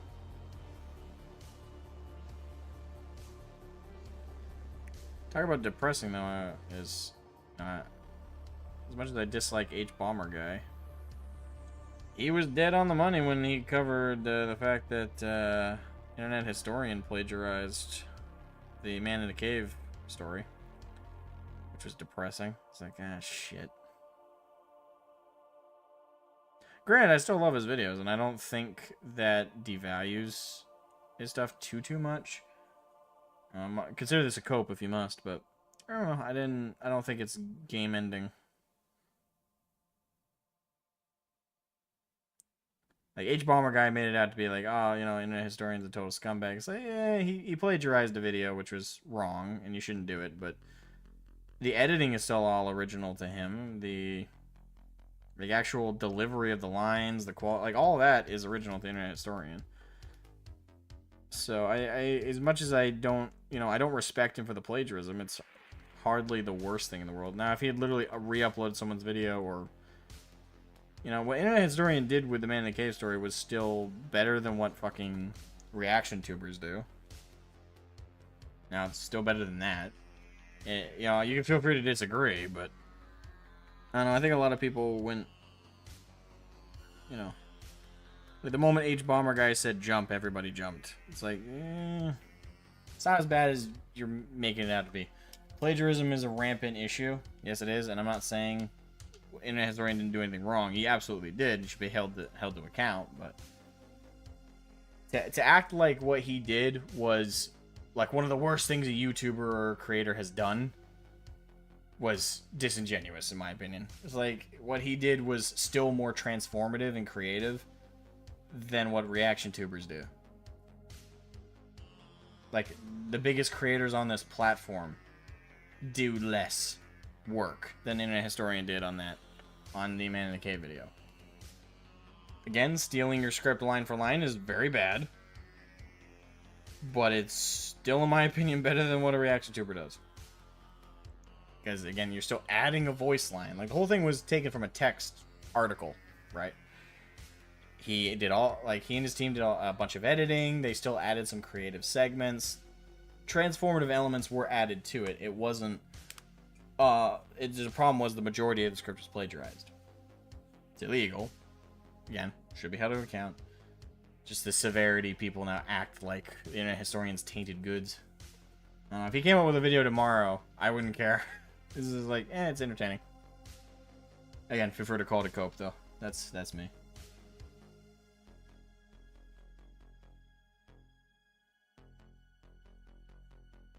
High school as well, but we had teachers that were much less well-versed in the internet as we were. Still kind of a problem. I did substitute teaching only a year ago, so it's still pretty bad. Believe it or not, the kids of this generation are even less tech literate than we were, in my opinion. Like, these kids do not know how to work a fucking iPad. I still find it depressing that the school districts are giving the kids iPads to do everything with, and 90% of their work is on the fucking iPad. But, you know, my depression at the school industry, I will call it an industry, fuck it, it's horrible. That's why I only did it for a year. Stringstrom was a worse example, where he was revealed to have grown. Yeah, that was bad. That was bad. Sought help and he was given. Yeah, Stringstrom, that was also a depressing situation, but I have, like, for me, if there's a line that can easily make me go from respecting or semi-liking you to hating your guts and wanting you to not exist in Minecraft anymore, it's what he ended up being. Like, creeps. If you're a creep, especially when it comes to kids, that's a line. A firm line. You cross that, you are Satan to me and deserve to be destroyed. You deserve not to exist. That's my line. And literally, like, if you're on this side line and you know, you're, as far as I know, you're not that kind of person, you might be someone I love dearly, might appreciate, you might be a creator I really respect, etc., etc., etc. But the moment I find out you're on the other side of that line, all bets are off. So, for me, that's a good example of that. Found that out, hope the guy's dead. In Minecraft. YouTube, don't take me down. Please, thank you. I mean, small favors that he turned himself in, but for me, again, you're on that other side of that line. All bets are off. If you had an opportunity... Yes, a question to finally to move us on from this topic. If you guys had an opportunity to make a big blow against the Eldar faction... Oh, okay. If you had the opportunity to make a big blow to the Eldar faction-wide, what would you do? What would you guys use? Ooh. I don't know if I have a simple answer to that question.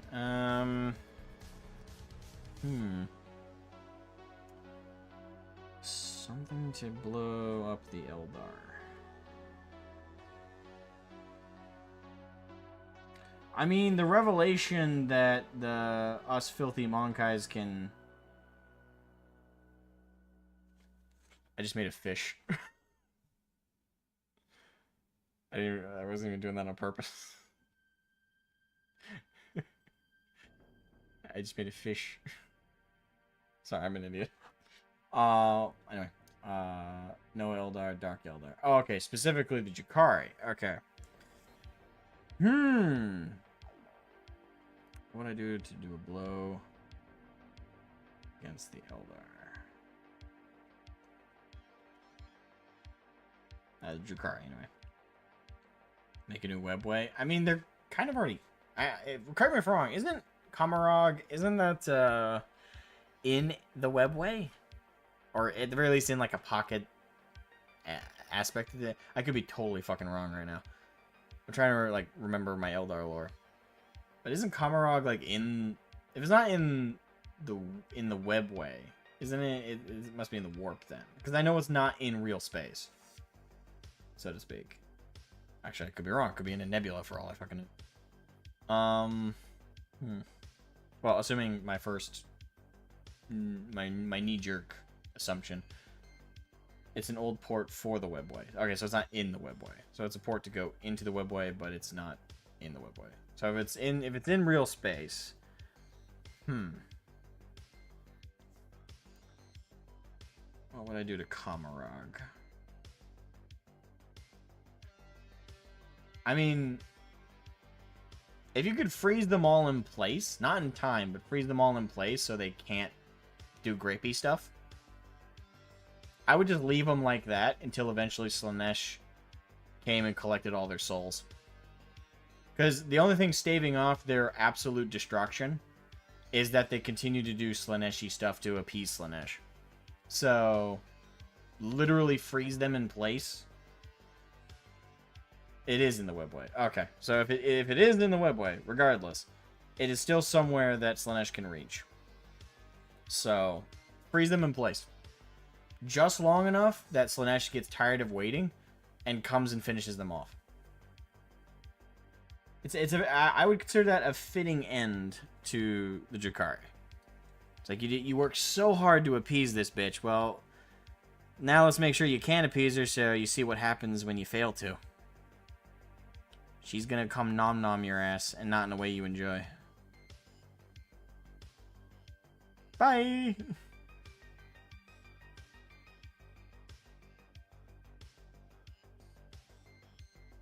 Like they're frozen in place and all they hear approaching them in high heels is someone screaming, "Yep, queen!" Like that's... Slash is coming for that booty. She's gonna turn all the booty warriors into her personal booty warriors. That or just straight up annihilate them all if that's possible. I don't know. For me, that'd be like the ultimate like retribution. Is like you all are freezed in place. You are incapable of appeasing Slaanesh right now. Your ass is grass. Now, granted, some people would say, "Oh, well, that's heresy because now you've just fed the archenemy with the last of the souls of the Jakari." Yes, but Jakari would be my argument. It's like they're Jakari. If there's a people that deserve the fate that is the ultimate destruction of the warp, it's the fucking Jakari.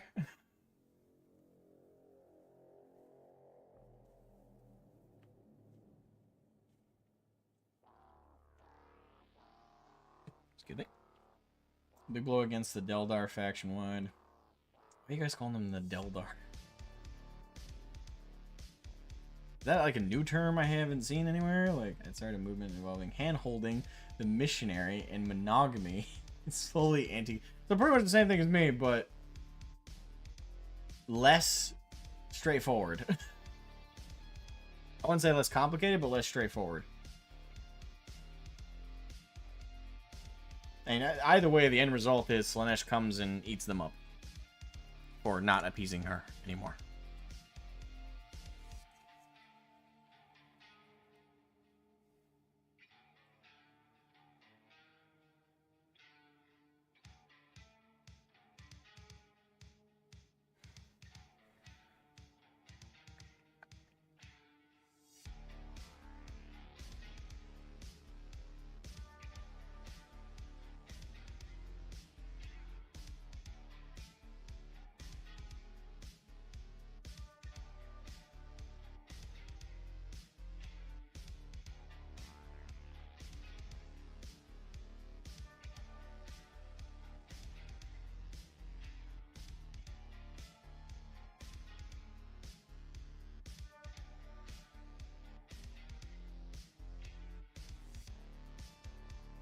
Sorry, I just touched it with a little couple unclean spots with the pink.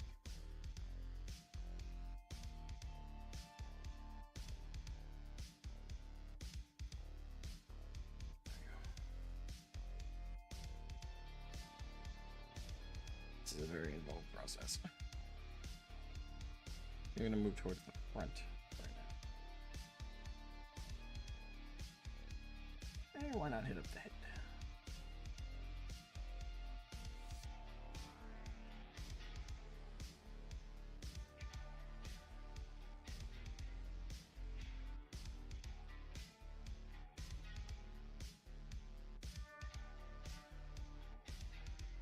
It's probably especially important I hit this model with the Rune Lord because there's so much trim. Like, even for Chaos Space Marines, this is a lot of trim.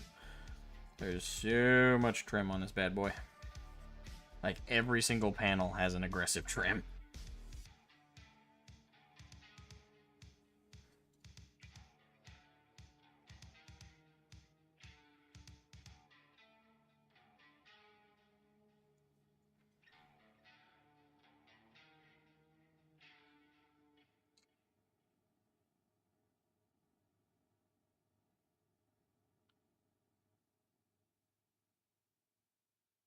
You do what the space sharks do, lock them up in a completely quiet, dark room with no interaction at all and no ability to hurt themselves or others. Again, that's pretty much what I said. But it's like another form of it. Wait, actually, now that you say that, that's what the space sharks do? I didn't realize that's what they did. That's new to me. I guess I wasn't as versed on space sharks lore as much as I thought I was, because that's new. To me, anyway. Like, literally just solitary confinement. Okay.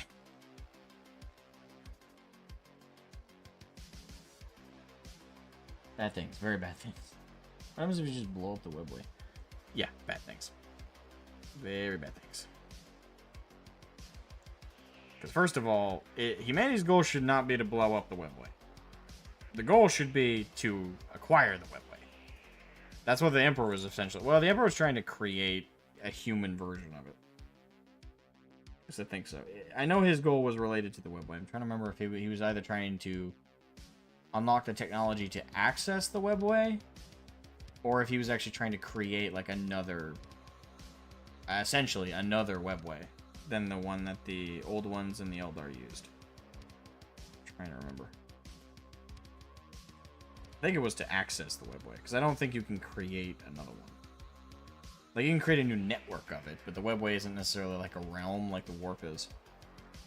And it is and isn't. The webway is kind of complicated. It's not a realm as much as it is a series of slingshots across space.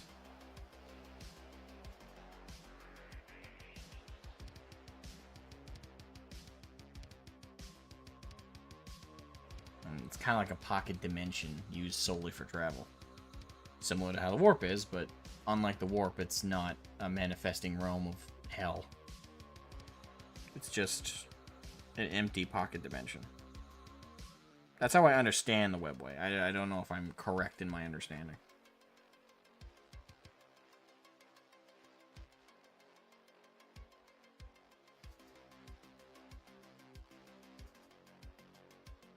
You're a Drakari fan, really? I assume you like Slaanesh as well, then. Like, you kind of have to. If you're a fan of Drakari, you have to be a fan of Slaanesh. Kind of by default.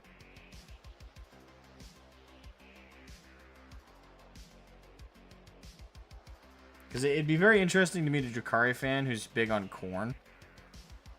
Like, for me, that would just be like a weird conversation. It's like, hey, you know, what's up? What's your favorite army in 40k? Oh, fucking Drakari, man. They're the best. Drakari, they're awesome, man. Like, oh, okay, cool. So you like the lore from them too, right? Yeah, oh, I love the Drakari lore. Okay. So, you know, who's your favorite Chaos God? I think I can guess. Well, Gorn.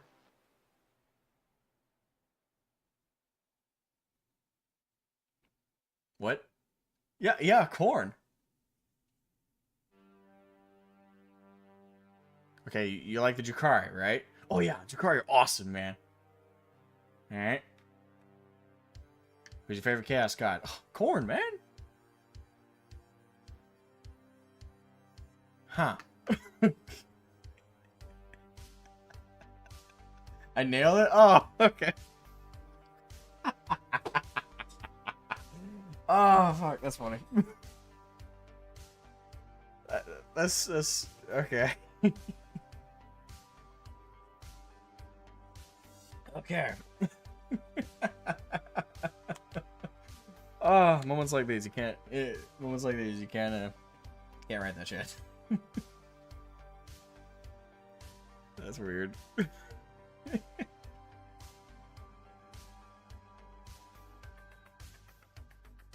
The webway is a closed off section of the warp, not really a pocket dimension, just a wall region of the warp.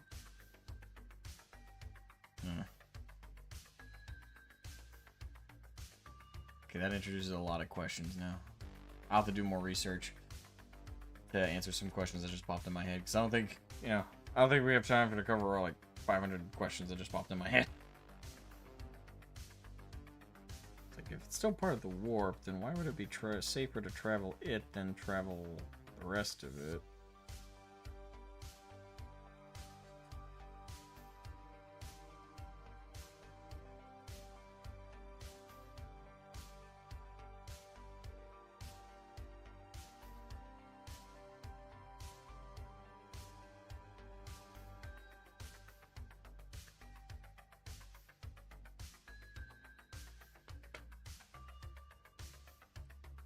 I think I'm doing a pretty clean job at making sure I don't hit the Rune Lord bless.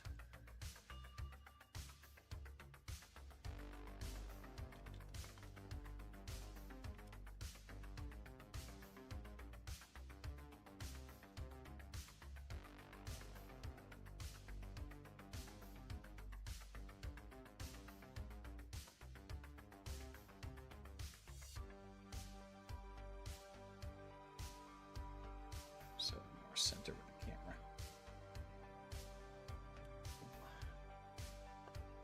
camera. Starting to get a little carpal tunnel in my wrists. Is it because of the lore of the Incubus and Ara? What? Oh, is because of the... Okay, I wasn't sure if that was a question.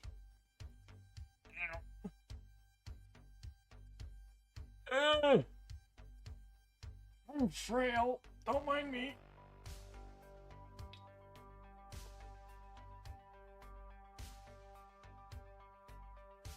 Incubi and Cabalites are the main things you love about Drakari. Even as someone who plays Chaos Space Marines, I'm jealous of Incubi, but I tend to love Dark Elves in most settings. I don't know if I'd say I love. I tend to not like elves very much. I think dwarves, especially the Warhammer Fantasy dwarves, like they're the only faction I know detailed information about, like lore-wise, is the Dawi. Like I love the Dawi. I literally know jack all about the rest of Warhammer Fantasy, but the Dawi, I've an absurd amount of just dedicated, like, what is up with Dawi. You know, I love dwarves like that. I love the Lord of the Rings dwarves. You know, oh, sorry, I hit the tripod. Tends to happen. You know, but I like dwarves. I like Vikings. I like similar factions to that. I like semi-savage, barbaric, or warrior-like cultures typically in fiction. Like, my favorite faction / race in Star Trek is the Klingons. Like, I love Klingons. I love the hell out of, you know, how would you describe that kind of archetype? Because again, dwarves it doesn't fit the warlike thing I mentioned before. That was just an example for like Star Trek. But that aesthetic and that vibe that dwarves have, that stubbornness, you know, like for me, being raised by the man I was raised by my entire youth, I like stubborn, haughty, and hardy people. Like that's what I relate to. That's like, that matches to me an experience I've had in my life. So for me, that trope in fiction of like the grumbling, rough around the edges, down to earth, or in the case of the orcs, in the earth type, is what I love most in fiction. So that's a grudging. That's going in the book. That's going straight in the fucking book. Yeah, I like that. I like that stubborn, aggressive, sometimes passive aggressiveness. Like, that's just what I know from, like, again, the man I was raised by. Match it. My dad is a tall dwarf. Is the best way to put it. He's a tall dwarf. He doesn't have a very long beard. He has like a small goatee. I have a bigger beard than my dad does now at this point. But he is a tall dwarf. He is quiet, passive aggressive. His humor is very dry and deadpan. And again, very hardy, stalwart person. Like, holds in emotion, even when you know he wants to cry, even when you know he's having a bad fucking day. Doesn't show it, doesn't let it show. The only way you really know how he's feeling is if he's being extra passive aggressive. That's the only tell you get with my dad. So I think that's why I like that trope in fiction. The hardy, down-to-earth, rough people. With oftentimes a warlike edge. And aggression to them. Why I like dwarves, why I like Klingons, why I like, you know, like strong masculine factions typically. Because it's what I know, what I like, and it's, you know, comforting almost to see.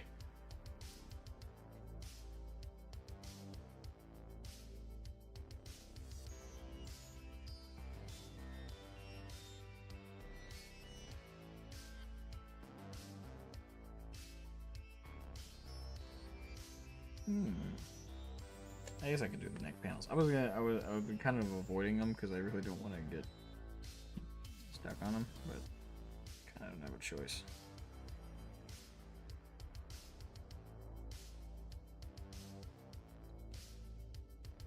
You have to do them eventually.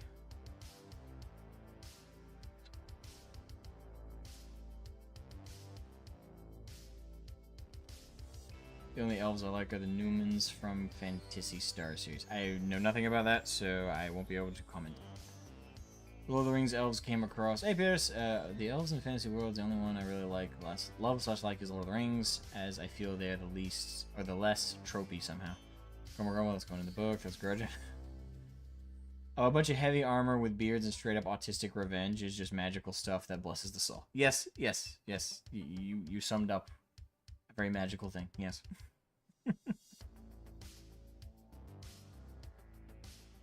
Say, hey, you're short, stout, and super aggressive. What's your superpower? Oh, I'll show you, because I'm putting that in the fucking book. Wait, what book? The Book of Grudges. And what do you do about this Book of Grudges? It's a giant fucking blacklist of people we intend to fuck. Odd. For what? Often minor slights. Like, he finished drinking that ale I started on last night because I left it unattended to go use the loo. I'm gonna fucking burn down his castle tomorrow. with grudge throwers. And a ton of quarrelers.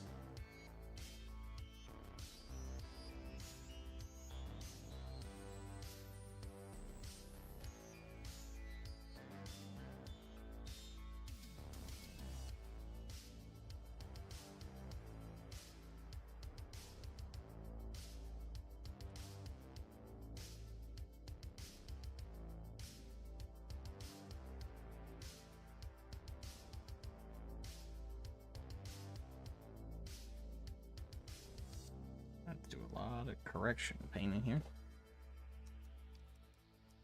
Stub your toe. That's a grudge. So you stub your toe. Oh, the dwarf looks at the stone wall that he stubbed his toe on, pulls out the book, writes it down. 5 years later, comes in with a fucking jackhammer. Bam. That's for my toe. You fucking... You bloody fucking wall. And then the guy who owned the building that the wall was attached to is now writing in his grudge book, kill drunk asshole. 5 years later. Sneaks into his house, crushes his head in with a fucking hammer. Then the kid's wife writes a grudge in, and she fucking... Yeah, cycle repeats. Cycle of war. It's so horrible, isn't it? Fucking, it's hilarious.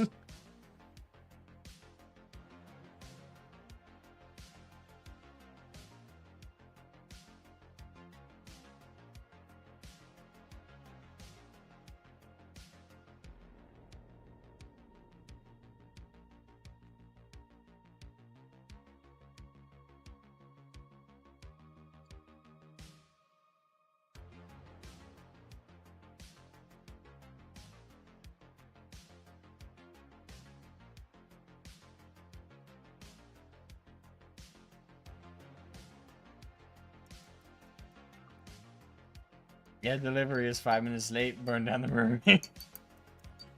I get it. It's beautiful. It is very memey, but it's beautiful.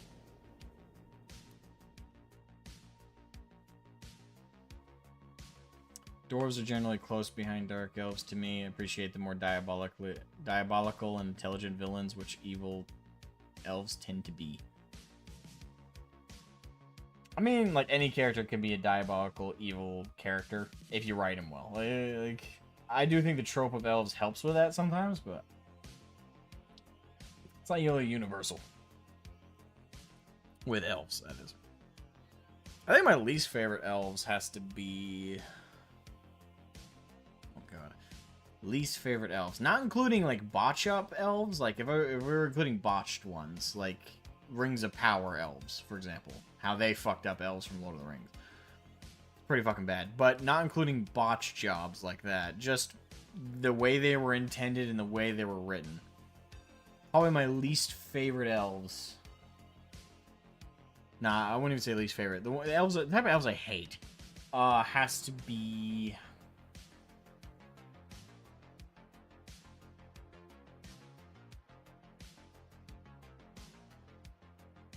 Technically speaking. I don't know. Because I don't think they count. Yeah, not really elf. Well, they are and they aren't. Not gonna include them. Okay, so I gotta think of a different answer.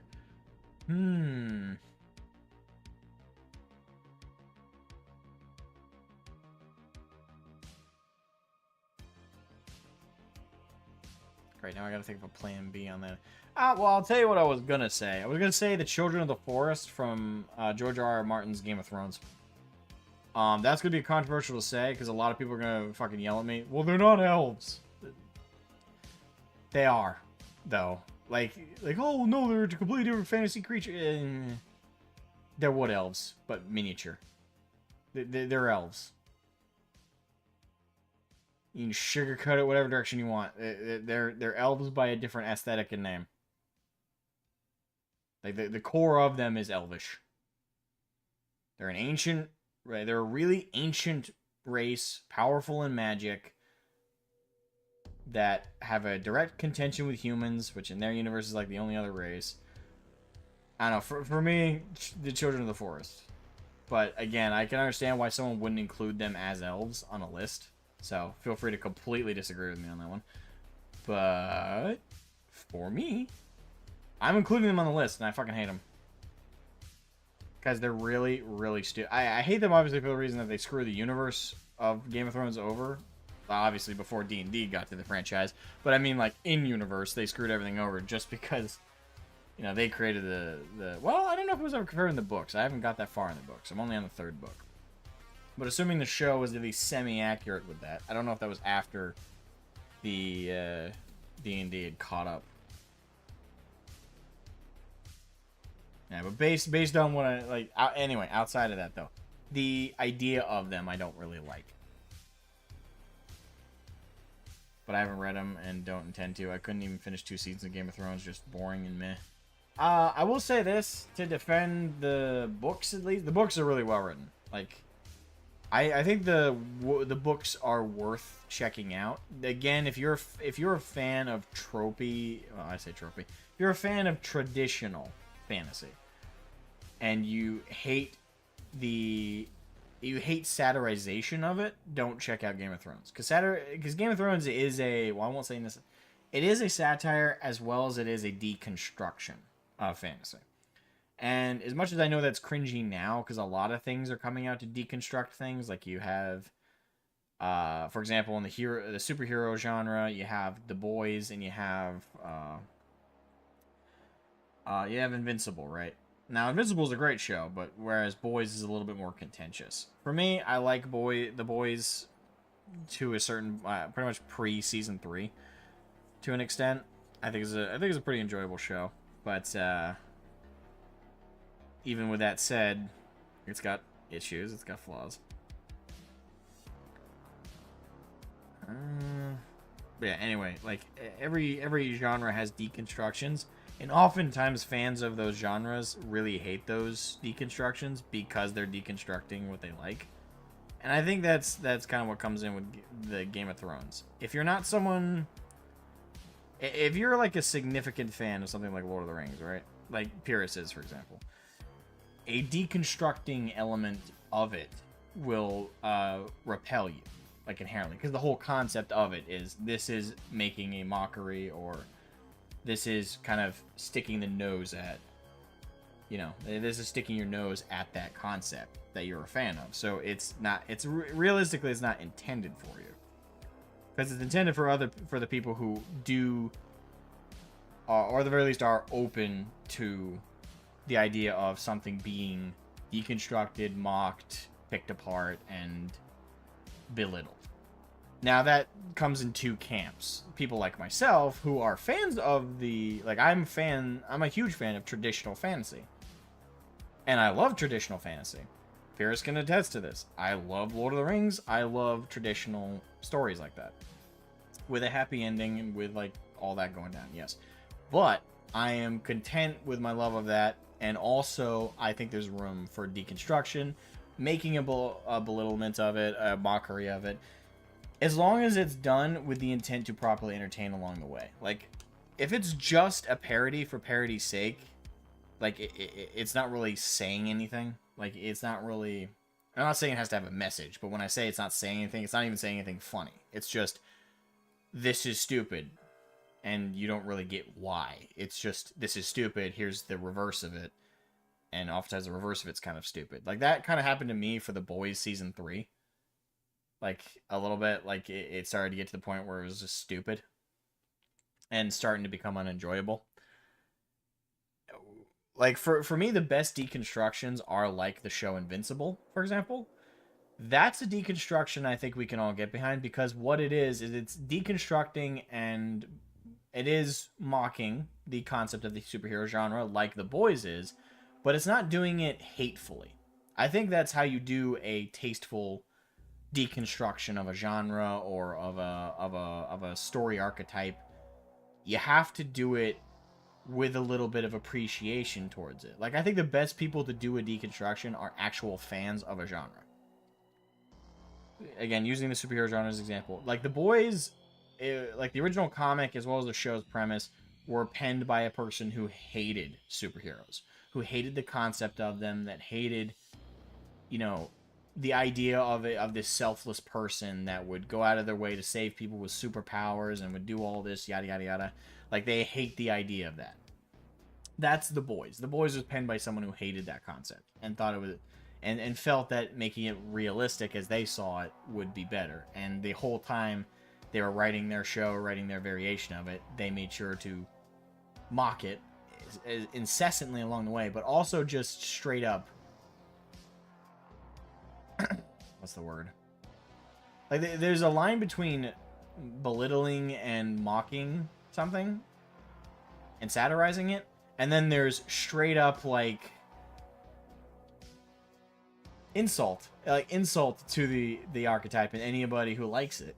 Like, The Boys comic absolutely fucking did that. Like, I've read the comic.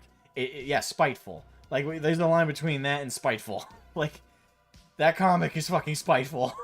If you've read The Boys comic, there is nothing more spiteful than that shit. Like, every page is dedicated towards giving a middle finger to the superhero genre and everybody who ever loved the superhero genre. There's hate behind every fucking panel, every picture, every drawing, every plot point. It's bad. It is so bad. If you've not read, like, the show isn't even as spiteful towards the superhero genre as fucking The Boys comic. It is so bad. It's so fucking bad. You have no idea, dude. Well, unless you've read it, then you know what I'm saying. But whereas Invincible is kind of the reverse, right?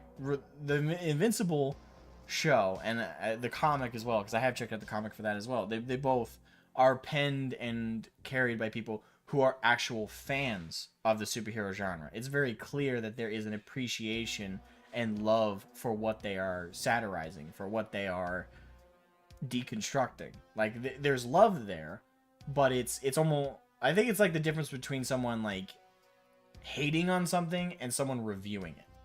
Like, when you hate on something, you intentionally miss all of its pros. You look for every fault. You're just trying to tear it a new one, and you don't care if you even go out of the logical bounds. You're just too emotional, and you lose all sense of reason. That's kind of like what The Boys is. That's kind of like, you know, that's what that is. Whereas The Invincible was clearly made by someone who liked it, and they were just, like, here's some silly stuff that I can acknowledge about something I love. So that's the best way I know how to put it, is deconstruction isn't inherently a bad genre if it's done by someone who has a genuine love and appreciation for the genre you're deconstructing. Like, you basically have to have the same mindset for it that you would if you were making a parody. Like, the people who made Spaceballs, like Mel Brooks, he clearly loved the things he made parodies of because he made clever jokes in them. He mixed in clever references. Like, one of the ones that sticks out the most to me is in Robin Hood Men in Tights, where Mel Brooks literally added a line. Well, maybe he didn't, but certainly he directed it in, where the main character, or I can't remember the name of the actor, but he plays Robin Hood, and he's like, well, I'm better than all of the previous actors who played Robin Hood. And they're like, what? Why? He's like, because I have a real British accent. Like, something like that. You have to have loved and appreciated the previous iterations of Robin Hood to even know that, yeah, this is one of the few times you actually had a British accent. Right? That's the difference. Like, you have to appreciate it and like it for what it is, but see its flaws to make a proper deconstruction. Oftentimes deconstructions are done by, well, people like the guy who made The Boys. People who just hate that shit. And if you hate it, you're not deconstructing it. You're trying to not bulldoze it down. And that causes problems. I'm sorry, that was a rant. My apologies. And my corn red dried up. And so did partially my palette. Oh well.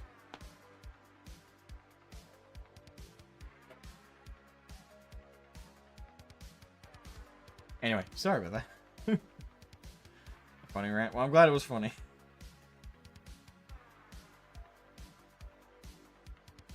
Oh crap! Oh crap! I grabbed.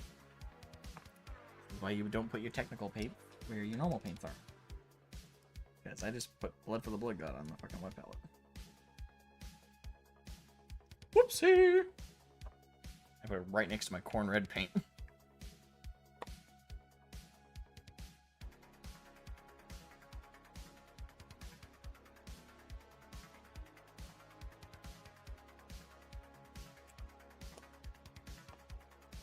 Put the blood god way over there. There we go.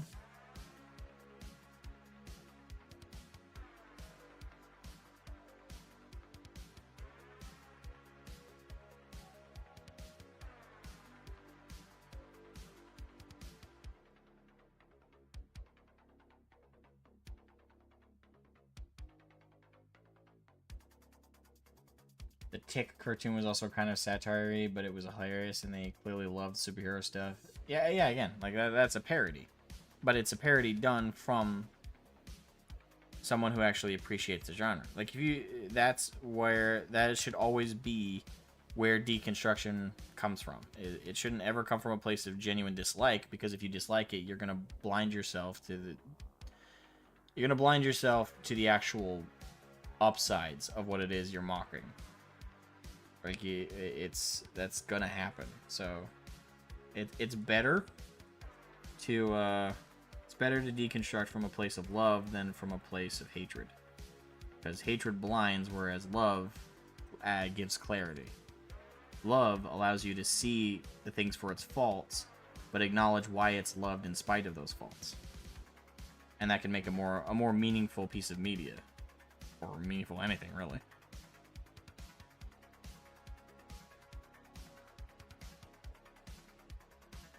People say love is blind, but it's definitely hatred is blind.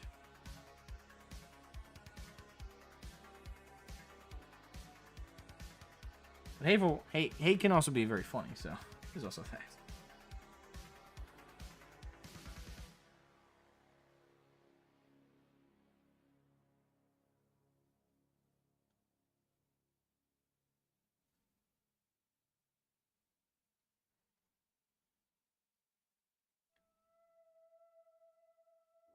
Do something before it gets too late and stop preventing you from pain progress with my long posts leading into tangents. Have a good one, my dude. Alright, have a good one, Havoc. Thank you for stopping by, and hope you have something delicious to eat.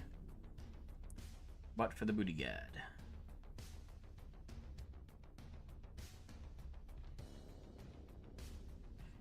Yeah. Streams aren't great for making actual progress, but they're absolutely fantastic for the bants. And that is why you stream.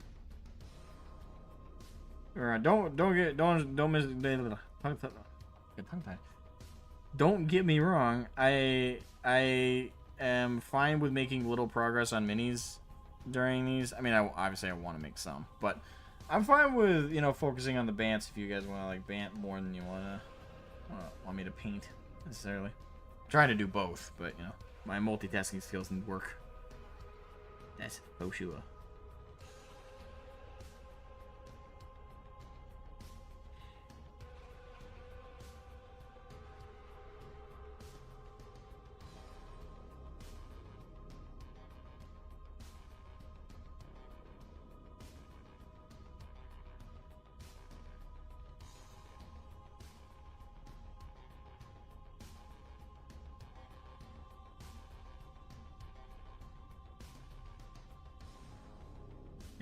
To me, it's always weird when people like talk about like the miniature painting aspect of the hobby, and they're like, "Oh God, that looks so bad," or it's like so strenuous. Oh, I don't want to do that. I'm like, dude, this is like this is very relaxing. I'll never understand anybody who doesn't enjoy this aspect of the hobby. It is where me again. It's like where like I don't know if Arch has changed over the years, but as far as I know, his philosophy was, well, I don't really want to waste my time with it. I'll just prime them and get to playing. Yeah, I'll never have that same mindset. Again, though, he might not have that one himself either. I don't know. That's how he used to think, though. I remember him mentioning it one time. I don't know. I'll pick his brain about it one day. It's like, hey, do you still not like the mini painting process? And he's like, nope.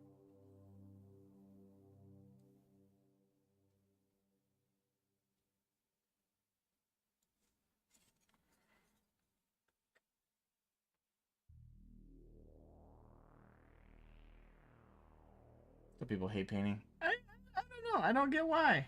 I don't. This is super relaxing. And I get that the answer would be, well, some people don't find it relaxing, find it strenuous. I don't know. I guess I just can't relate to that mindset. I don't know. Maybe it's just, again, you have to be the right kind of person. Like the right level of patience in autism. Like me. Don't you want to be like me, folks?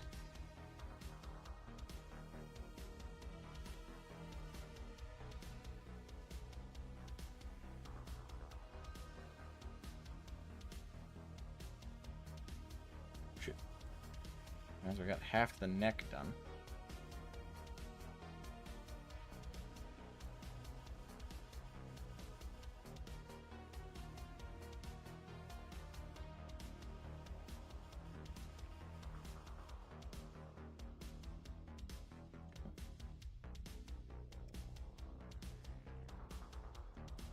So much paneling left to do. I have an army 3D printed, still need to paint. Well, get to it! Get to it! And tell me, like, have you ever... damn, why am I getting so much tongue-tying today?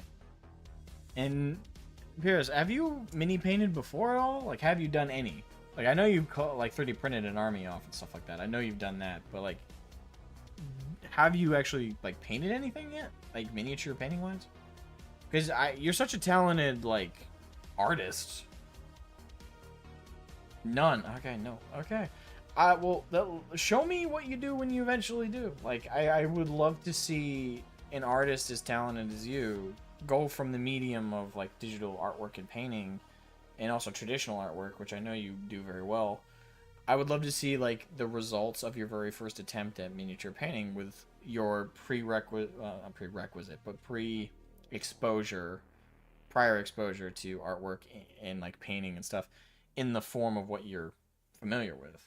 I would absolutely love to see what that looks like. So, you know, never painted a model. Yeah, yeah, when you eventually do, send me a picture. Even if you're not confident in it, by the way, please send me a picture. I want to see it, regardless of, like, if you think, like, oh, it looks good, it looks bad. Just send it my way. I would absolutely love to see what you do. Plus, I was painting a nutcracker as a kid for a Christmas activity thing. I don't think I've ever done that, but interesting. How'd it come out? I mean, I know you said you were a kid, but out of curiosity, how'd it come out? Good, bad? Needs work? Needs a lot of work?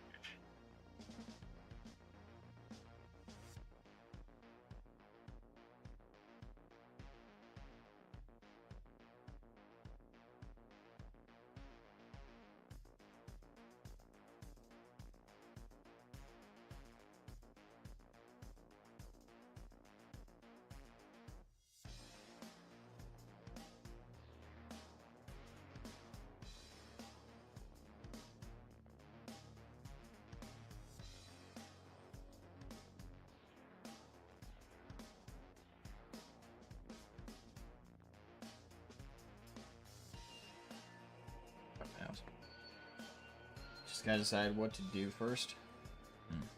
Puzzles paint. Well, what's the army you paint? Haven't you printed off a sister's army?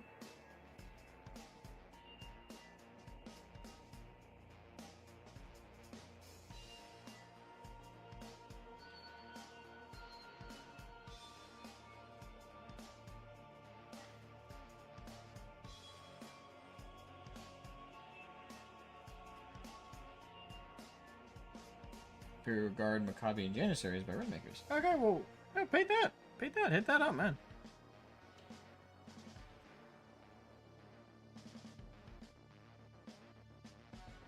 I'd love to see, again, I'd love to see what you do.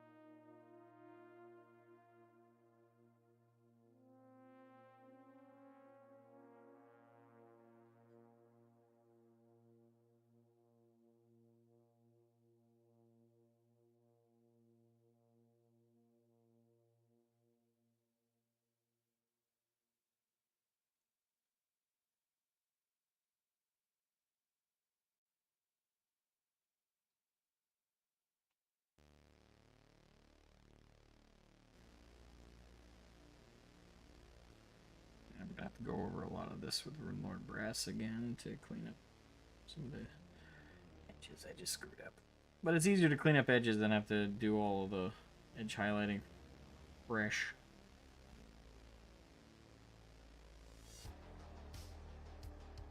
Usually, anyway.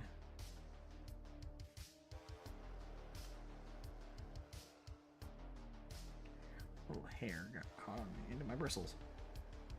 Big cat hair. Gotta love my family's cats. They get fucking everywhere. Yeah, some sisters of battle units. Okay. Oh, just pick one. Just grab one at random and be like, alright, I'm painting you today. You will not resist, for you must be colored to be worthy of fighting in the name of the Emperor.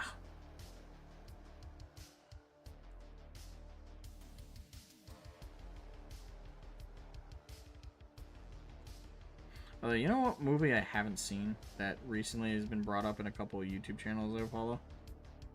Kingdom of Heaven. I have never seen that film. And, I got, like, EFAP, for example, they're going to be watching it this coming year. Like, they made a video talking about, like, all the stuff they're going to be checking out.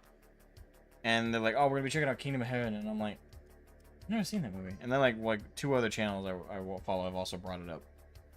You? Oh, wow. Horrid film. Wow, really?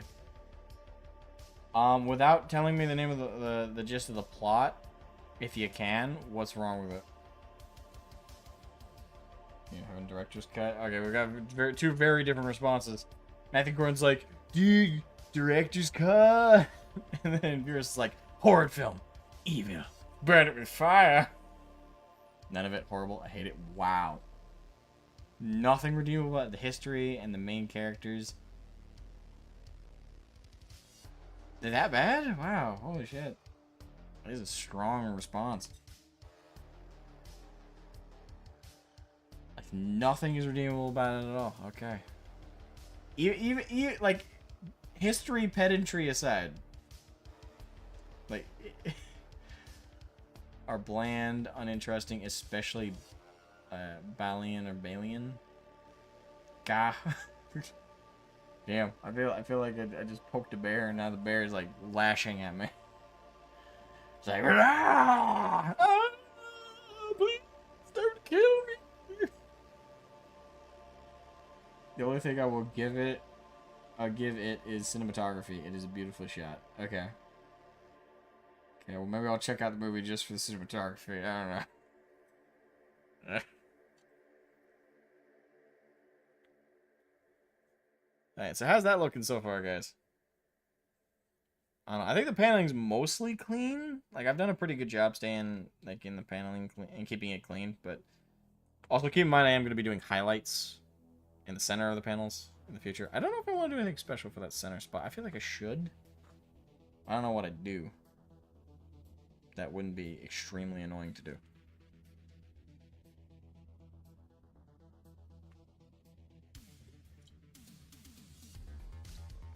I don't know. I feel like if I watch the movie and, you know, I like it, I'll probably never mention that to Beerus. I don't know. For me, I don't expect it to be historically accurate. I rarely expect Hollywood to be historically accurate. I would prefer them to be about some things, but overall. Hi, Asmogan. I'm technically watching two streams of yours right now. This one and the VOD of your open mic covering the Orange Gatekeeping debate. Okay. Well, I hope you're enjoying both. Don't watch it with me. I won't watch it with you. I promise. I won't put you through something that you clearly despise. And I will not discuss it with you either. I will spare you, my friend. I will spare you. I do find it funny though. Oh god, there was some spite there.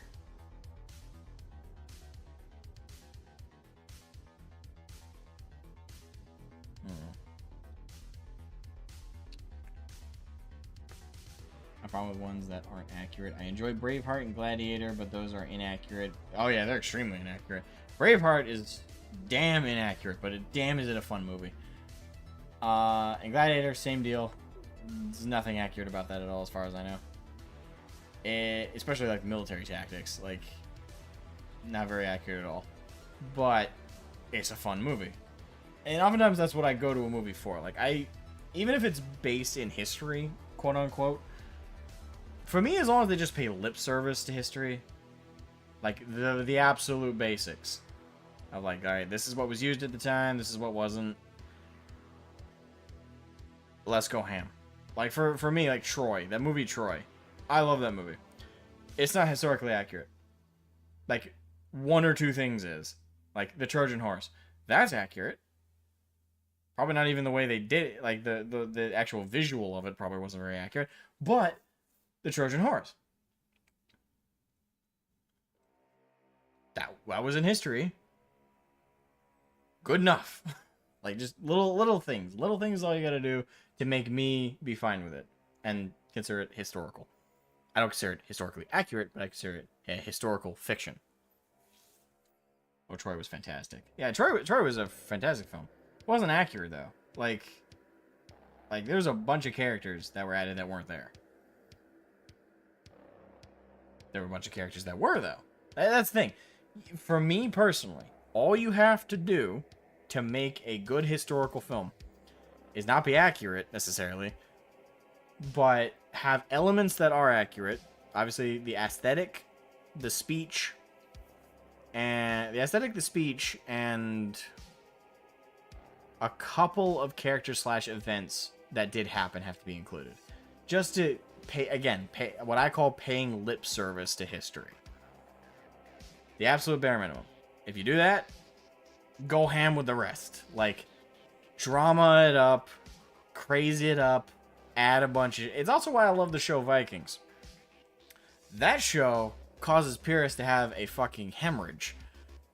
But, and it's not accurate, but it pays lip service to the names of things, the speech of things, and it throws everything else out the fucking window. It is just absolutely historically inaccurate.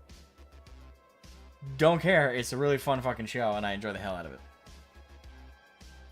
Has a good story, just has a god-awful aesthetic. See? You know what I mean? Like, oh, that costuming. Ew. But for me, I don't mind. As long as, like, the absolute bare minimum is approached. And Vikings is a show that it has such a good story, and I actually like the aesthetic. I agree it's not accurate. But again, it doesn't need to be for me to like it. I am a simple man, and I'm sure that drives some people insane.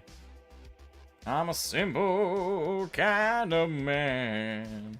Won't you do this for me, son, if you can? What the fuck was that? That last delivery was horrid. What the fuck did I just think? Like, the end of that was oof. That was so bad. Jesus, that was terrible. Terrible, terrible, terrible.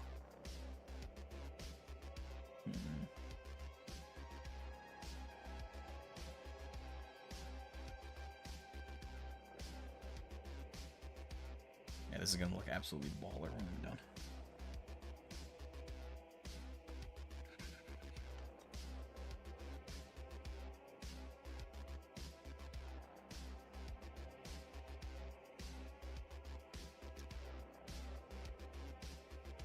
Trying to get the blood for the blood god off my paint palette.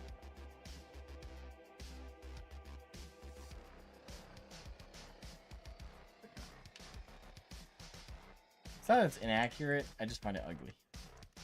Well, it is a little bit, isn't it? Because I know, like, shield maidens, for example. Like, it's believed they existed at the time, but there's no confirmation. Stuff like that. And it's also not sure if it's, like, mythology or if it's accurate. Yeah. And also, like, the sons of Ragnar and Ragnar himself. And a lot of that, like, a lot of the specifics are inaccurate as hell. As far as I understand it. The broad strokes, like Ragnar the Viking did believe to exist. So did Rollo. Although Rollo was like a French Viking thing. I don't know. I know that the characters in the show did exist as real people. Not necessarily around the same time period, and definitely not related to each other. So, I know there are a lot of historical inaccuracies, but kind of a... But they did technically exist, so therefore paying lip service. And Vikings broadly did invade East Anglia. There was a lot of those conflicts and wars that occurred. The Sons of Ragnar, or people claiming to be the Sons of Ragnar, did appear all over the place. Ivar the Boneless existed. Hvitserg existed. So did Bjorn Ironside. And evidence is minimal, but cultural idea of it, maybe. But to the point of in the show where they make it like 50% warriors, nah. Well, that's what I'm saying. It's not accurate objectively, but it doesn't need to be. And that's me with fiction, generally speaking. Like I don't even really care if the aesthetic is accurate. As long as I care it's accurate as long as if there's sci-fi fucking spaceships and shit going on in the middle of a show that's supposed to be taking place in the 1400s. Yeah, no. But small stuff like, oh, they wore a bunch of furs, mascara, and all this other gaudy shit versus what happened in reality where they wore chainmail and they wore, proper helmets and stuff. For me that's fine. I'm not that. If anything, it just makes the show more unique. And yes, it's inaccurate, but as long as the show's for me, as long as the showrunners or a movie creator or whatever, they admit that they're oh, wait, we took liberties, we changed a lot of things, this didn't happen how it is, and we're honest about that. As long as they do that, I don't mind. It's okay. So what we're watching is fiction. It's historical fiction, but it's fiction. It's loosely based in history. As long as they're honest about it, and it's a good story, I'll enjoy the hell out of it. I will find out if Kingdom of Heaven is one of those circumstances with me, or if it's really as bad as Pierce reacted to. Yeesh. The moment I mentioned Kingdom of Heaven, Pierce is like, I'm ready to throw down. Come on, man, bring it. The insult, the gauntlet has been thrown down.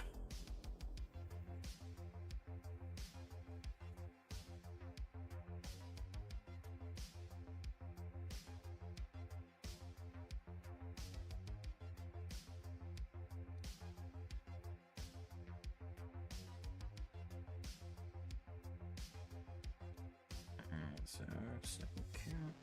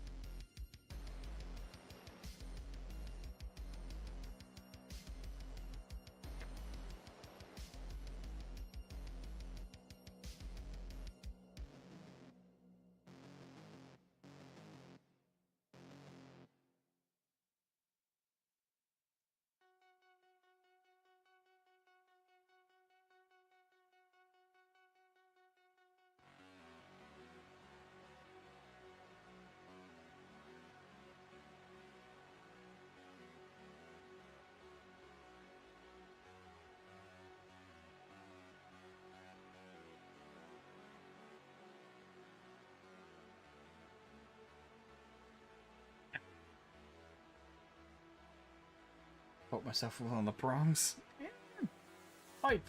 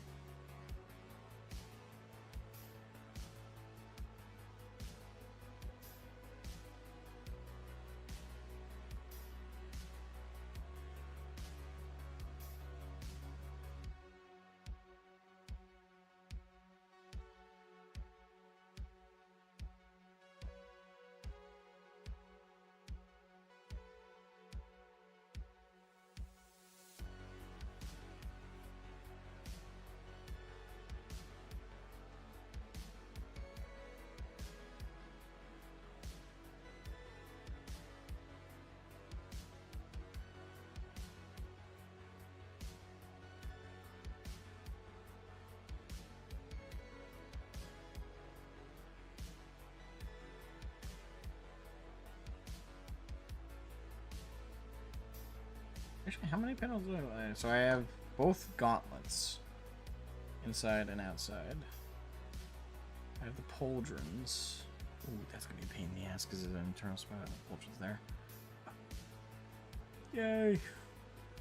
So I got the pauldrons. I got all the back paneling here. Back pauldrons. And then I'm done, I think. Yeah, because everything else is gonna be the trim, or it's gonna be like lead belcher or a mixture. I also gotta do the glow in the eyes, the teeth.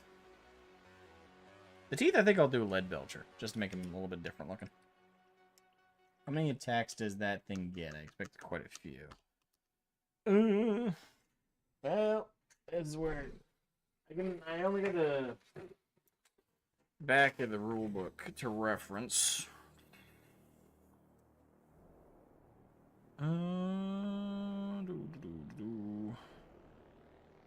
6 attacks. Yeah, 6 attacks.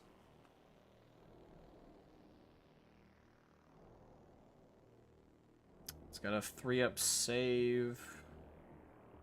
Again, keep in mind this is not like latest to FAQ, but this is like what's on the back of the instructions it comes with. So this might be 9th edition for all I know.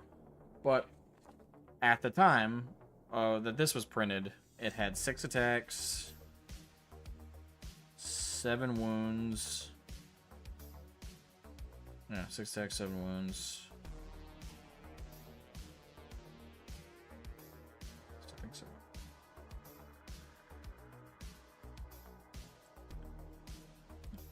It has a 3-up melee skill. Attack skill, I guess. It's a 3-up ballistic skill. Alright, so they're both 3-ups. 10 movement.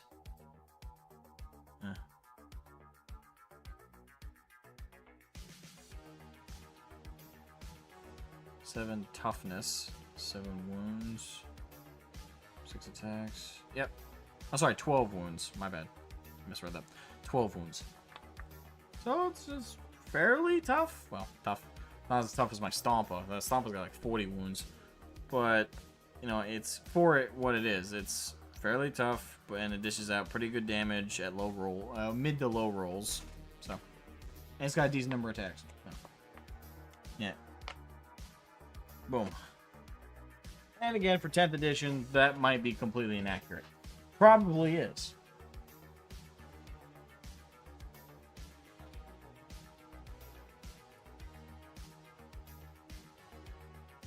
Nice. Yes, very nice. What time is it? Alright, so it's getting pretty late. Alright, so I'm probably going to have to end the stream there. I'm going to keep painting it for a little bit, and then I'm going to head to bed. Unfortunately, I gotta wrap things up, though. I gotta make some dinner and enjoy my food and then finish what I can of it tonight. I don't know if I'll finish it on stream. I probably will, because yeah, if I'm gonna paint it anyway, why not have a stream about it, you know?